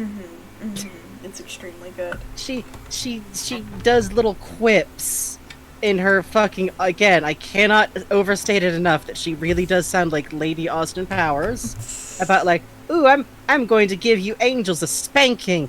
But then she like stacks them all up to German suplex them. I love her. It rules. I love her.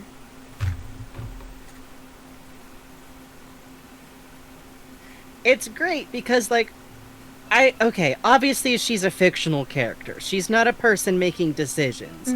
There's no such thing as like, oh, she is sexy because it's empowering.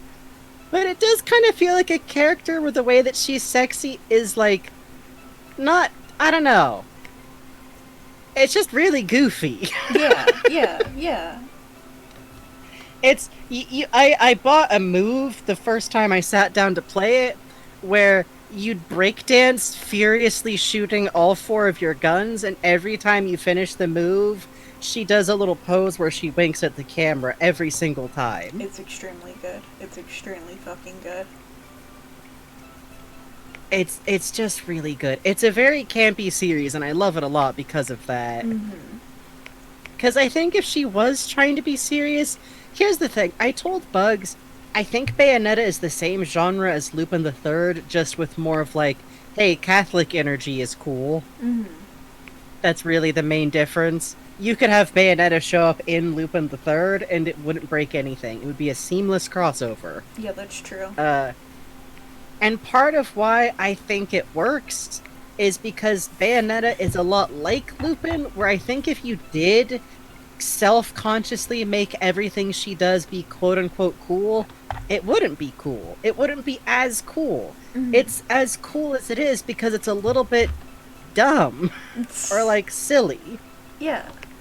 Bayonetta is specifically the church part of Cagliostro. Yeah, I could see her dressing up as a bishop to rescue a young lady from a bad spot. God, you're right, Buzz. You're right. It likes to have fun. Cool action scenes are more cool when they're a little bit silly to me. Dressing up as a bishop with 80... Exactly! And then she winks at the camera. Which also kills me because presumably in universe she's just winking to thin air. I love her. A lot. She's very good. She's very good, and like stuff cracks me up like, oh, her hairstyle is weird because most of the hair is her clothing. So she's like faking having more hair in her ponytail with those little pieces of cloth. Side note, I wish you could use the nun outfit she wears as a costume because it cracks me up that it has bell bottoms. Yes! It's so cute. Have I seen Bayo 2's design? Like in passing. I'll play it next if I finish Bayonetta. Side note, there should be a Lupin and Bayonetta crossover. I don't care how that would happen, it would just be very good. Fujiko would defect immediately, instantly, with no question. I think Bayonetta and Lupin would flirt, but in that weird, like, we're both gay kind of way, where it's almost more like combatively peacocking at each other. Excuse you, I am the horny European brunette around here. Get off my turf! Oh, God, you're right. You're right. You're right. Exactly. Okay, okay. Sorry. WLW MLM comedic flirting. Hey, thank you for the follow, Sheepy Lead. Thank you, Sheepy Lee. Sorry, I had a client reach out, so I was checking in on something. Oh, no problem. Okay. Also, I've seen that cutscene of the dude on the fucking scarf. That's part of why I'm like, this is purposefully a little bit Lupin. He has the stupid little fucking wrist gadget and everything. Yeah. This fucking nerd. He's so very cool, Frankie. He's not, and the game's not even trying to pretend he's cool. He's like a character they invented so that they could be like, no, she's not a lesbian. Look, there's a dude, and they banter. Look, this could Anyway, be so you then by she the romantically game. catches. Then she catches a glimpse of this mysterious blonde woman. Oh, and she's on a motorcycle, and she is fighting the demons. Fuck, she is fighting them so good. And then she's like, "Oh, you've disappointed me, Bayonetta, Ooh. because they are blind." Whoa. The moon and the sun, like Jesus Christ. But they're so good. It's very good. Luca's a nerd. Yeah, he is. Fucking him being like, oh, madame, I know that perfume. Could it perhaps the be... rosemary for memory. And then what cracks me is later Bayonetta's like, there's no fucking rosemary in it, you fucking putz. I'm a witch. Know your shit. It's like he crushed on the ultimate goth girl, but he has no idea how far above his fucking punching class he is. Yeah, honestly. Set your sights lower, man.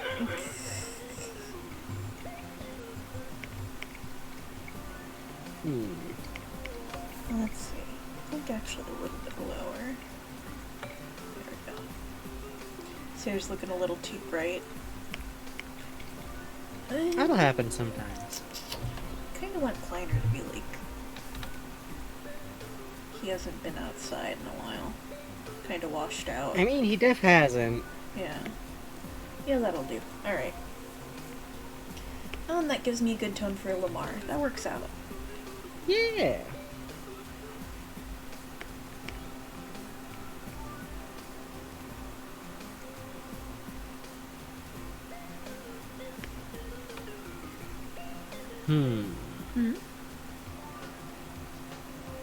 What's up? How much taller than Zenigata would Bayonetta be? Like a probably- head, right? Yeah, at least a head, head and a half. That'd be deeply hilarious to me. Cause I think it's like, okay, you know how cats sometimes think it's more fun to bother someone who's trying not to give them a reaction? Uh-huh. I think that'd be Bayonetta with Lupin and Zenigata. Zenigata is more annoyed by this entire situation, God, yeah, she'd just be gently pushing around his head with one finger. Yeah, I yeah. see. Stop. Stop. I'm trying to work. Madame? Madame. I'm Zenigata of the...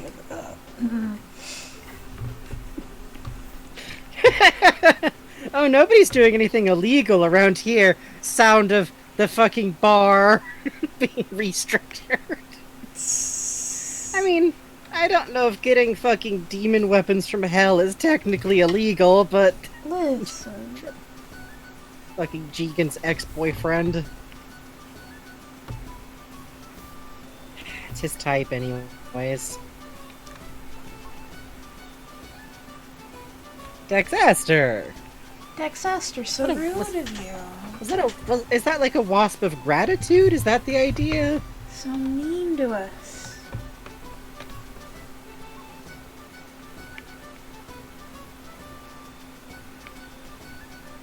Wasp.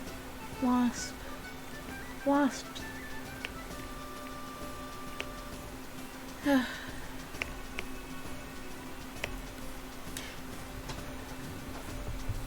God, Dexaster, very mean. Very cruel. Where did I put my tongue I used for Hazel's hat? Where is that at? Where my hat is at. There it is. Okay. Where my hat is at. Where my hat is at.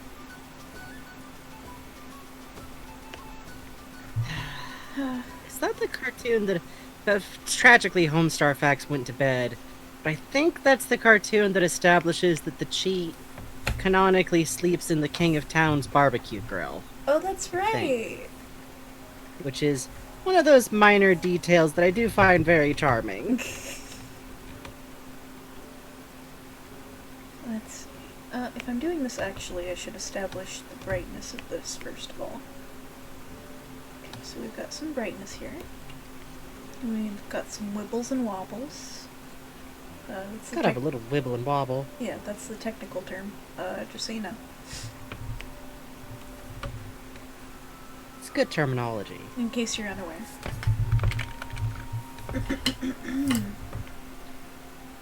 This, let me set this as a hard light layer. Well, let's get a little Gaussian blur with it. For fun. Good night, Somni Snake. Good night, Somnusnick. Thanks for hanging out. Easy peasy, easy everything. Okay. We go down here. We're gonna make you, This is how the design process works, people. Yep. We're gonna do this color. And then we're gonna do it a little harder in the center, where there isn't so much of the light focused. Yeah. Okay, then we're gonna do the outside layer. Oh, I fucked up. No, it's fine. It's fine. It's fine. It's fine. It's fine. It's fine. Sometimes it's fine, actually. It's fine, actually, is the thing. Okay. Yeah, that's fine. Sarah Murphy, we apologize if it winds up being, like, at the very end of stream. I'm so sorry, Sarah Murphy. I'm working. I'm working my little hands off. Good night, Dexaster. Sweet dreams. Good night, Dexaster. Thanks for hanging out.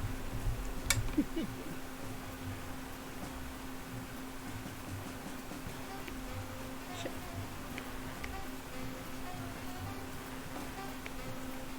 Okay. Okay. The sound of you panickingly trying to shade the fucking gravity gun. Yeah, honestly, why did I draw this? What's wrong with me? Sometimes in the sketch phase you have funny little ideas. I do. What's wrong with me? Chemical engineering is chaotic evil alignment. Well, you'd know best.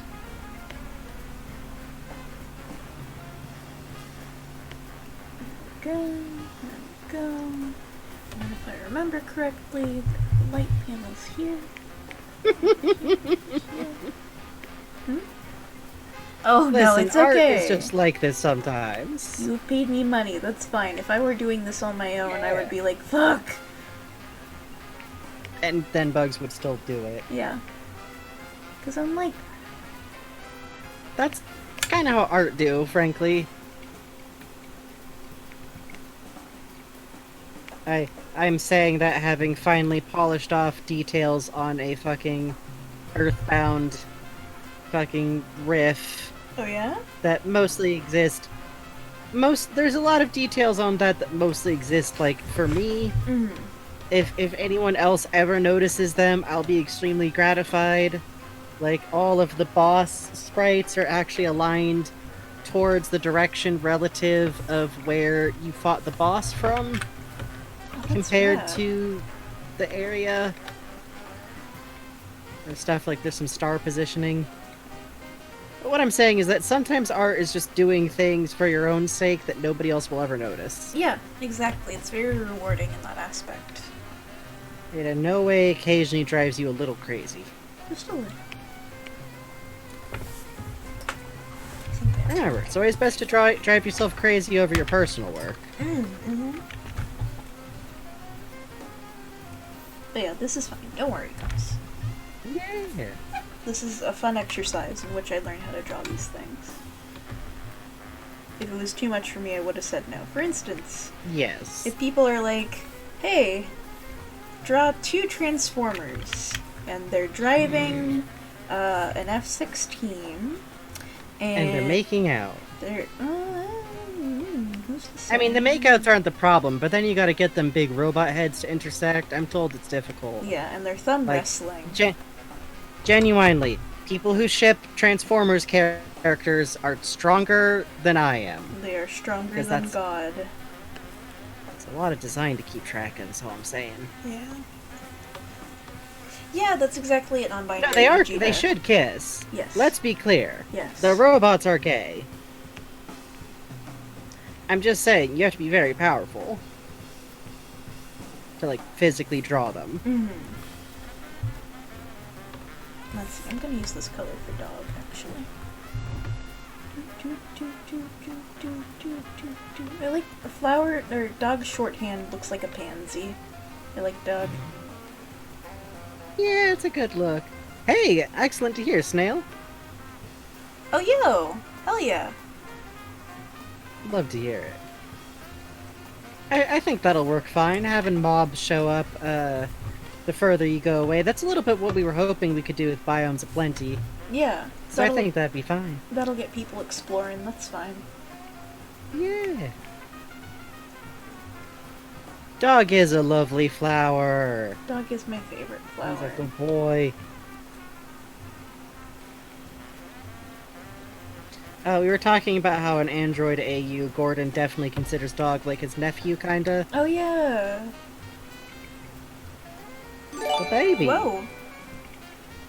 Listen, a little tip for the gravity gun and also a tiny thank you for putting up with my 2 commissions and silly IC so far regardless and possible eventual third. Oh, cause, thank you. I'm not putting up with it. I love it. I fucking love it. Your commissions are always a delight to draw. Thank you. Like, That's very sweet of you. To be clear, like, we do, like, decide what gets done on stream, and it gets done on stream if it's fun. Yeah. Not that things that don't get done on stream aren't fun, but sometimes there are things I don't have anything to say about. Yeah. I Thank have you. limited amounts of conversation.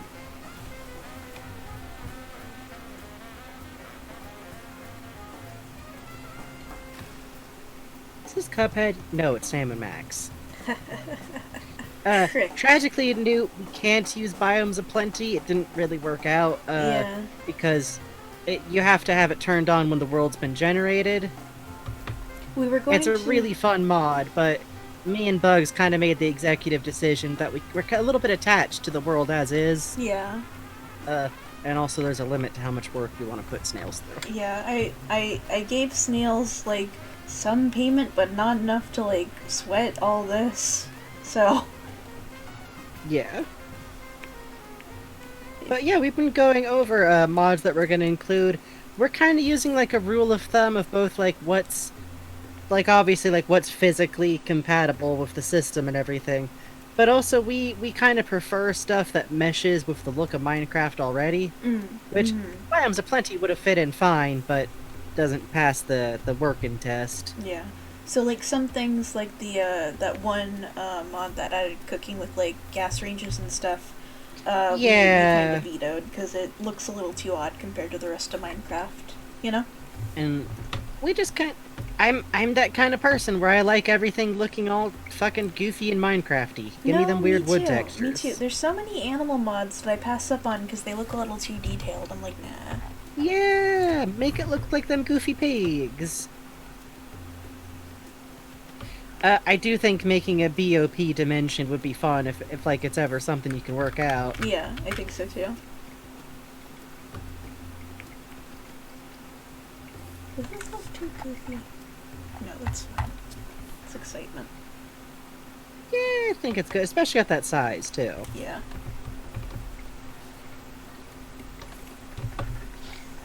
Oh yeah, by the way, earlier we were talking about manga, and although I haven't updated it for a while, I'd like to add some new stuff to it. If you join the Discord, there is actually a little side area where I put down recommendations for comics, which last time was just a big old batch of comforting stuff that has to do with food.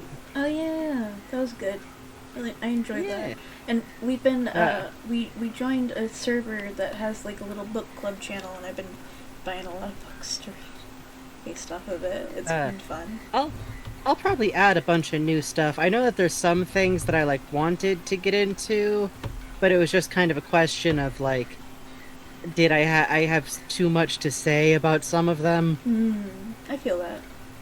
I could talk for a while about Yokohama shopping trip. It's good. Do you like melancholy stories about community and the unique perspective of a genuinely alien but close to humanity robot's life? Please, please, please. It's good. Please, please, please. Oh, my tea. Still Drink trying your to tea. warm. Honestly, I feel like melancholy is one of those things that I really like in stories that's kind of hard to pin down. I feel that. Like, it's a big part of what I love about, like, Mushishi, for instance, which I also highly recommend. It's such a particular, emotion to try and evoke, and some stuff kind of swings and misses, and some stuff is just like, oh, be sad now! Sad. Think of that? But melancholy is kind of a whole thing to its own. I don't know if I'm any good at writing it myself, but I like it. I think you are. I think your work on Cold Man shows that, and I think the way you reflected back with the Barney defragmentation one, too. Yeah, I think defragmentation is where I've gotten, like, the best shot at it, which, I'm always glad, because defragmentation is one of those ones that I'm like, and this one's for me. It's good as a writer sometimes, to just go, and this one's just, I get a little me time. Oh, fucking speaking of melancholy. Oh, Christ in heaven. Speaking of which, Mother 3 is a very good game, and you should play it, and it will not beat you in an alley with emotions at any point. You will not wind up with an emotional reaction to pixelated sunflowers. Not even a little. Ah, shucks, y'all. I'm very good at funny. I'm somewhat good at melancholy. I like ping-ponging back and forth, because I'm like this. It's, literally a lot of what I like about Lupin the Third is that you will have an episode ping-pong from, like, quietly sad to ridiculous and dumb to, whoa, what the fuck, this rules, in, like, the same 10 minutes. Yeah, honestly. It's very good for that. I feel like Mother 3 does that a little bit too, even though it's a lot less jarring. Like, Mother 3 has a much more, like, gentle transition between mood and tones, but it does have, like, some very goofy stuff. And also, Jesus Christ. Yeah, wasn't there an ad for Earthbound or Mother 3 that was like No crying kind of until funny? the end. Oh god, that's right. But wasn't there another one too that was like kind of funny, kind of sad? Oh yeah. That was the ad, Yeah. which hell of a thing to lay out as your ad, but also yes please, thank you.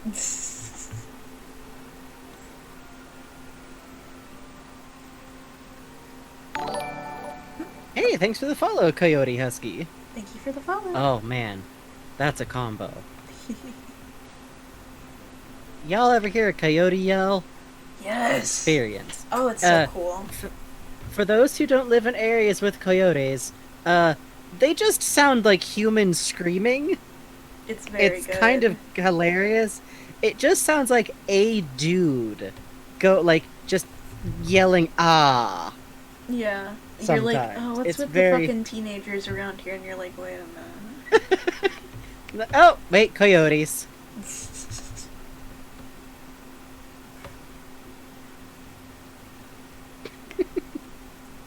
It's especially funny where they show up, so coyotes will come into cities a pretty long ways, especially Los Angeles, which often has, like, weird stripes of, like, non-developed land, like, kind of on the edges.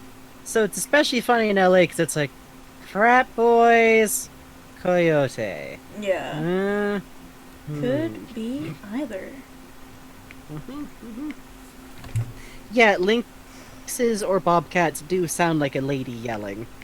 Oh yeah. That's cool. I always like that. It's very good because I'm like, I can see how some monster legends got started. Yes. Or like some like weird fae stories. Like there's a thing out there and it is screaming like a human and it wants to eat you. The frat boy coyotes, well, you gotta look out for Rush Week. That's true. Coyotes, lynxes, and mountain lion screams terrify European ears? I bet. Hey, thank you for the follow, Pigeon Man Flying. Doing the hunt, pigeon. Doing the hunt, pigeon. I used to know the whole thing.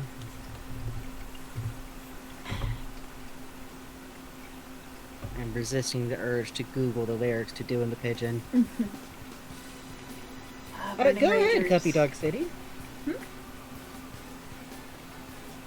Oh, Cuppy Dog City is asking if they can put in a good example of Oh, lynx hell yeah. screaming, We and I say trust you. yes. Yeah, we trust you, Cuppy Dog City. Yeah. And also animals sounding really messed up when they yell is kind of funny to me. Yeah, same.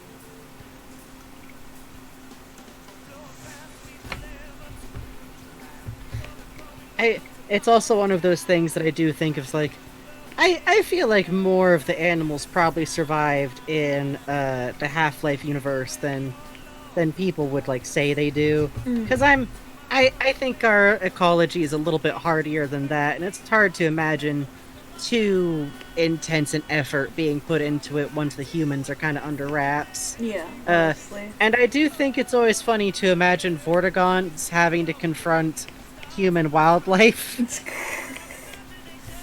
Just there is a human screaming. It's what now? Oh, it's one of our land predators. You aren't allowed to say bull squids are fucked up anymore.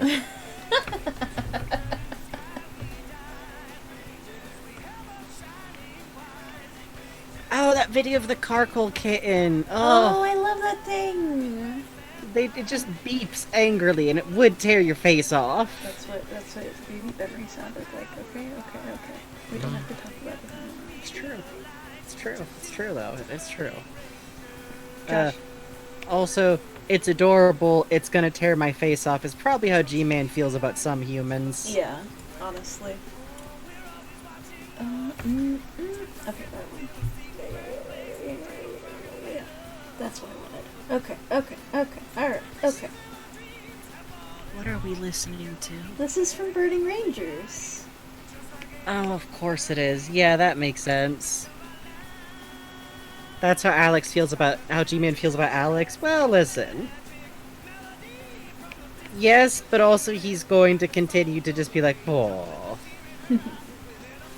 that's a baby.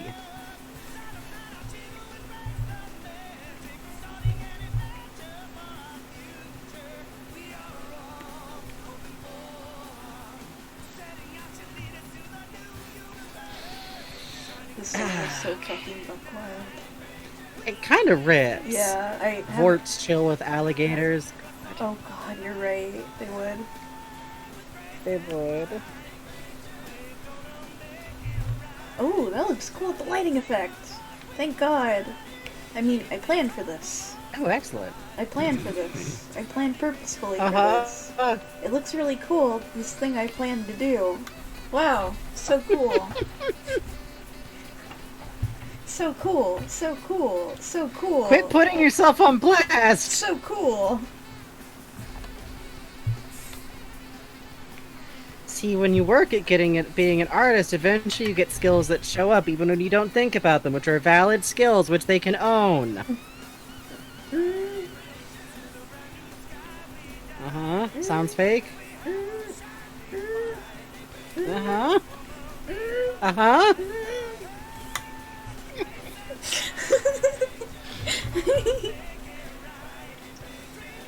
Who's to say? I'm just that nah sound.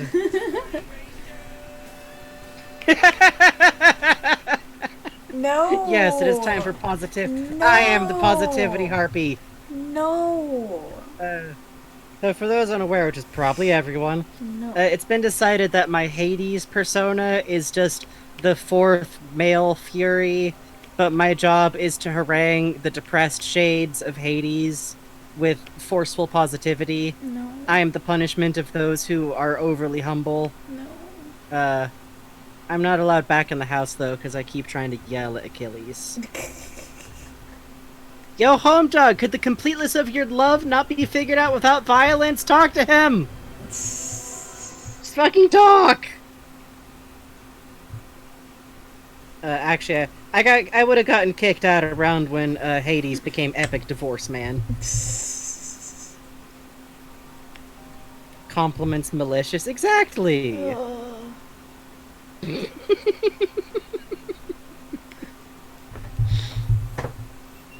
Compliments malicious is my stage name.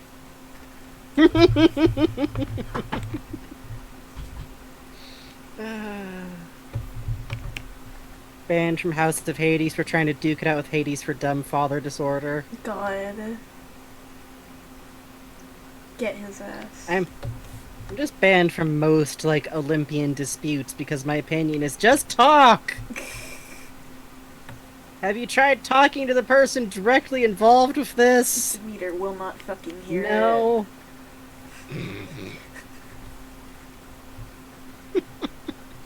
Also banned from every Chili's. That's true.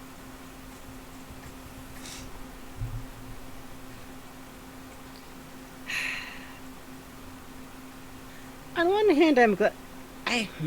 Yeah? On one hand, I do get Jim Carrey as Eggman. And I am very glad that we're finally at a point where they didn't just put that motherfucker in a fat suit, because that would have probably sucked. Mm-hmm. Like, it would have just sucked. Mm-hmm. But, I've heard tell of fat comedians out there. What? Is that true? Really? I've heard stories. I don't know about that. Wild tales. Maybe they could've, I think Jack Eggman Black could've... is just a myth they tell children so they brush their teeth. It could've been Jack Black! It could've been Jack Black! They could've still had Jim Carrey in it! Have Jim Carrey be Snively from the comics! Oh, that would've been funny. Yeah, yeah. That little bald motherfucker! Sure, he'd be the wrong height. But who cares? Imagine! We do in fact have a Discord. 1 second. Ta-da! Yay! Kadam. It should be Jack Black. You can't tell me he wouldn't have been interested. That guy'll take any That role. fucking- Come on. And he'll kick That ass beautiful at it. stoner, you know he knows about Sonic the Hedgehog. Are you leaving? Also, yeah, Jack Black is a villain. Ah, he would have shaved his head. I'm just gonna say it. He would have. He would have. He would have. Yeah, he would have. He would have committed fully to the bit. You're right. I did like With Jim the Carrey big- in the movie, but it would have been even better with Jack Black. You're right. With the big mustache, are you kidding me? Hey, Shay overrated. Jack Black goes hard on everything. It's true. I love that quote about He would him. have grown a real mustache. God. Yeah. I love that quote with him. where, Even if he... Yeah... I've got my School of Rock. I love that. Yeah, everything else is just gravy. Like, that's a really cute one. He's like, yeah, that's like the one thing I've ever made where I feel like I did something really good. I've gotten everything else past that, like, I've got my School of Rock. Which, fucking... Good, yeah, that movie rules, honestly. Mm-hmm. Oh, Mr. Kulata, I haven't drawn you in too long.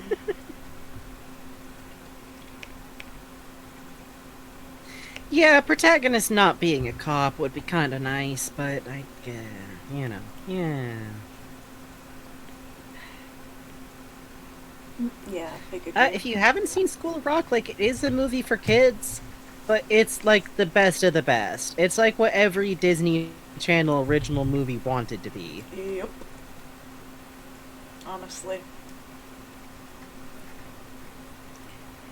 Oh yeah, hey, speaking of Disney Channel original movies, if you aren't listening to it, you should listen to the Mount Molehill podcast.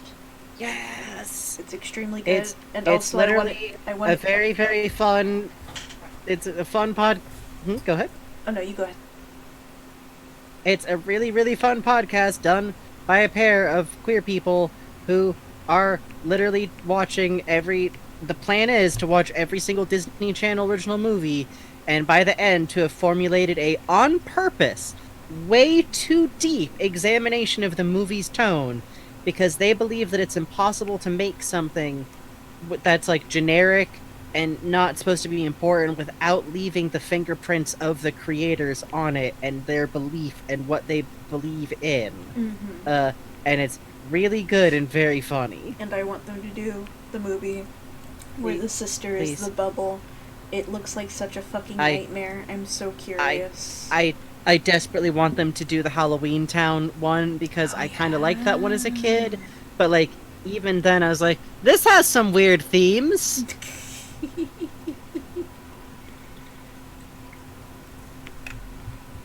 God, they haven't hit Smart House yet either. Oh yeah. Oh, I forgot Smart House was also- a Disney Channel original. God, the one with the mermaid kid is so... Oh yeah. It's The like, 13th how does a year. movie be that haunting and menacing and also just meander weirdly? Mm-hmm.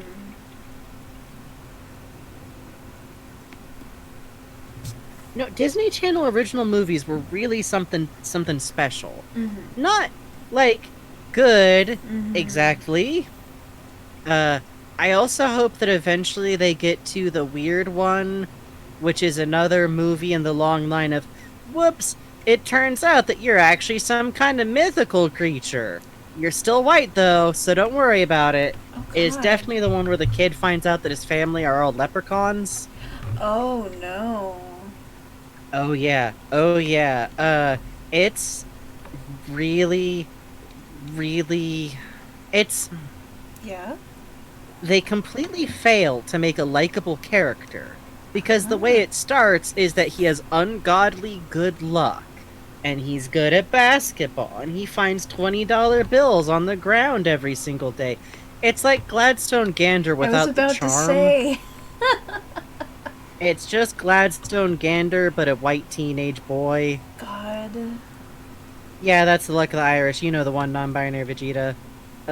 It's a very messed up one, though, because, boy, do they go crazy on that untenable early CG effects.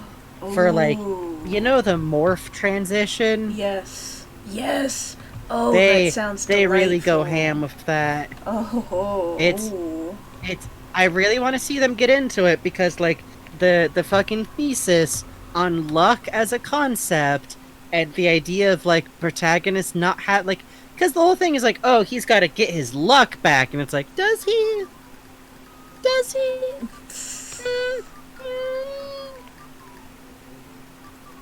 The one where they remade Weird Science, but two girls made a teenage boy. Oh, I never saw that one. Oh, that sounds horrifying. I also remember the one where the whole concept is our single mom is dating an evil vampire, which is, I remember a little bit for two reasons. One is that as an adult, it's very funny to me because it could just be the inverse of like a romance novel where the whole point is that it rules that you're dating a vampire. Mm-hmm. And the other is that I remember the movie being actually very menacing.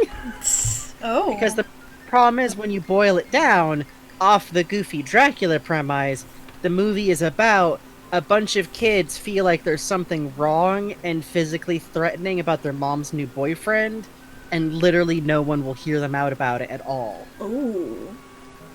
Which, hey, see you later, Nintendo Zombies. See you around, Nintendo Zombies. Thanks for hanging out. Yeah. It's just, it's not like, it's very accidental, but it does turn into like, oh, this gets into too weird a place to have the mom like 100% brush them off about it. Because like, let's say like you have kids, and admittedly them saying the dude you're dating is like a vampire is very silly.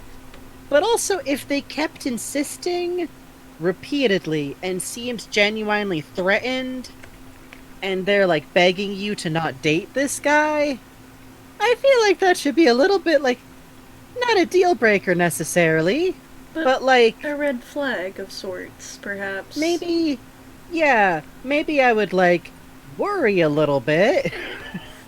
Like, hey, what's the Why do my kids let me think like this take my guy's a kids aside. vampire? And it's very odd. Yeah, no, that's why Mount Molehill is great. Is because many of those movies are kind of haunting, almost through like inattention. Mm-hmm. Like nobody paid attention to see if they were scary or not. They have not done High School Musical. I don't know if that one's actually on the docket It's or not. more like I imagine the weird like weekend movies. the weird side stuff. If they ever do High School Musical, it'll probably, I could see them doing it if they ever get to like having done a big round number. Mm. Like Oh, you know a what? celebratory kind of thing. I think I do know that movie, Adrian. I vaguely remember it, maybe, possibly. A mummy? Uh-huh. I don't know.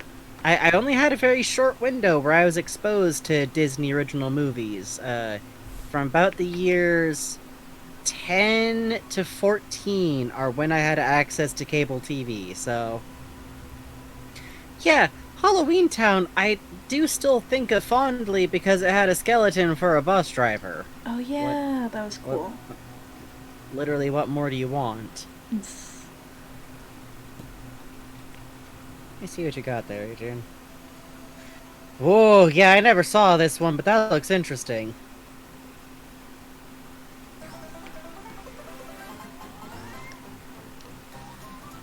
Do do do do do do do. Do do do do do do do do do do do.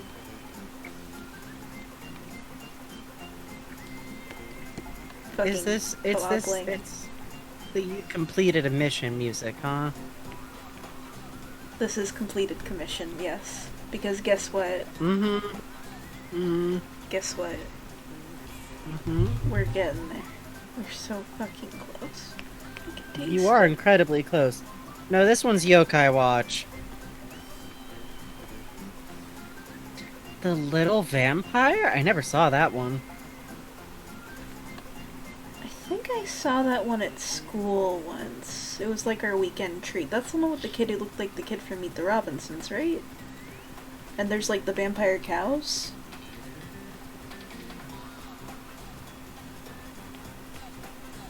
Which, side note, Meet the Robinsons is dope. It is.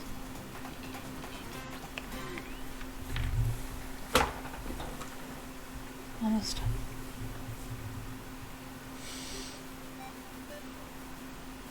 Oh. Yeah, Xenon Girl of the Future Oh, or I something remember like that. that I haven't one. seen that one, but I know of it. I remember that. I mostly remember it because it had a very, like, dope, like, Barbie space station kind of thing going. Yeah, it was cool. I like that.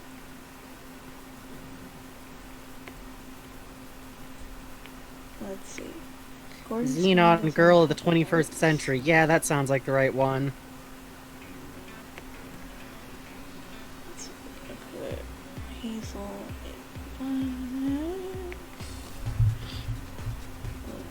Yeah, honestly, Adrian, I hope you've been watching. I hope you've been listening to Mount Molehill because it sounds like you'll be calling him out. Yeah, it's like fucking extremely up your alley, Adrian.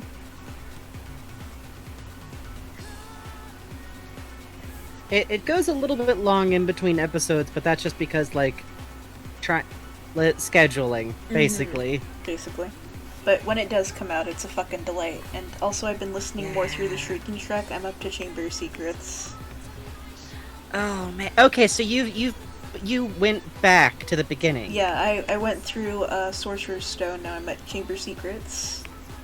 Isn't Sorcerer's Stone like a shocker of like, oh, whoa. Yeah. Like, yeah, I'm now like, okay, so the Harry Potter mania kind of hit around 3, huh? Yeah. I completely forgot all this stuff about, like, Harry's rich and he doesn't fucking buy anything for anyone. Right? No, it's like, oh, some of J.K. Rowling's weird shit started early, huh? Yeah, I mean, have you heard the Like, comment she made about, like... Okay. So, chat, you know... Is it the one where... Is it, I think I know the one you mean. Yeah, Go yeah. for it. Chat, we all know J.K. Rowling is a real piece of work. Another thing you might not know is that J.K. Rowling was once interviewed about... It was for a documentary addressing some rumors about her. And, she gets real mad about the idea of media, which is interesting. But in particular, what they pointed out in the Shrieking Shack was she goes out of her way to point out, like, that thing about me living in Scotland without a heater. I wouldn't be so stupid as to not have a heater when I was poor. It's like, okay. Very cool. Yeah. Which, I believe it's now somewhat well known that, like, she was never really that poor. Yeah. And like, the myth of, like, oh, she was working as a waitress, like, writing Harry Potter on the back of receipts is a little overstated. Yeah, more than a little. Oh, no, I'm not scolding you, Luxury. I just didn't want to interrupt Bugs.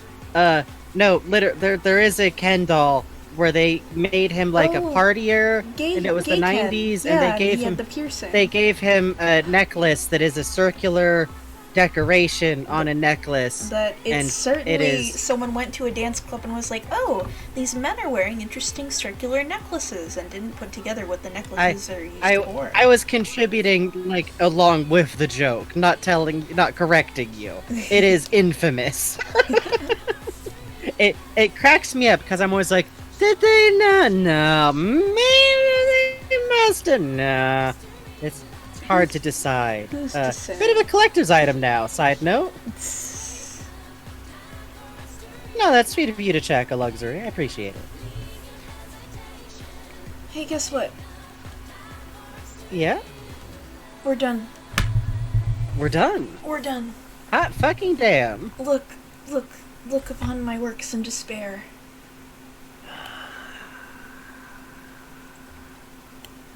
It is done. I might do. And this is what a finished sketch page looks like.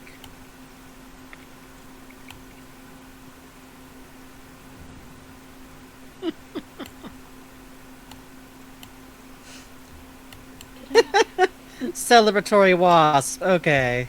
Good. Thank you. Thank you. The wasps of you've done it. Oh, thank you, Cos. This has been a delight to draw. I had a lot of fun working on this. Yeah.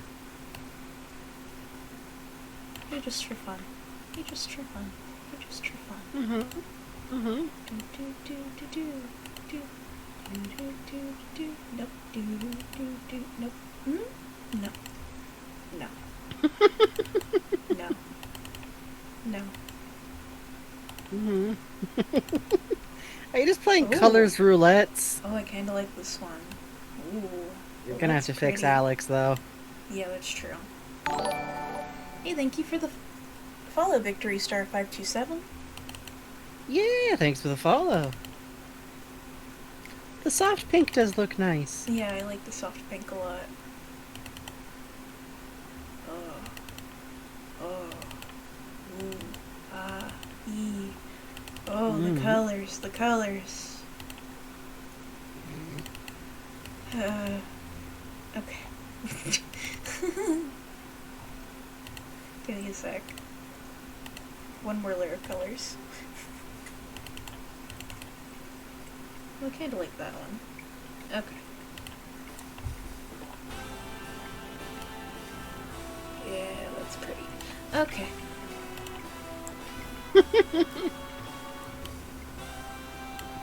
And that's it for this one. Yep. Okay. Wow. Oh, thank you, Cause. That's honestly Yeah. it makes me extremely fucking happy to hear. Everyone say goodbye to everything going on over here. Let's go over some memories, shall we?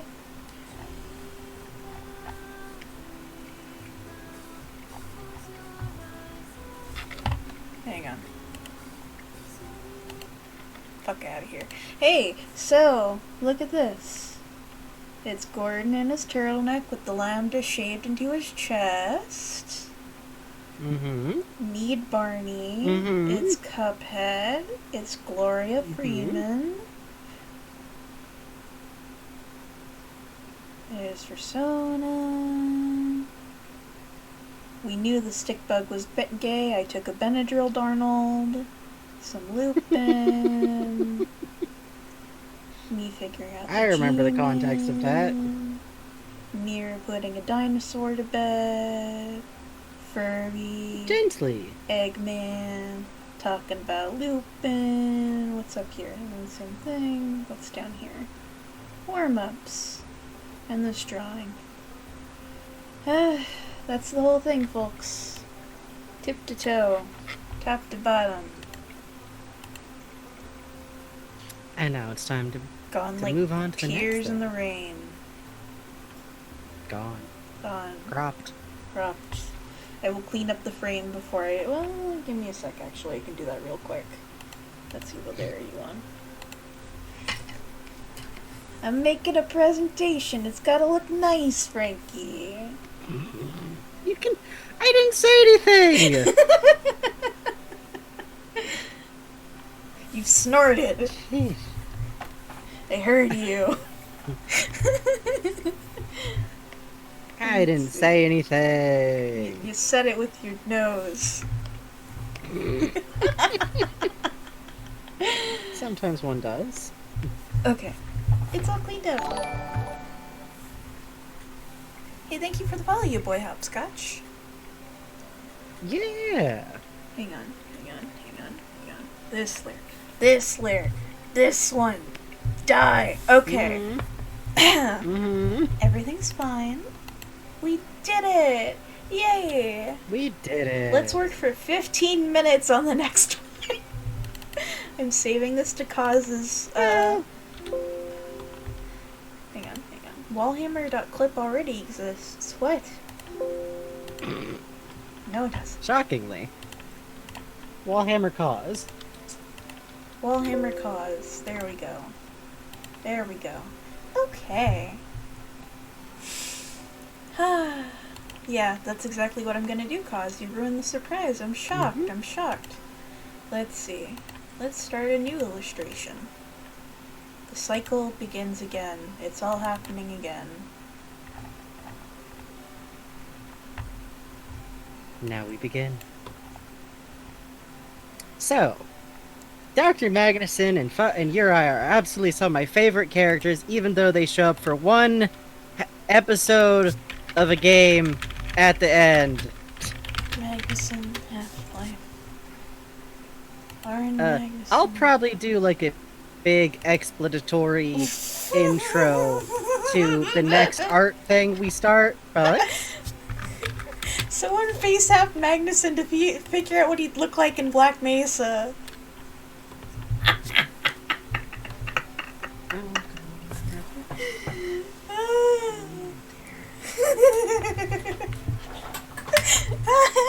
nope.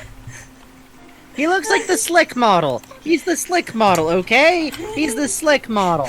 I'm not trusting a fucking face app algorithm done on a fucking model. Copy Duck City, confront some things.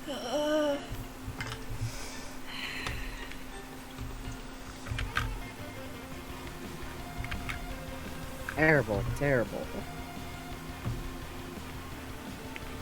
But yeah, the short thing you need to know about it is that Dr. Magnuson is one of the scientists who survived Black Mesa and is met at the very end of Half-Life 2 Episode 2 in White Forest, the fucking pun dad joke named enclave of the rebels, quite far away from the city, which they have fled to after the downfall of the tower, as a means to get further away from the fucking explosion and all of the like remnants of the Combine being big fuckers.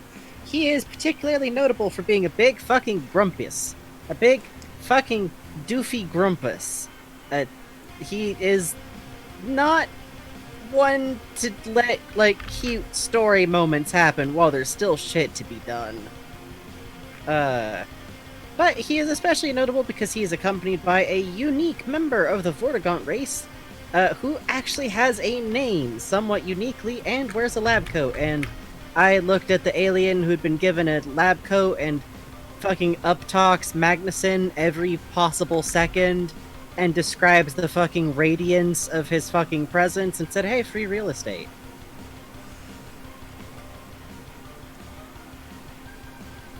What are you doing, Adrian? Okay.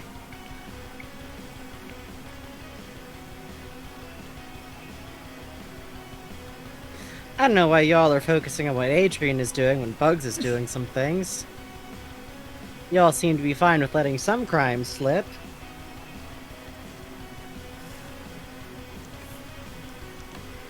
Hi, Chad.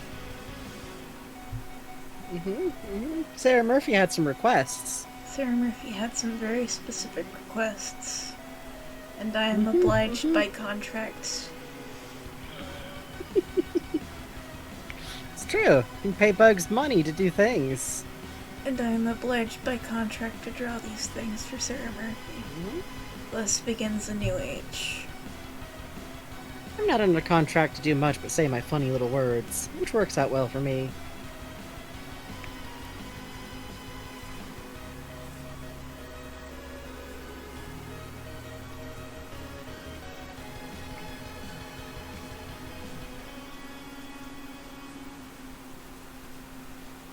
That was famous theme with Catboy Magnuson.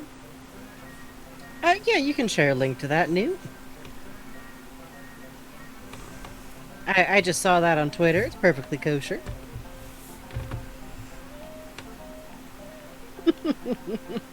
That's true. Sarah Murphy does have capitalism behind their motives and designs. It's true.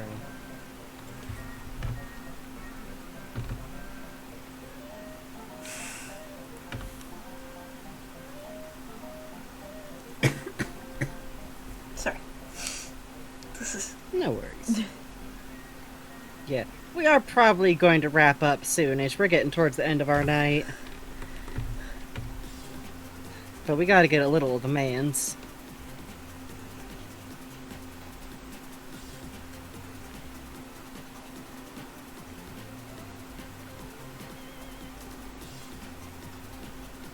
Yeah, Mario Kart DS kind of slaps is the problem.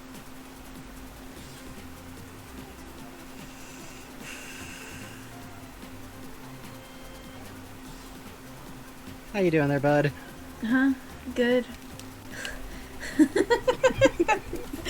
We're probably gonna wrap after Catboy Magnuson.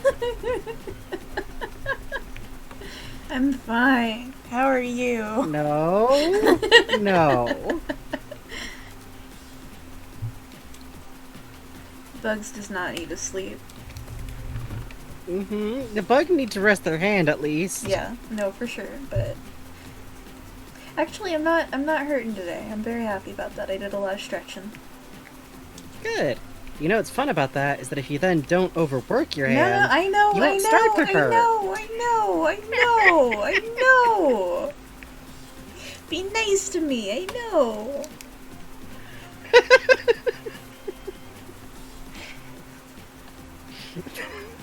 The problem is that none of this convinces me that you're not getting tired. There's a certain amount of psychic, Uh-huh.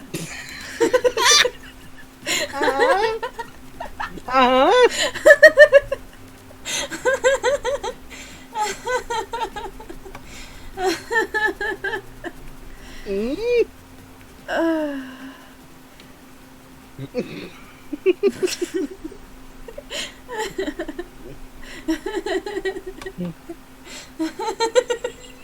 An untenable defense.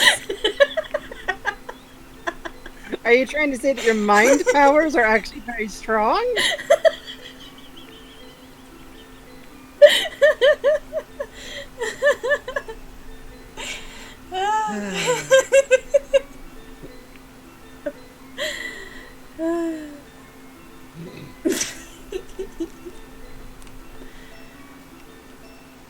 We've entered the giggly hours. Which is also just every time we do the Mario games. That's true.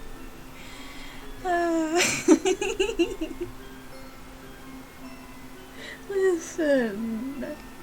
Mm-hmm. Art is a...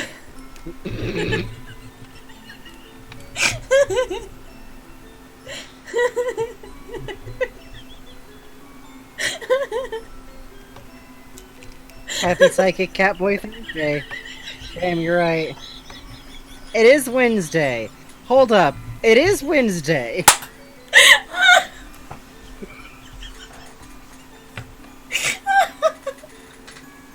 I'm gonna fucking cry.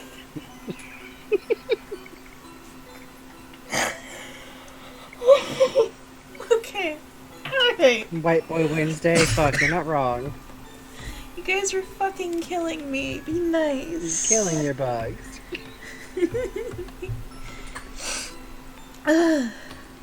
Theme of Cat White Boy Wednesday.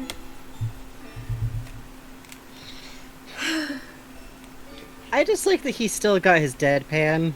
Oh yeah. Yeah, no, for sure. He does not like that he is yawning, but he will do it. He must. He must. I'm going to actually take away this. Uriah asked. Or Uriah Clearly. asked he would do anything for Uriah. He would. It's also worth noting that I have probably the first Uriah Magnuson fic in the tags. I believe I established that bad boy. Where I always have a personal concept that I like the idea that Magnuson actually met Uriah in Black Mesa. Like, previous to everything kind of finishing going down, and they've just kind of stuck together ever since.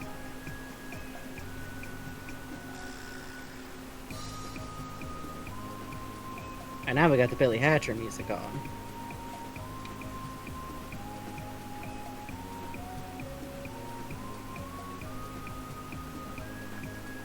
Bugs?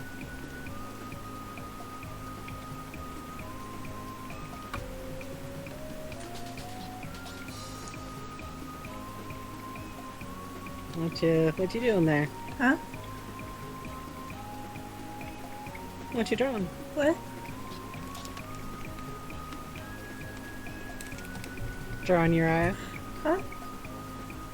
Yeah.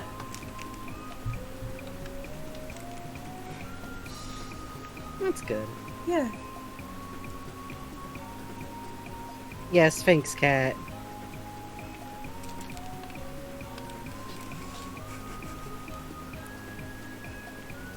Uriah Myagnonson. You're in Shut pretty up. good shape What- for a what- man of science. The catbots are cavorting. Oh my god, Random 00 Factory. I forgot that I had that mixed, so it's like talking in my ear and it scared the shit out of me. Thank you, Rand Double Thank Zero you. Factor. Thank you. It was like Barney leaned over my chair and spoke into my ear. Hey, can I borrow your notes? I wasn't really paying attention. So you drawing cat people in class, huh? You draw anime? I like Dragon Ball. I seen it on Toonami. Random 00 factor, don't feel bad No, about it. thank Bugs is you. just startleable. I'm very startled. My mom likes to jump out of closets at me, or she used to when we had a closet. I'm startleable. Mm-hmm. Sarah Murphy, this may be where it has to get worse for the night, because I really am drifting, but please remind me in the morning how it gets more worse. It will. I mean, it just will. Thank you. But that's the job.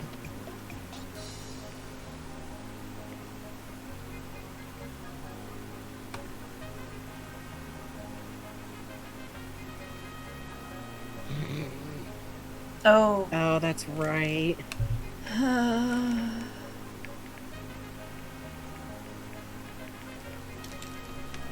Oh, the forehead bunting, though.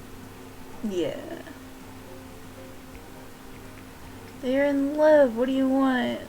It's so They cute. are. There we go. That's how you do a Wordle cat mouth. Okay. I'm trying to wrap my head around that for a second. Yeah, that does seem like... Yeah. Yeah, it's a tricky one.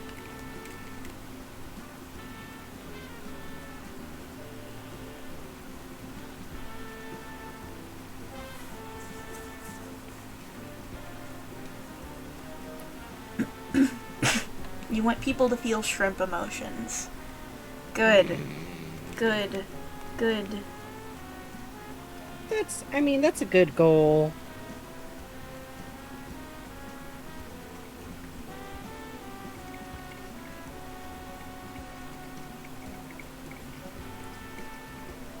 I like seeing shrimp colors.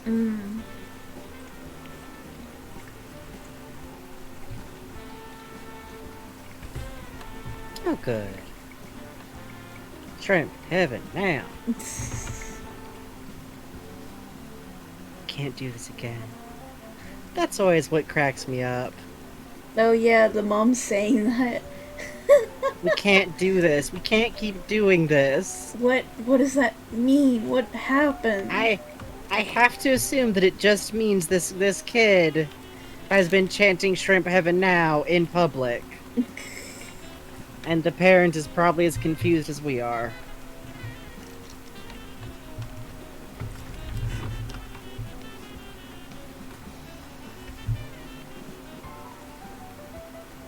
Shrimp are pretty. They are. I have shrimps as pets. They're very pretty. I They're like good to watch babies. them. They're good babies because they're slightly ridiculous. They are. At all times. They are. It's very good. My favorite thing is that, like, every time I look in the tank, one of them is grooming one of my mothballs.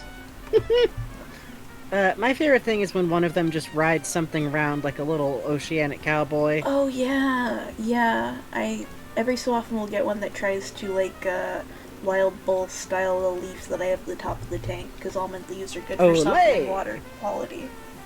I want to study shrimp for 10 years. Yeah. Good. Yeah. Do it. You gotta learn their emotions. You gotta figure them out for us. Yeah. How do we make the shrimps happier?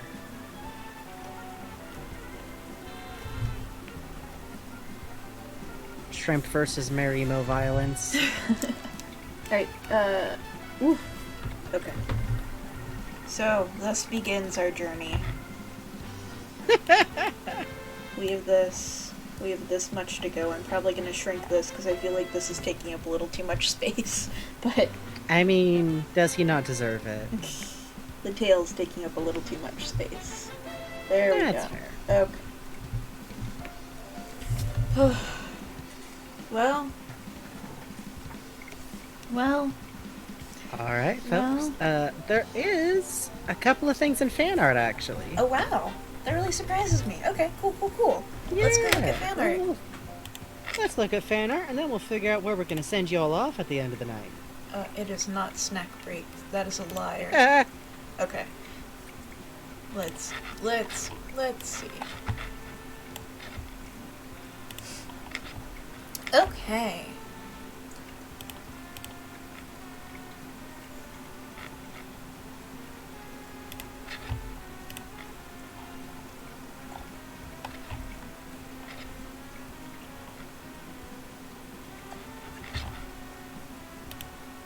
I knew it! Looping music. Oh god? You found an old comment of me from a Scorpy stream? Oh yeah, oh I remember and his that. Frogger GPA stream, Oh, so this okay, is yeah. like recent. He's burning. I like you just writing on the chat. I like that too, that's very cute. All the little eyes. That's how you get around. Oh, I like that. This is wonderful, It's really Somnus cute. Snake. Thank you. Yeah. Oh, a strange night indeed. Look at this Oh. chat. They're waving. Oh, that's adorable. Oh, I like this expression and the little shiny eyes. They're waving. That's They're so simply waving. Cute. You're zoomed in and a little bit to the left, by the way. Oops. Can you guys all see? Oh dear, you couldn't. Okay, hang on. Look at this. A little more to the right. Yeah, yeah. Behold. That's wonderful. Thank you, thank you, thank you, Somnus Frogger Snake. games are so mysterious. And look at this. Yeah, I love that. Sorry about that, I didn't realize. Oh. Oh. Oh. Uh-huh. Uh-huh. He is eating the cheese. Uh-huh. Uh-huh. Uh-huh. I see. I see. I see. I see, Cuppy Dog City. I see. I see. I see. This is very good. Thank you. It's really good. Oh, Thank you guys you. You spelled always crack me up. Chessie. Yeah. Jeez. Adrian, Jeez, yeah. that's the worst thing I've seen in my entire life. It's not. Scrolling Newt! down. Wow, look at that! Look at what Newt made! Yeah! This is great! Look, it's Oh, Wallhammer Wallhammer Barney, boy. and it's Barney, and it's gorgeous Barney. Ah, we love it. I believe that's Beauty Calhoun. Beauty specifically. Calhoun, that's right. This It's is more or less at this point Newt's like own creation, which I mean, God fucking bless. Y'all okay in the chat?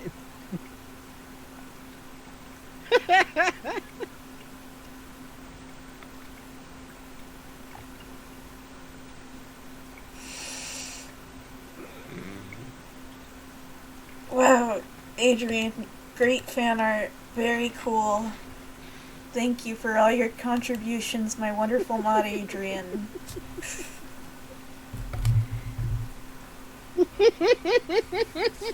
Oh, hold on, was there one more? No. Thank you, Adrian, thank you everyone for your, I love to see all this fan art, especially the horrible things Adrian does to me. Horrible things. Join the Discord if y'all want to see it. You guys want to see it? Alright, hang on. Alright. Look upon it.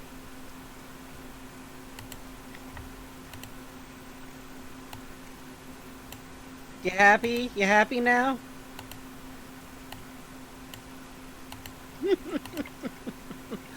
Thank y'all so much. Thank y'all for coming. Thank you for the fucking, like, generosity of fucking gift subs and donations and everything. Look, I cannot make eye contact with this fucking picture.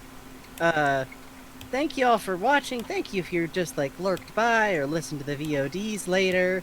Y'all support mean a lot to us, and we do appreciate it, like, every single time. And next time, we will probably... Well, Bugs was talking about maybe doing Stardew, and that just might be what we do.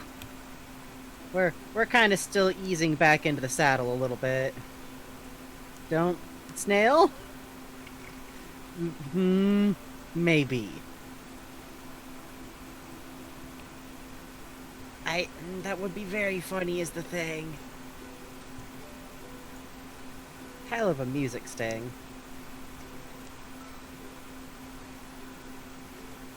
You know what? I'm willing to say I'll leave whatever the paintings are up to you, Snails. I trust you.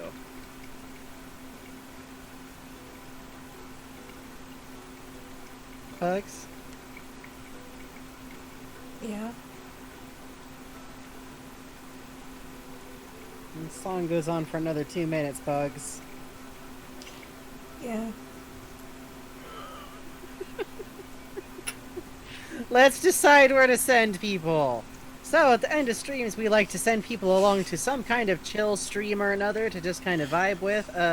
We would send people to other streamers of similar levels of audience have or smaller, but we kind of stream at very late hours, so unless y'all happen to know someone who's streaming at the moment, do you want to see ducks? Do you want to see... Hachiko Syndrome is still on tonight, sounds like. Okay. Otherwise we got ants. I don't know if we got trains. Trains might be illegal on Twitch again. Let me see if trains are up, actually. I could look at a good train, I think. Yeah, could go for a nice train. I could look at a train. We're not sending you to Beavis and Butthead, that's for sure.